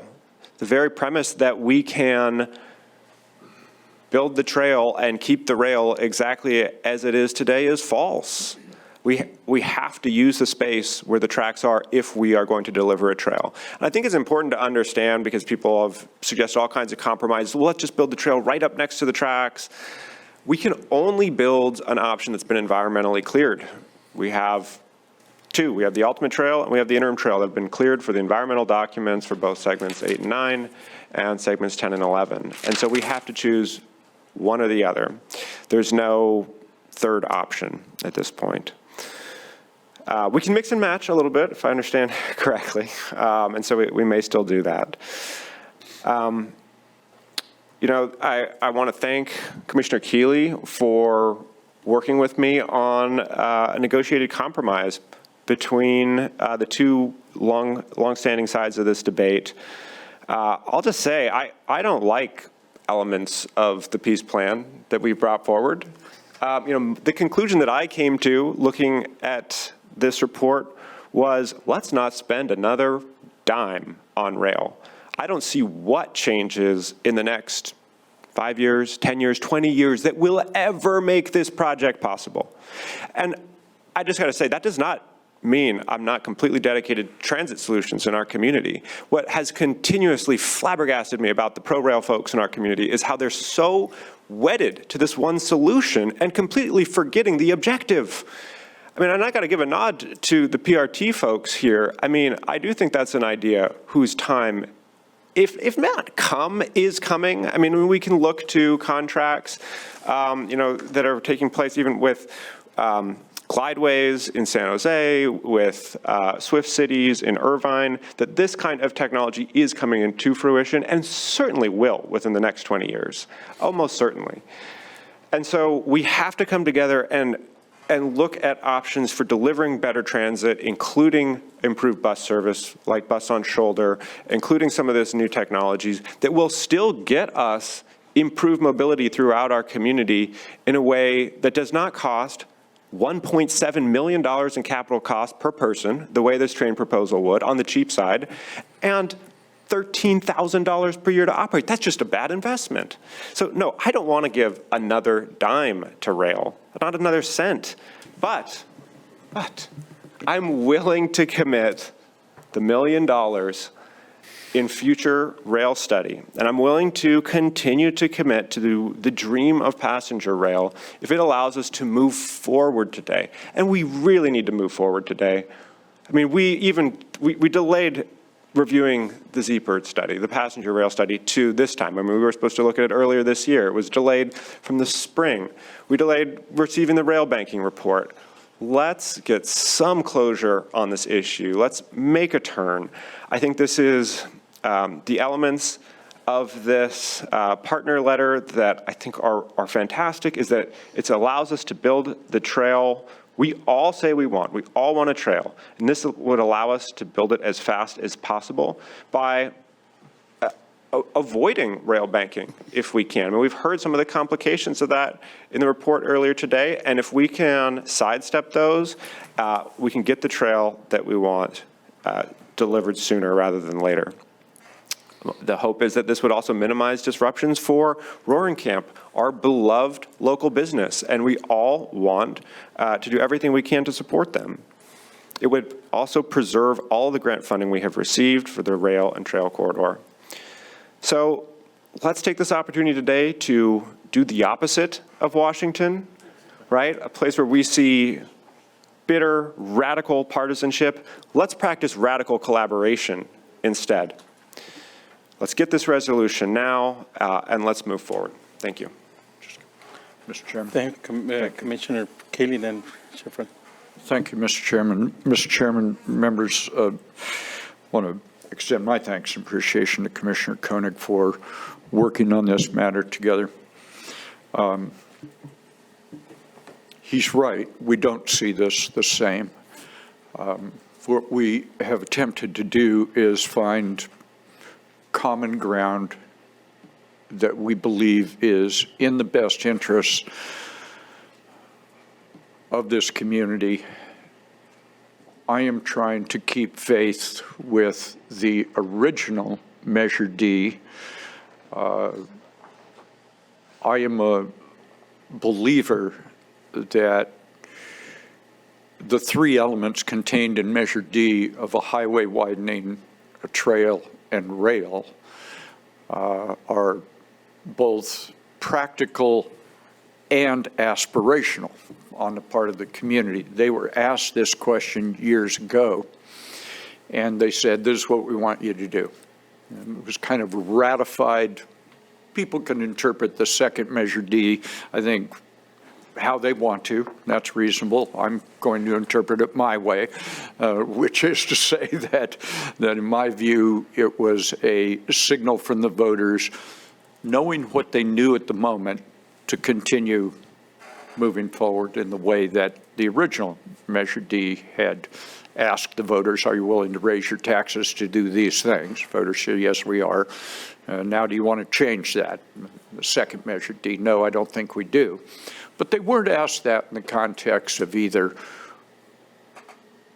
and we can debate whether it's $2 billion, $4 billion, $8 billion, $1.50. I mean, we can debate all that. But what we know is that it's probably some number big enough to choke a horse. And so, and the local share of cost has not been asked to the voters correctly because we don't have a rail project yet. We're marching our way towards a project that perhaps we could fund with an EIR and select a project alternative, and go to the state and feds and say, in that world, whether that's 5 years, 10 years, 15, 20 years, whatever number of years that is, we can't ask them for money before we have a project. So when we have a project, we'll go ask them for money. The world, none of us can predict what that world looks like. What we do know is that when we ask that question, we're not there as supplicants asking for somebody else's tax dollars. We're there asking to claw back our tax dollars that we pay to the state and federal government to bring it back in here and apply it to this.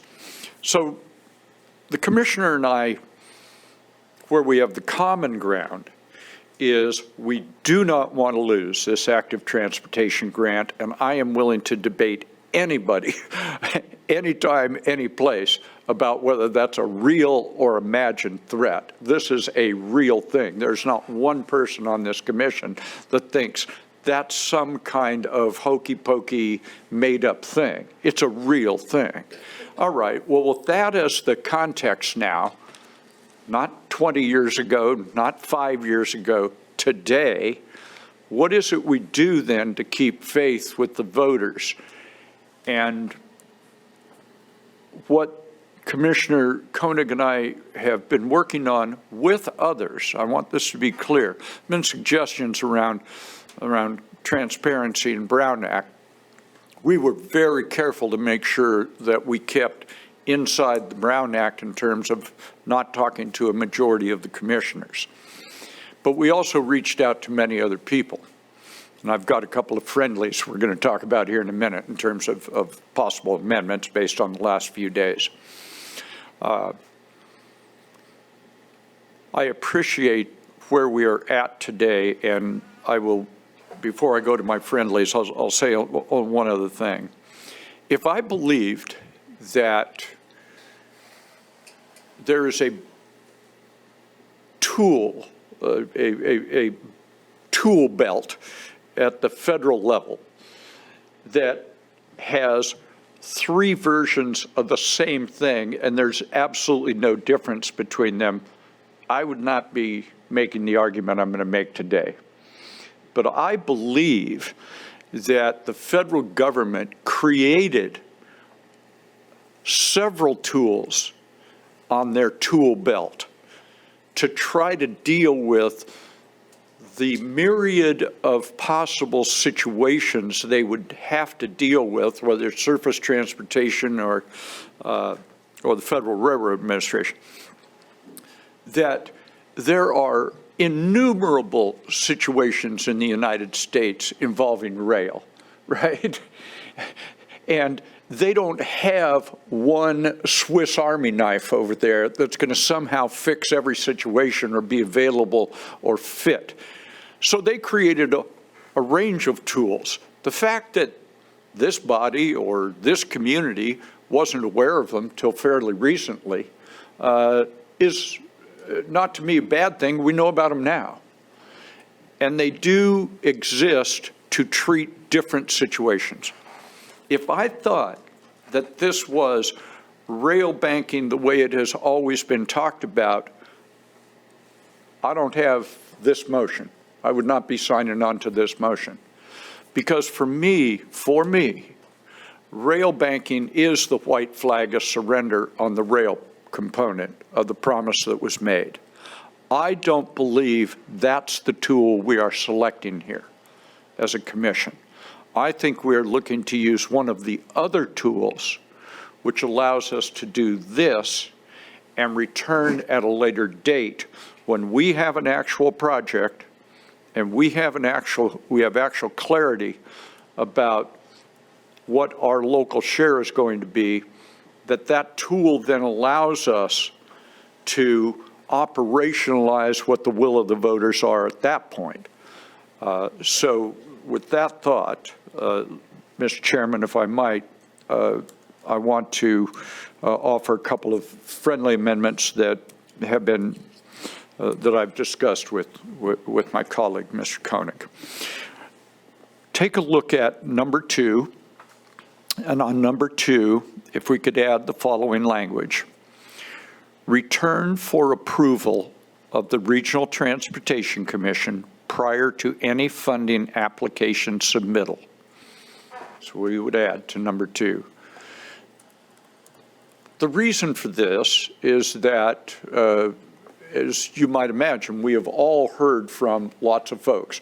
Mr. Jensen's going to have ideas, other people are going to have ideas and things that they're going to talk about as we move along here. The Seaside Company asked for this language as a way for them to have the kind of comfort level with this overall motion. I think that motion, that's what we typically do anyway. So, Mr. Koenig, would you accept that as a friendly? I would, yes. Thank you very much. I have a question. Where are we? Hi, Director Christensen here.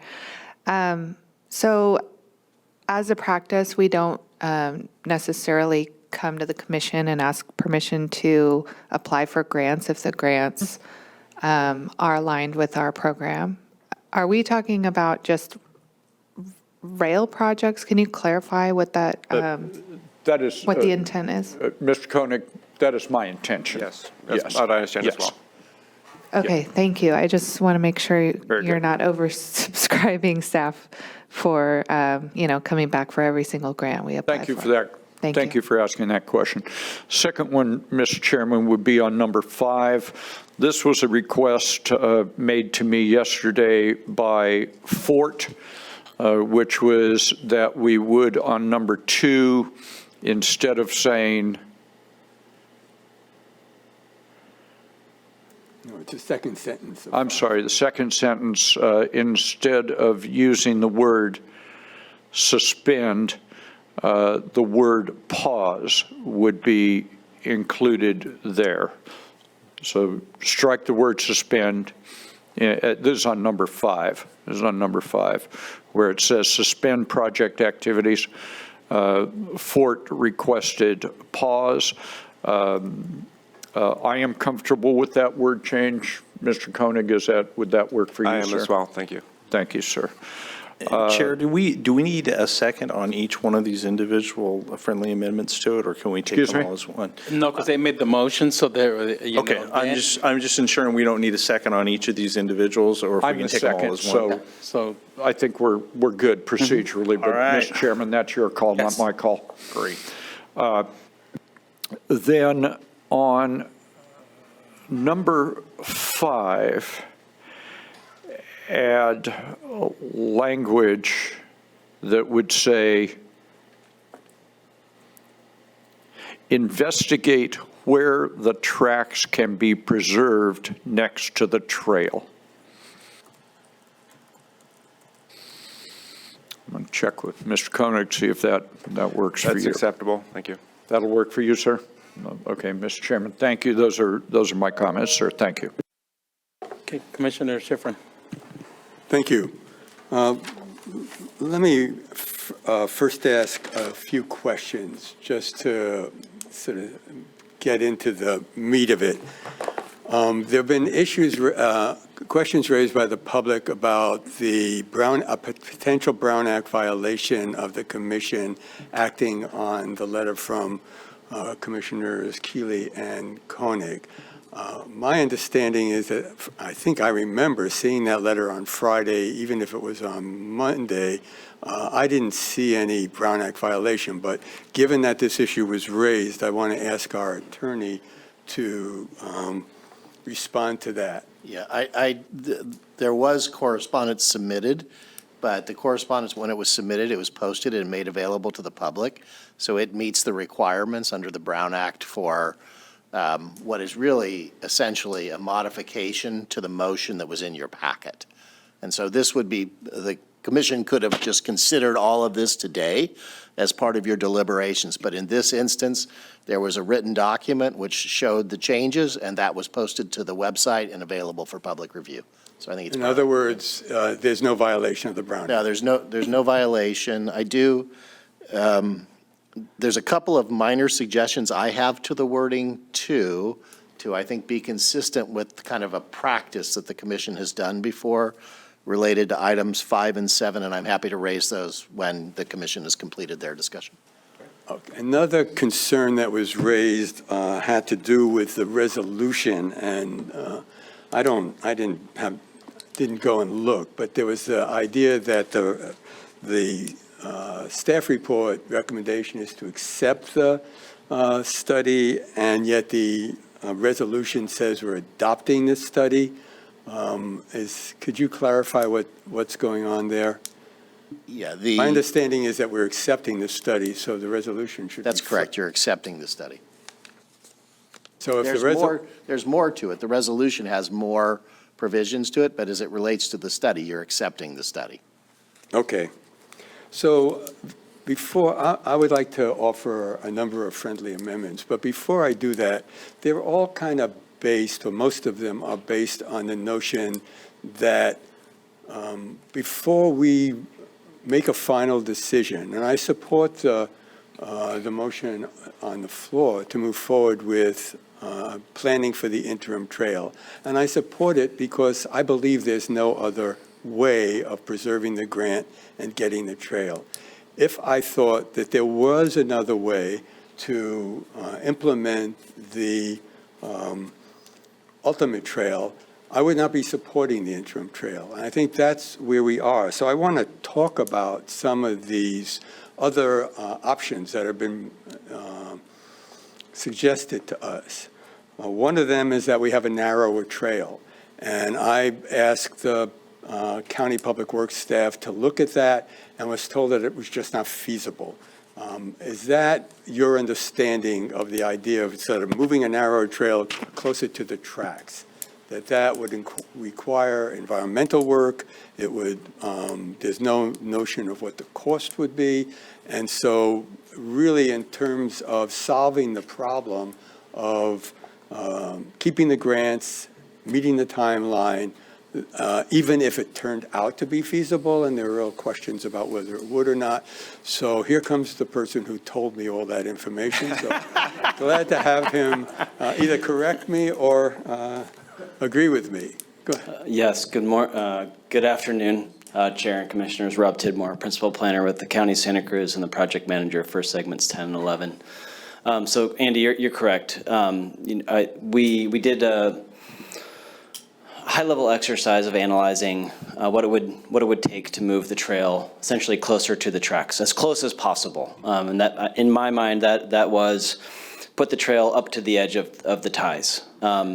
There are a couple issues with that. The primary one being that we need to, in order to get a permit from the water board for construction of the trail has to drain directly to an adjacent vegetated area to the trail. So that means there needs to be space between the edge of the ties and the trail to accommodate drainage. That is a minimum of 2 feet. And so given that in most of the corridor, we're somewhere between 8.5 and 10 feet from the edge between the center line of track and the edge of the trail, that only gives us roughly 2 to 3.5 feet to shift the trail closer to the tracks if you accommodate that drainage. And so the benefits of doing that and the cost that would save, in our estimation, are minimal and do not achieve the sort of major cost savings that we need to deliver the ultimate trail. Thank you. Another one that was mentioned today was the bus on rail option. And my memory is we spent a whole bunch of money and studied a bus on rail option, and with Metro sort of taking the lead, and they ultimately determined that it was not really feasible. Another option that we hear over and over again is the PRT option. If the commission decided to to move forward with the PRT option, we would lose the grants. I don't see, there's no way that the grants for the trail could be transferred over within the amount of time that we have, even if the commission spent $1 million to do the feasibility study that they're asking for. Whether the commission in the future wants to consider PRT, it's been talked about for a long time. It's not a feasible option now in terms of an alternative to the proposed interim trail. Finally, one that was brought up is why don't we just put the rail and the trail together as one project? And that's may ultimately be possible for the long term, but for the short term, I don't see any way that we could do it, even if there was a way of doing it, which I'm not sure I understand, but assuming there was, we've got a timeline that we have essentially a year and a half, less than a year and a half, to start construction or be ready to start construction on a trail. And if we ask for an extension, all that's going to do is increase the cost, assuming that the CTC would give it. So I don't think that's a realistic option. So what we come back to is, can we build the ultimate trail? The commission has approved the ultimate trail, approved the EIR for the ultimate trail for segments 8 through 11. What we have learned is that the ultimate trail for the segments 8 to 11 is not financially feasible. We cannot build it with the money that we have in the grants. It's a 60, 70, 77 million. It's way beyond the capacity, whatever number we come up with. So what do? What we did and what the commission agreed to do is set up a subcommittee to meet with a member of the CTC and its CTC staff and ask them if they would be willing to fund 100% of, give us 100% of the money, and we would build 75% of the project. Because one of the, and correct me if I'm wrong, if they reduce the amount of money, if we reduce the scope, we will not be able to build any of the segments to segment 10, segment 9. We might be able to go to 7th Avenue, but that would mean we'd have no money for South County. So in terms of, we could go to the CTC and ask them to give us whatever money they're willing to give us. We can only afford, we can't do the whole thing. But what it really means is that we can't do any of it. So all we can ask them to do is give us 100% of the money to do 75% of the project. When our committee went to the CTC staff and a member of the commission, we were told they were not likely to do that. In fact, they wouldn't do that. Now, we can accept that, and if we do accept that, that means I don't see any alternative to moving forward. Yeah, we don't have them on the, they're not in the, did you see them? I didn't know. Okay, yeah. I think he only checked the lockouts though. Can you double check? Okay, I'll try to remember my train of thought. So if we agreed with what we heard from the CTC staff and from our committee, then I think we have no alternative to doing the interim trail unless we're going to lose, unless we want to lose the grant and with all the and not have a trail. There are members of the community who believe that our commission should not give up on the ultimate trail without going to the CTC itself and asking to be on the CTC agenda, give members of the community, both sides, the chance to go to the CTC and make the case for why they should give us 100% of the money, 75% of the project, where they could give us we could use 100% of the money and and build 100% of the project if we build it on the trail. That's from my perspective, if we could get 100% of the money for 75% of the project, it would be worth doing that.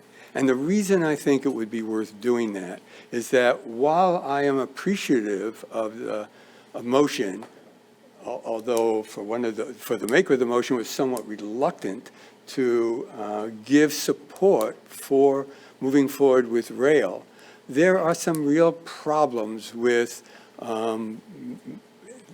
making the likelihood of, reducing the likelihood that rail is going to happen. I was using these percentages. I was thinking, well, what if we now had a 50-50 chance to have ultimately succeed with rail? Some people would say it's 30-70, some might say it's 70-30, but let's say it's 50-50. What will happen if we have the interim trail? First of all, what will happen is that we will, the cost of replacing the trail when we did get rail would be greater than just doing rail. If the trail was the ultimate trail, then just doing rail would be cheaper than having to do both the rail and the trail combined. And I do appreciate that the motion does accept that in the long term, if we have the interim trail, we're going to need a rail and trail project. Another thing that happens is that this commission is making a commitment to pursue rail, and I really appreciate that willingness to do that. We don't know what a future commission is going to do. There's always going to be a constituency that thinks rail is not feasible, and a constituency that wants it. At this point, we're willing to go forward. That's great. I don't know how much it's going to continue to be there. It also means that we're agreeing that we're not going to have rail in 20 years. And that probably is realistic, given how much it is and how difficult it's going to be to make it happen. But that's putting it off at that time period. And then there is a concern that once the trail is there, it will have a constituency that won't want to have it removed, even for a short time if it's going to be replaced. So, moving forward with considering rail makes sense. But it makes sense, I think we have to recognize that it has risks, and it has greater risks than if we would build the ultimate trail. So I appreciate the commission letting me give this background, because I'm going to offer a bunch of friendly amendments, which may or may not be acceptable. And one of them has to do with hopefully an easy one, has to do with this whole notion of the corridor ID program. I've heard, yes, the corridor ID we're in the corridor ID program. We need to move forward with it right away. It can do this, it can do that. If we have the interim trail, that means we get kicked out of the corridor ID program. I heard if we do the interim trail, we won't get kicked out of the corridor ID program. Someone suggested, and I think it's a good suggestion, to bring... Someone suggested that we invite the chief of the Caltrans Division of Rail to come and make a presentation to us and really explain what the corridor ID program is, what the service development plan is, and sort of end that. So that's going to be one portion of my motion. Then I think the other amendments that I'm going to bring forward would be to have our commission formally request the CTC to act on our proposal to essentially get 100% of the motion, the grant funding to do 75% of the project. And if they say yes, I think that's the preferred way to go. If they say no, I don't see any alternative to moving forward with the interim trail. I think we're stuck. And I don't like it, but I think we're stuck. I also think it makes sense to request our state legislators to help us in going to the CTC. I appreciate that the motion has been changed to, instead of suspending work on the ultimate trail, to just pause it, because if we're going to be able to pursue trying to find a way to fund at least a portion of and I think it would be 8 to 10, and just not doing 11, then we need to keep that alive. And so what would come back is information on what it would cost to do the final design for the interim trail and what it would cost to do the final design for the ultimate trail. And finally, and I'll read the friendly amendments, or hope to be friendly amendments, would be to ask staff when they come back with designs for the interim trail that they include an alternative that does not require removal of the tracks. And that may not be feasible. It may, and I'm, this is stuff that I'm not an engineer, as you all know, and so it may, but I think it needs to be looked at. And I've been told that there's a technical way of putting a trail on a rail with railroad tracks that even a train could go on. I think we need to look at that. If there's a way to preserve the tracks, given that we are making a commitment to continue to pursue the possibility of rail, we should preserve the tracks.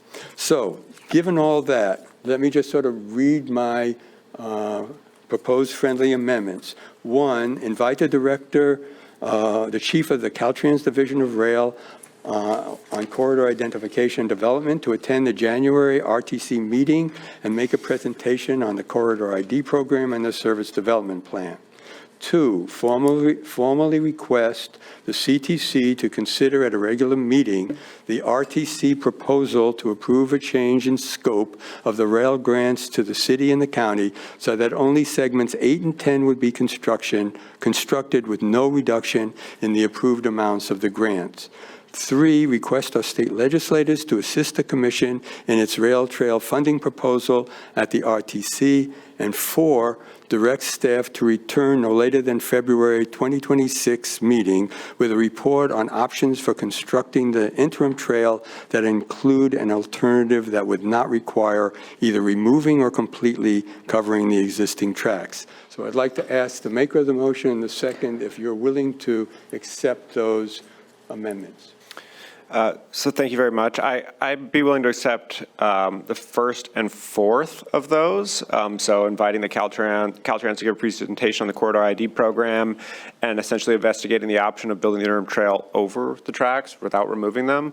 I have concerns about asking the CTC to take a formal action for 2 reasons. First of all, it airs our dirty laundry and says we can't make a decision at the local level. Second, removing segment 11 is like 13,000 feet out of about 20,000 linear feet of segments 10 and the combined 10 and 11 project. It's significant. It's a huge impact on my district. It's a huge impact on Commissioner DeSerpa's district. I don't think that's an acceptable outcome, even if the CTC were to agree to it. It's not acceptable to me.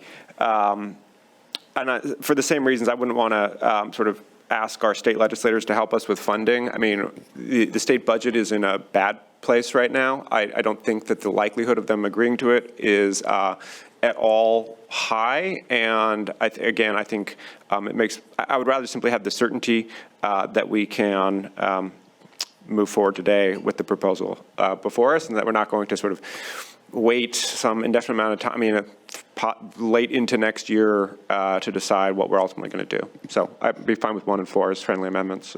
May I please ask a question? Director Christensen here. I'm just worried about scheduling. Your comment was very specific to the January RTC meeting. I just want to remind everybody that the January RTC meeting is an evening meeting, and we're asking a partner staff to come and present. And in the interest of scheduling, can we have a little bit of wiggle room there? And maybe I would be happy to add, if feasible, to both 1 and 4 when the staff is asked to come back, or when, it would be as soon as possible for the presentation, because I think it's important. But I want to respond to the last point you made, because I think it was one I was going to say and I forgot, which is the intention of these amendments is not to slow anything down. It is supportive of the motion, which is to move forward today on the interim trail. It's only saying while we move forward, it's going to take, I asked, at least 6 months to do the final design of the interim trail. During that time, there is time to go to the CTC and get their final decision. I hear what you're saying about the consequences of not doing segment 11, and it's reasonable. On the other side of that is just sort of giving up on the ultimate trail. And at this point, I don't think we should give up on the project that we pursued, even if it's less than the full project. So if I understand it, you're willing to accept inviting the Caltrans person here as soon as possible, and you're willing to accept when the designs come back that they include keeping the tracks. Is that acceptable to the second? Sure. Okay, so then what I would like to do is make a substitute motion. And the substitute, I am very appreciative of that, but I'd like to make a substitute motion that would approve the amended motion made by Commissioners Keeley and Koenig and add 2 additional provisions to the motion. Formally request the CTC to consider at a regular meeting the RTC proposal to approve a change in scope of the rail grants to the city and county, so only segments 8 and 10 would be constructed with no reduction in the approved amounts of grants, and request our state legislators to assist the commission in its rail trail funding. So that would be the motion. It's the motion that was already on the floor that's amended, plus those 2 provisions. I'll second that motion. So it's been first and second, so we're just talking about your motion. Anybody have comment on that and clear on what the motion is? Not on that motion. Not on that motion right now. So he's suggesting we're gonna vote on his 1, 2, and 4, basically. Well, 2 and 3. What the motion is, that's not his substitute The motion motion. is the original motion as proposed by Commissioners Koenig and Keeley with the amendments that they accepted, which is the presentation by Caltrans rail person and the options for the trail, interim trail when it comes back, plus the 2 that they wouldn't accept, requesting the CTC to approve to consider the proposal to approve the ultimate trail as far as we can do it, giving us all the money and asking our state legislators to help. So that's now the motion on the floor. And you seconded, Commissioner? Yes, I second that motion. So with that, everybody clear? I do have a question. I have another friendly amendment. If voting on this, when would I have, we'll vote on this and then see if there's a friendly amendment to that? Yeah, let's work on this and then, we'll come back to you. So, quick question. So we have 2 votes that we're voting on right now. No, first, just we're gonna vote on, this letter with the changes.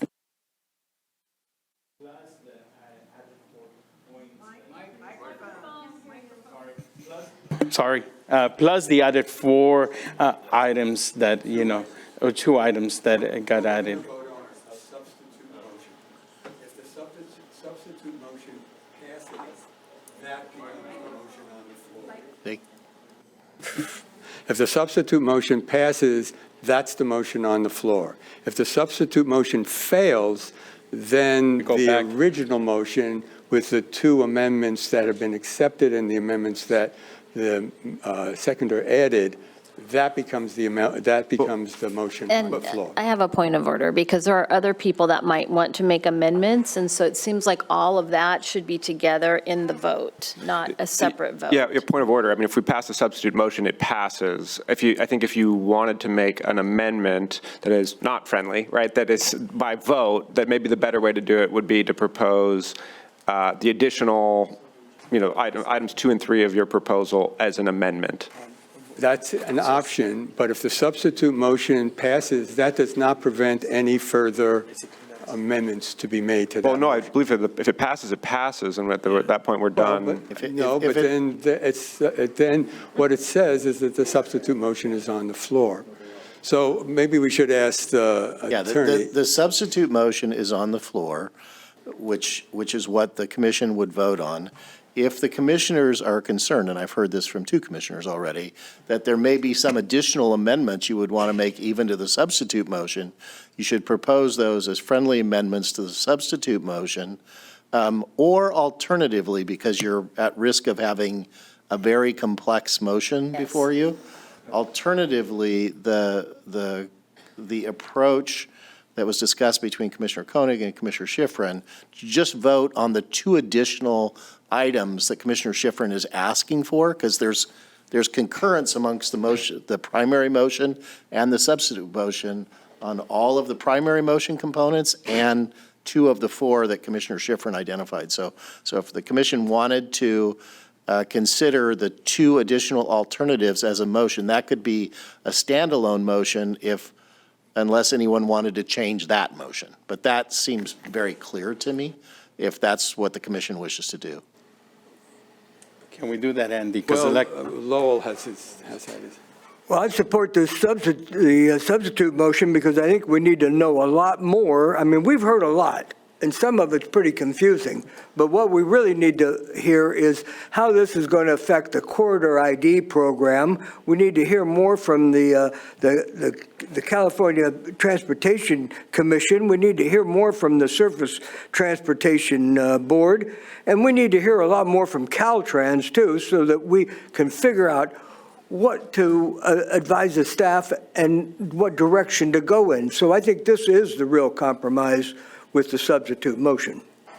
Let me sort of clarify with the attorney. There's a motion on the floor. I could withdraw that motion and then, being sort of trying to be collegial and just make the motion to amend on the 2 things that I want. I don't have to do that. I have a motion on the floor. I can just say, I want people to vote on the motion on the floor. And is that correct?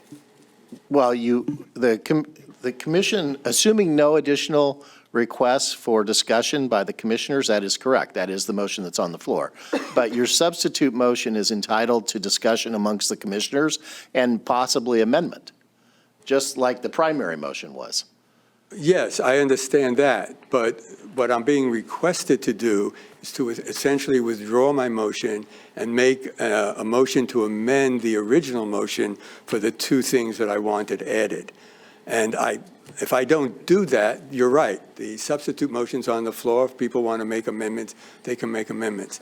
But in order to be collegial and not put commissioners who support most of the motion but may not support the things I want, but don't want to have to vote against all the things that they do support, and given the compromises that have been made by commissioners in putting out the motion that was on the floor, I'm willing to withdraw my substitute motion and make a motion to amend the motion on the floor to formally request the CTC to consider at a regular meeting, the RTC proposal. As I've said before, I won't repeat all the verbiage, and also request our state legislators to help. So the question is, will somebody second that? Do we have a second for Andy's? I'll second. I'll second. So it's been first and second. Everybody knows. So now roll call. Mr. Chairman, Just on the question? Just on that question. On the question? Yes, on the question. Yeah. I understand what, and Commissioner Schifrin and I've had this dangling conversation about this exact point for several days now. And I have a different view than he has about what to do with this motion. I believe the question has been asked and answered at Caltrans. It's been asked and answered with a CTC commissioner. It's been asked and answered with senior staff at CTC to ask them again to do something that I think they have made it abundantly clear they are not going to do. We asked them 3 questions. Can we do 3/4 of the project and keep 100% of the money? No. Can we do this in a different way? Sure, make us a proposal. That's the proposal that we're making, is how we're going to do that. So this question's been asked and answered. To take this up to the CTC, what are we doing with that? Why is it we're going to the CTC, our lifeline for funding anything and everything we want to do, and stick a thumb in their eye and make them turn into the Santa Cruz County Regional Transportation Commission over this question is a strategic and political error on our part. I think we have fashioned a compromise, a principled compromise motion. We have accepted various requests from folks. I think this is a step too far. I think it risks jeopardizing the goodwill that we have with the CTC. So I would request a no vote. If I could respond. Go ahead. Go ahead. I think my friend Commissioner Keeley raises very legitimate concerns.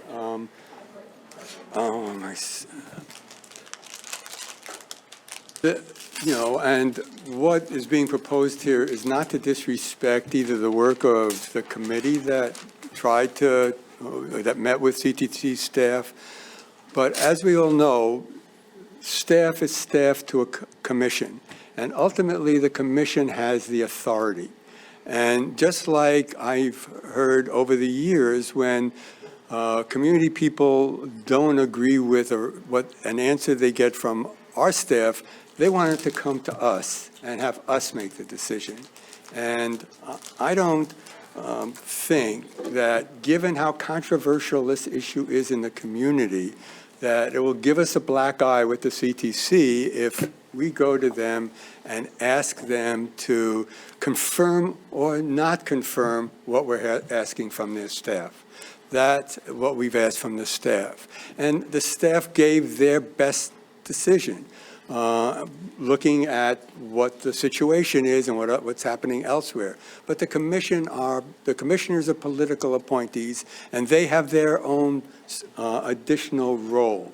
And for us to go to them and say, will you let us do something that is consistent with what you've always told us to do, which is to provide rail service, this is a way of making it more likely that we're going to be able to provide rail service. So make an exception in this case.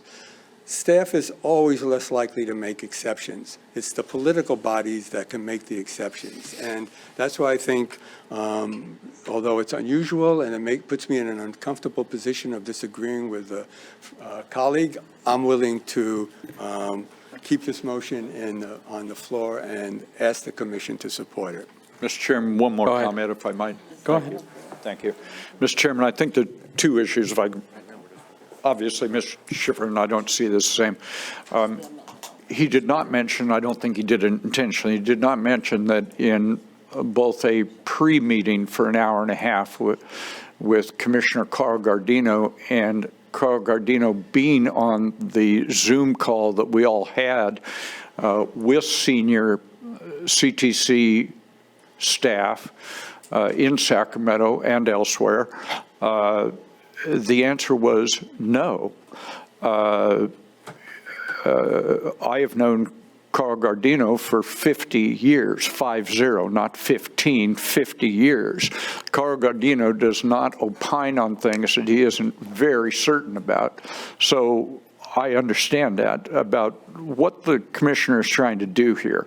I again think the question's been asked and answered. I think there's a second part that we haven't talked about. The commissioner also wants us to turn on our legislative delegation. So let's think of who that is. Senator Laird, Assemblymember Don Addis, Assemblymember Gail Pellerin, and the Speaker of the Assembly, who represents 10 precincts down here in the south part of the county. He wants to turn them on, fire them up, to go get a different answer than what we got from Carl Gardino and the CTC staff in our previous questions.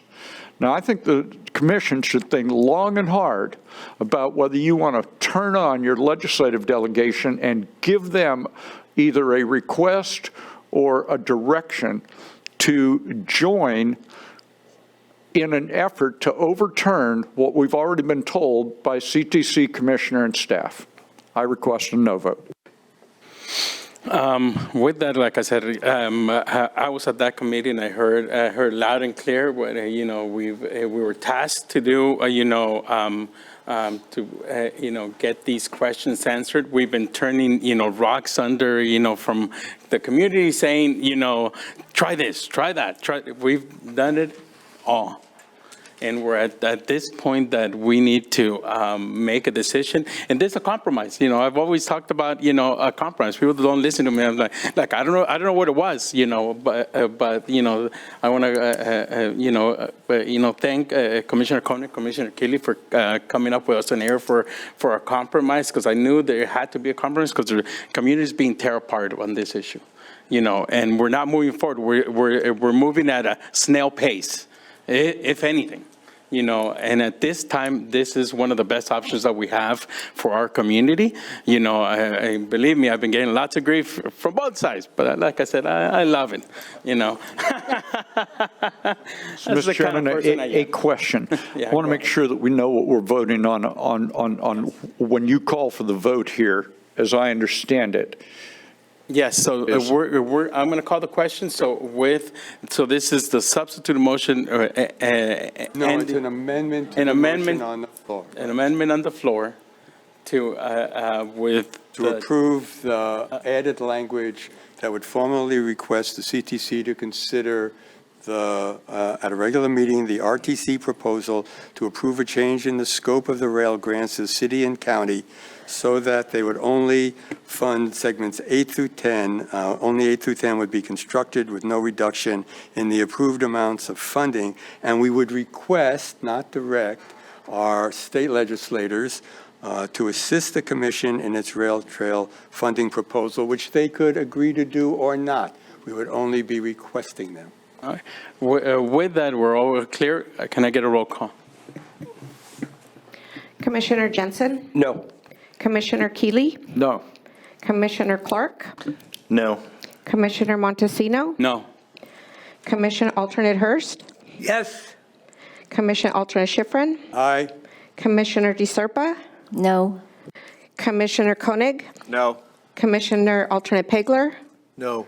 Commission Alternate Lynn? No. Commissioner Kitos Carter? Aye. Commissioner Leonard?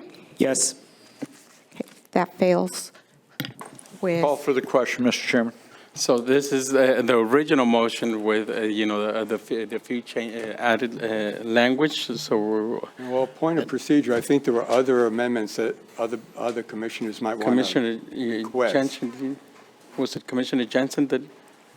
Yeah, thank you very much. I have a friendly amendment that I'd like to make. And first of all, I'd like to thank Commissioner Koenig and also Commissioner Keeley for your leadership on this, trying to work through this difficult situation. My friendly amendment is regarding around the Capitola Trestle, which is right between segment, obviously, 10 and 11. And my friendly amendment that I'd be requesting would be to direct the staff to pursue options for retrofitting the historic Capitola Trestle for an interim bike and pedestrian use as quickly as possible, either as part of segment 11 or as a separate project to serve the greater region. It's acceptable to me as the maker of the motion. Commissioner Keeley, do you accept? Yeah, that's acceptable to me, yes. You'll have to get a different second for that. Okay. I'll second that. I'm happy to second that, yeah. You have to make it as a... You have to make a different motion. Yeah, so. That doesn't work for me, but.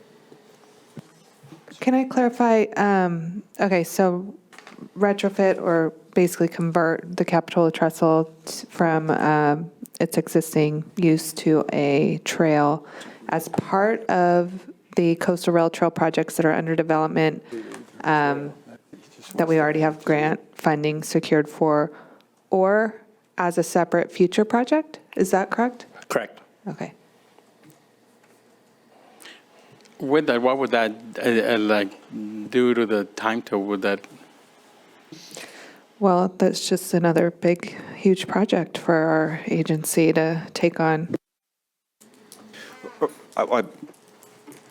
Go ahead. I mean, for the chair to clarify, but I think that, since it's not acceptable to the second of the main motion, you'd have to make it as a proposed amendment, similar to Commissioner Schifrin just did. I heard several possible seconds there. Maybe you want to take care of that. Yeah, so I guess I'll go with a formal amendment would be to address my same comments, would be to direct the staff to pursue options in retrofitting the historic Capitola Trestle as an interim pedestrian as quick as possible, either part of segment 11 or as a completely separate project, and that's what it'd be. And I'll second that.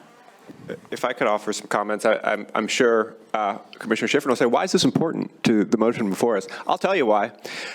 Because I didn't ask that question. Oh, but I could have sworn I saw the question on your face. But let me answer that question for anyone thinking it. Capitola has a little thing called Measure L in place, which says we're not going to divert the trail off of the trestle. And Councilmember Jensen, Commissioner Jensen has been dealing with the challenges of implementing that and staying true to city code.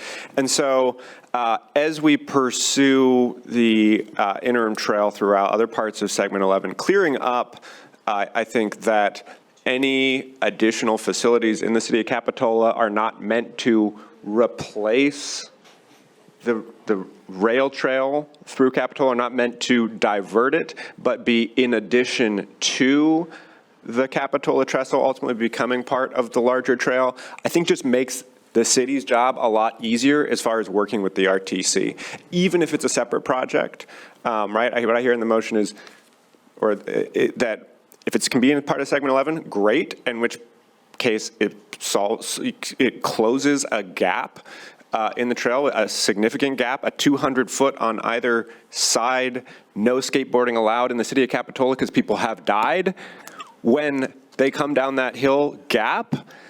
And it makes our partner agency in the city of Capitola a lot easier to work with. So, thank you. If I could comment on it, I think it would be great to have the Capitola Trestle be usable. I think the problem is that I see is one of timing and potential cost. We're moving forward with as the motion has been approved or would be part of the motion, to move forward with an interim trail. We believe that the interim trail is going to come with, the cost of that is going to come within the amount of the grants that we have. I was a little shocked when in the last staff report, where there were all sorts of costs that I didn't realize could be costs of the interim trail. I think until we know what those costs are, to add another component to the project is problematic. And I think, so that's one issue. And the other issue is to do it as a separate project. It's going to take staff and the consultants a lot of time and work and energy to get that interim trail and moving forward with rail. We have limits to the agency. So let me suggest, if it's okay with the maker of the motion, that the motion sort of indicate that the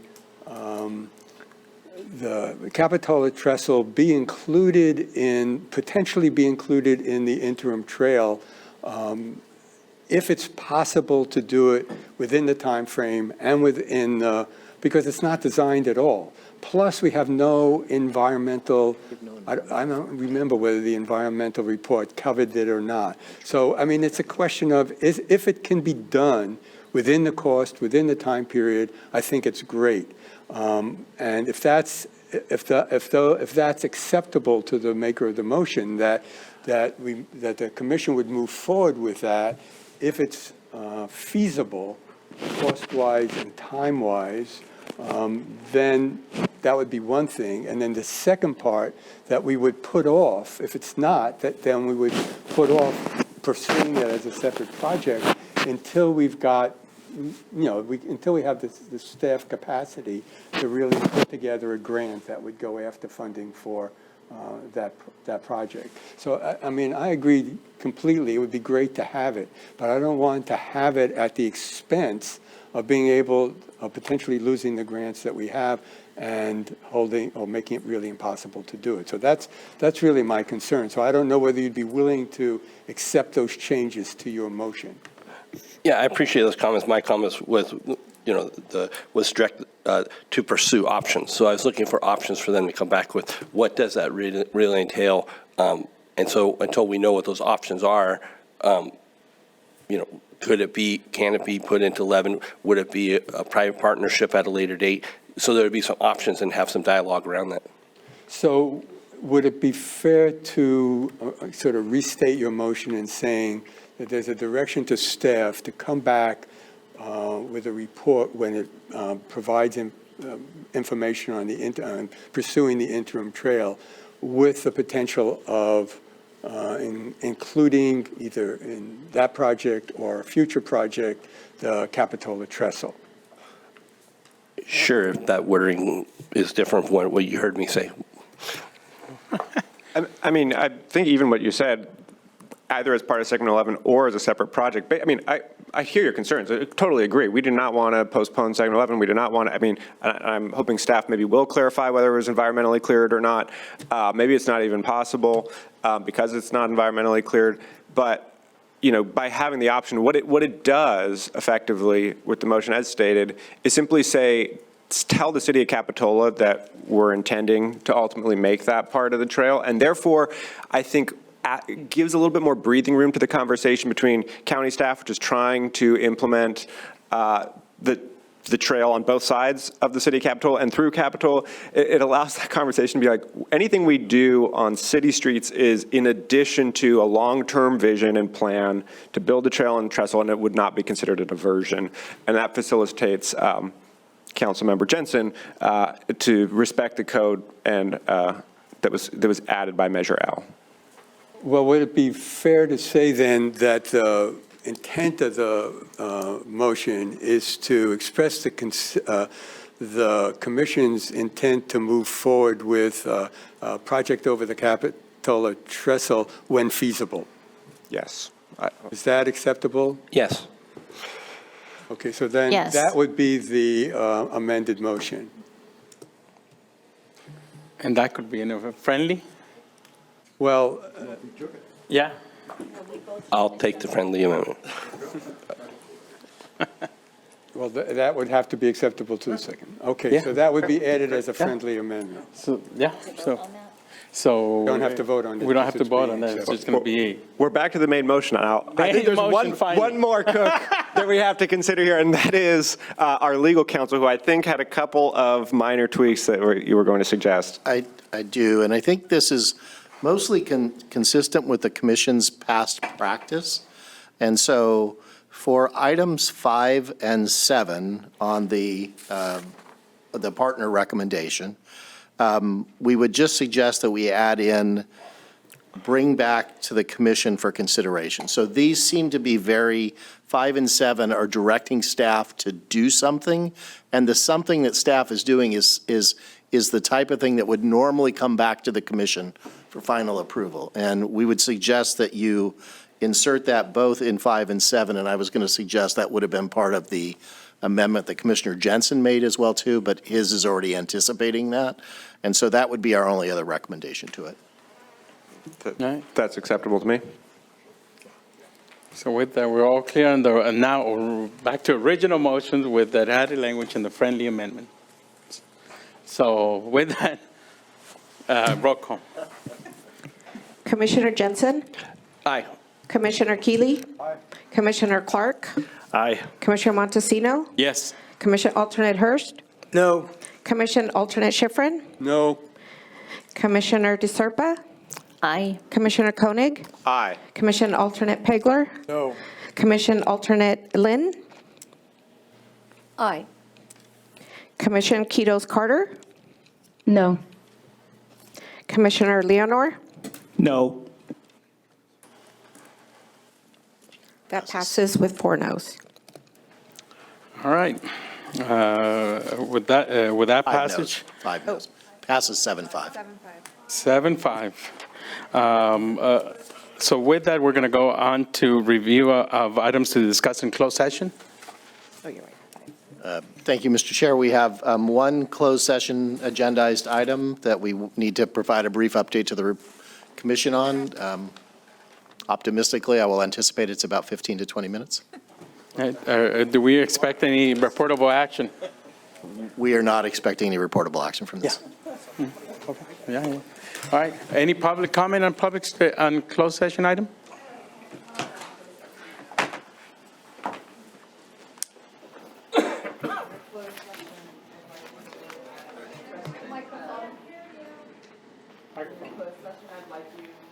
Close. You don't have to push. You have to push a button. There.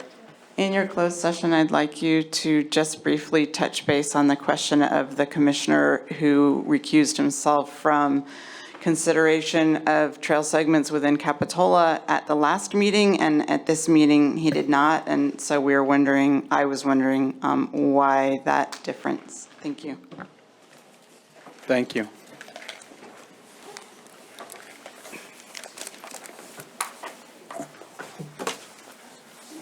We have somebody online, Chair.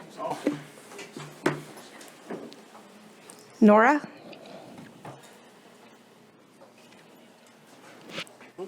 Nora?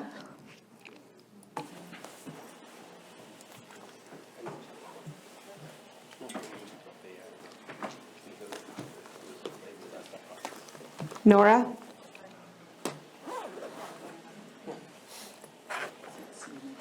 Yeah. All right. Close that up.